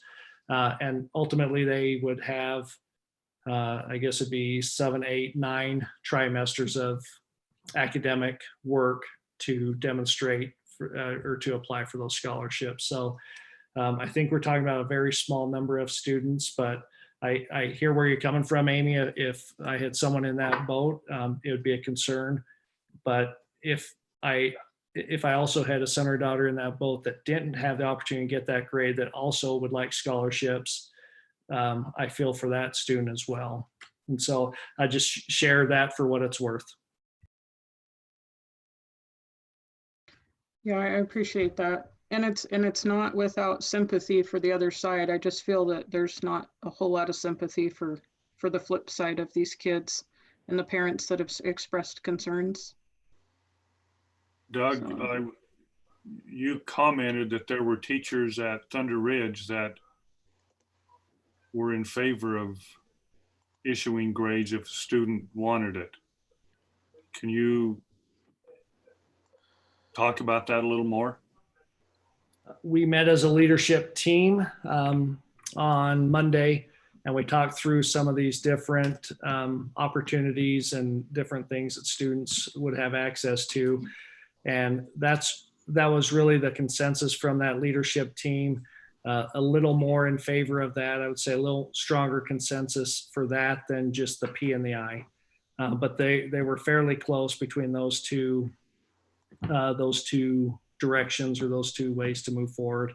What we didn't talk about in that meeting was what that would mean, because we had a pretty clear definition of why we're moving to something unique, because we're limiting the amount of education that students would have access to, and we're reducing the amount of instruction that was going to take place, just going back to the essential standards, and we don't have any control over the learning environment. So one thing that I feel like if we go to this direction, teachers would need to verify that the grade they're giving is similar to what they would have in a normal instructional class. And right now, I think that'd be very difficult to do. But again, teachers might be able to do that. But it would extend beyond what the direction of the district is in terms of reducing things down to just the essentials. So they would have to base things more on what they would do in a typical trimester. And then I think we'd have to figure out a way to give opportunity for students who don't have access. And I don't know how we would do that.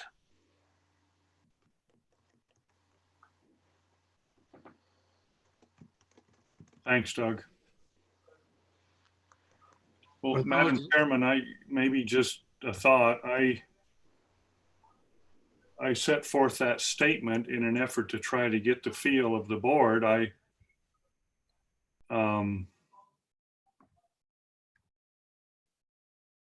Doesn't sound like we would get a majority to add something like that. So I guess I would suggest that, I mean, I'm not going to vote against it if we don't add it. I just wanted to know if there was a feeling that we could add something to that effect to accommodate those few as it may be to be able to receive that letter grade. But I'm pretty weary right now, so I'd like to move forward with getting this resolution done. I don't know as we want to postpone it, because I think the administration needs to know quickly how to advise their teachers and administration. Yeah, if you guys want to, if somebody would like to throw a motion out, that would be great. Yeah, I'll take a shot. And I apologize.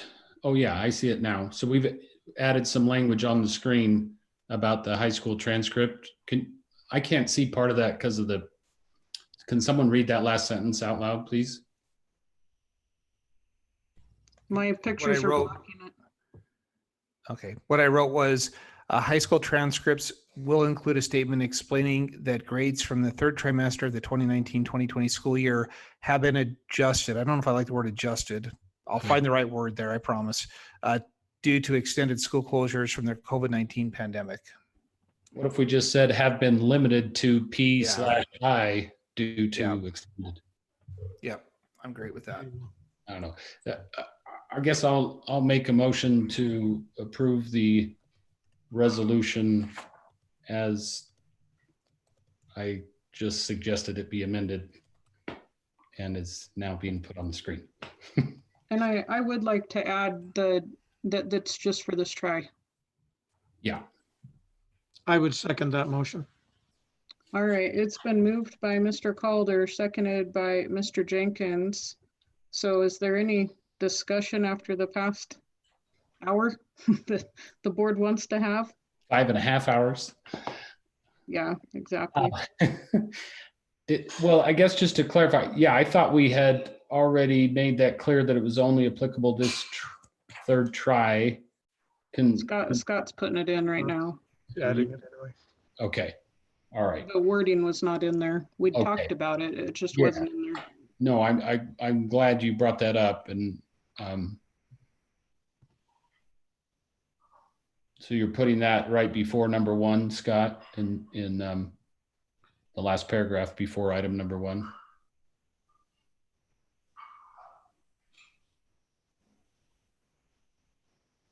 Yep. Okay, I think I see it. Anyway, so I don't have any further discussion. I'm comfortable with those 2 changes and the dual credit letter grades, which was really important to me as well. But anyway, that's where I'm at. I have no further comments. All right, so hearing no discussion on the rest of this, then we'll go ahead. All in favor? Aye. Aye. So I've only heard Chad and Doug. Paul said yes. Aye. Or sorry, Chad and Paul. Greg said yes as well. That's it. Okay, and I'm a nay. So motion carries. Okay, sorry, my paper's a mess. I have to figure out where we're at. So we are gonna call for Amy, could I interject real quickly? Yeah.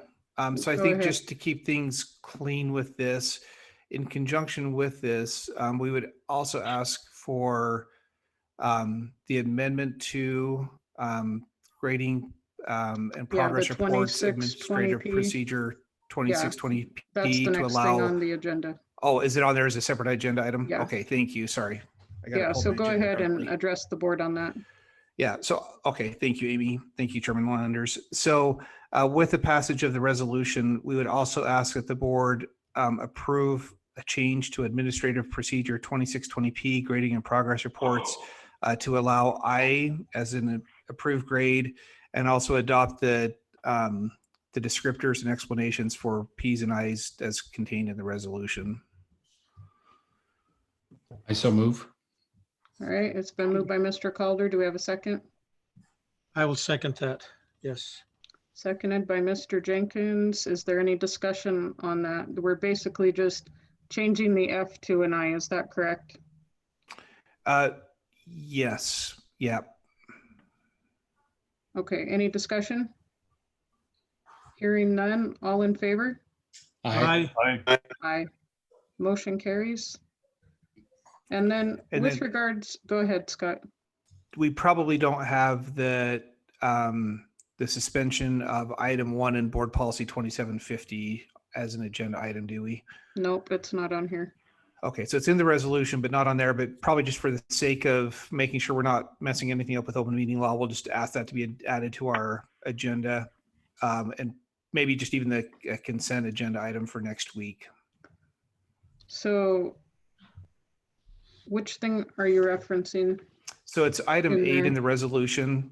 So our board policy 2750 academic honors states a grade point shall be determined by the average grades earned during the 4 complete years of a student's high school career. And we want to suspend just that item from the academic honors policy, which would allow us to only base it on 3 years and 2 trimesters.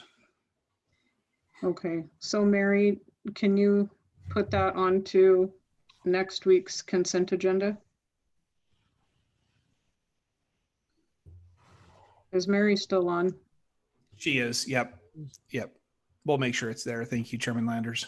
All right. Can you hear me now? Yeah, now we can. I got it. Okay, thanks.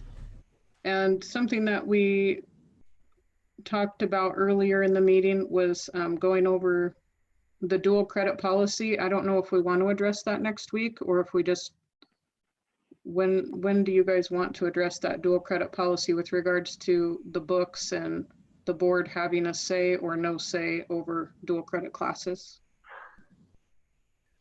Do you guys want that on next week's agenda? I guess from my point of view, I don't, unless the administration feels otherwise, I don't see any big rush on that since we're.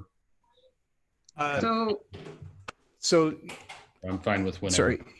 Yeah, so if I could, so I got to just think about timetables. What we want to have is a new curriculum adoption policy in place for the start of the 2020-21 school year, which would mean an August adoption date for final, July for 30-day review, and June for initial. So we've still got really May's board meeting that we would need clear directive from the board on how you want us to proceed with that so we can develop the policy in May to submit to the board in June. So are we wanting to put that on a work session and then put the decision in the May meeting? That makes sense to me. So then we would need it on a work session sometime this month, and then we'll put it on the May meeting for motion. I'm in agreement. Chairman, yeah, and just as we look at that, did we decide that we we're going to go ahead and just hold our work sessions in the evening, didn't we? Well, it depends. It depends on, Okay. It depends on which ones. If they're the newly added ones, then they're going to be at 5 on those Wednesdays. But if they were already there, we left them at the same time. Okay. So if they were the ones that already existed. So it looks like next week's is April 15th. And that one's at 5 o'clock. For next So Chairman Wednesday. Landers, if I may, just so it doesn't slip my mind with everything else, I do think that's April 15th, correct? Yeah, it's a week And from so, so then the next one would be the 22nd. So that would mean that next week we would need to have a motion to determine our extending our school closure. to align with the state board's recommendation On which work session, Scott? next week's. So basically just to ratify or to go ahead and close school for the rest of the year, which are you saying? Whatever the state board's recommendation is, but at this point, I'd say it's a closer to the end of the year. I also think, and I just want to express my gratitude to the board for the deliberation that went into the process of adopting the resolutions for mastery-based learning. I know that's not easy, and I know that there's going to be some frustration and some anxiety with people with it. I can't tell you how much I appreciate the thoughtful discussion and deliberation that went into that, because that's certainly not an easy decision. It has been for us, and I know it wasn't for you either. But with that, I do think with that mastery-based learning, it helps to, I guess, help us think about that essentially we can go strictly online or at least mastery-based at this point. And so in some respects, it kind of makes that end of the school year a lot more flexible for us. And once we can determine here's a schedule for kids to meet proficiency, then that, I guess, becomes a much more, I don't want to say arbitrary, but we're not locked into that specific May 29th date anymore. But with that, long and short of it is that, yes, we would need our board to take action to close schools in accordance with whatever recommendations we have from the state board and or governor next week. So on April 15th. Yes. So Mary, can you add that to our agenda for next Wednesday? And then the dual credit policy, it could be either next Wednesday or the following. It doesn't matter. So I guess it kind of depends on what else is going to be thrown onto those agendas. Chairman Landers, this is Heath. With some situations that have come to our attention, it's likely that we will need an executive session next Wednesday night that will need to be added as well. So let's go ahead and put that dual credit policy then on the 22nd. And that one will be at 11:30.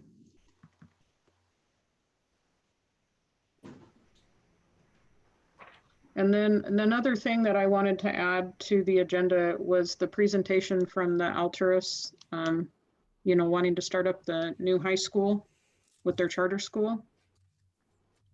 So I wanted to go ahead and put that on an agenda. Okay, So if you're okay, Chairman Landers, and I can simply reply to him and extend an invitation for him to speak at the May board meeting, unless you prefer to have it in a work session. No, May board meeting would work. That works for me. The regular meeting. Yeah, it won't necessitate an action, so work session, either one is really fine. Yeah. We need to give them a relatively discrete time frame to make their presentation. I would suggest no more than 15 minutes. If people think that's too much, I'm open to less. I'm okay with whatever, and I'm okay putting it on a work session as well. I could go either way on that. It doesn't matter. It's just a presentation. It doesn't require a motion, so. I hate to, go ahead, Greg. I was just going to ask if they've indicated how much time they need. No, they're simply meeting their statutory requirement to offer to present to us. And so it's really our discretion. Okay. And I mean, you should probably knock on wood with this, but I really do feel like we're turning the corner on the online learning and all the changes that we've had to make. And our work sessions are going to be somewhat empty, considering they were really set up for student council presentations, unless we want them to do that virtually. And I think that's probably a good thing to ask our high school principals right now, if we still do want the student councils to present virtually to us. I'd like that. That'd be kind of neat if they're willing to. How would they do that if they can't gather? Just do what we're doing and all of them be on their computers? Just like they're doing school right now. Levi just barely texted Scott and I that exact same question, whether we're going to still do those or not. I think we could certainly set something up with maybe it's not the whole student council to simplify the presentation in this format. Maybe we just have some of the student body officers and senior class presidency present to you. But I can add that to the agenda when we talk with Scott, or when we talk to our student council reps and see how they want to handle that. I'm certainly open to that. And you'll Yeah, arrange for Grubhub to send us meals into our homes. Is that right? Yeah. If you guys just want to let us know by Wednesday what their consensus is and how they want to work that, because we've got a meeting on Wednesday. So if you guys just want to let us know at that meeting what they're going to do. What date is that again? Depends on which school. So Bonneville's is Wednesday, April 22nd. Thunder Ridge is April 29th. Hillcrest, we skipped. Ours already passed. Yeah, yours is not even on my agenda. Oh, we're done then. Whew. Great presentation, Scott. How was the meal, folks? Was it good? We can do 2 schools on one day. Just let us know what day. Yeah, and that's all gonna, I guess, have to be figured out so we know where to put some of this stuff on our agendas. So I guess, Scott, if you want to work with the principals and find that out, because you're talking to them every day anyway. Sure. So yeah, if the board wants it, I think it's a great idea, and we'll work out the schedule for it. Okay. And that will include TCHS and Bonneville Online and Lincoln as well. So awesome. Their student council meeting is May 20th. TCHS, Lincoln, and Bonneville Online All 3 of those. Okay. on May 20th. It's Hillcrest we skipped last month. Okay.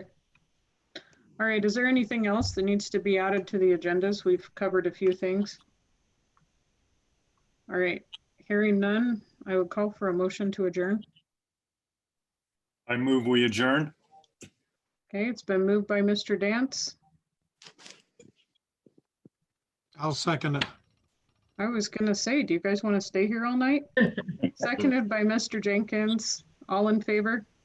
Aye. Aye. Aye. Motion carries. We're adjourned. Thank you. Thanks, everyone. Heath, are you still there? Have a good night. Heath? Go ahead, Paul. Would you give me a call tomorrow, please? Absolutely.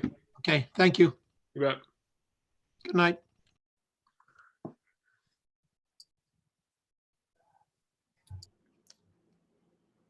Amy, I'll give you a quick call after the meeting if that's all right. Yeah, that's great. Okay.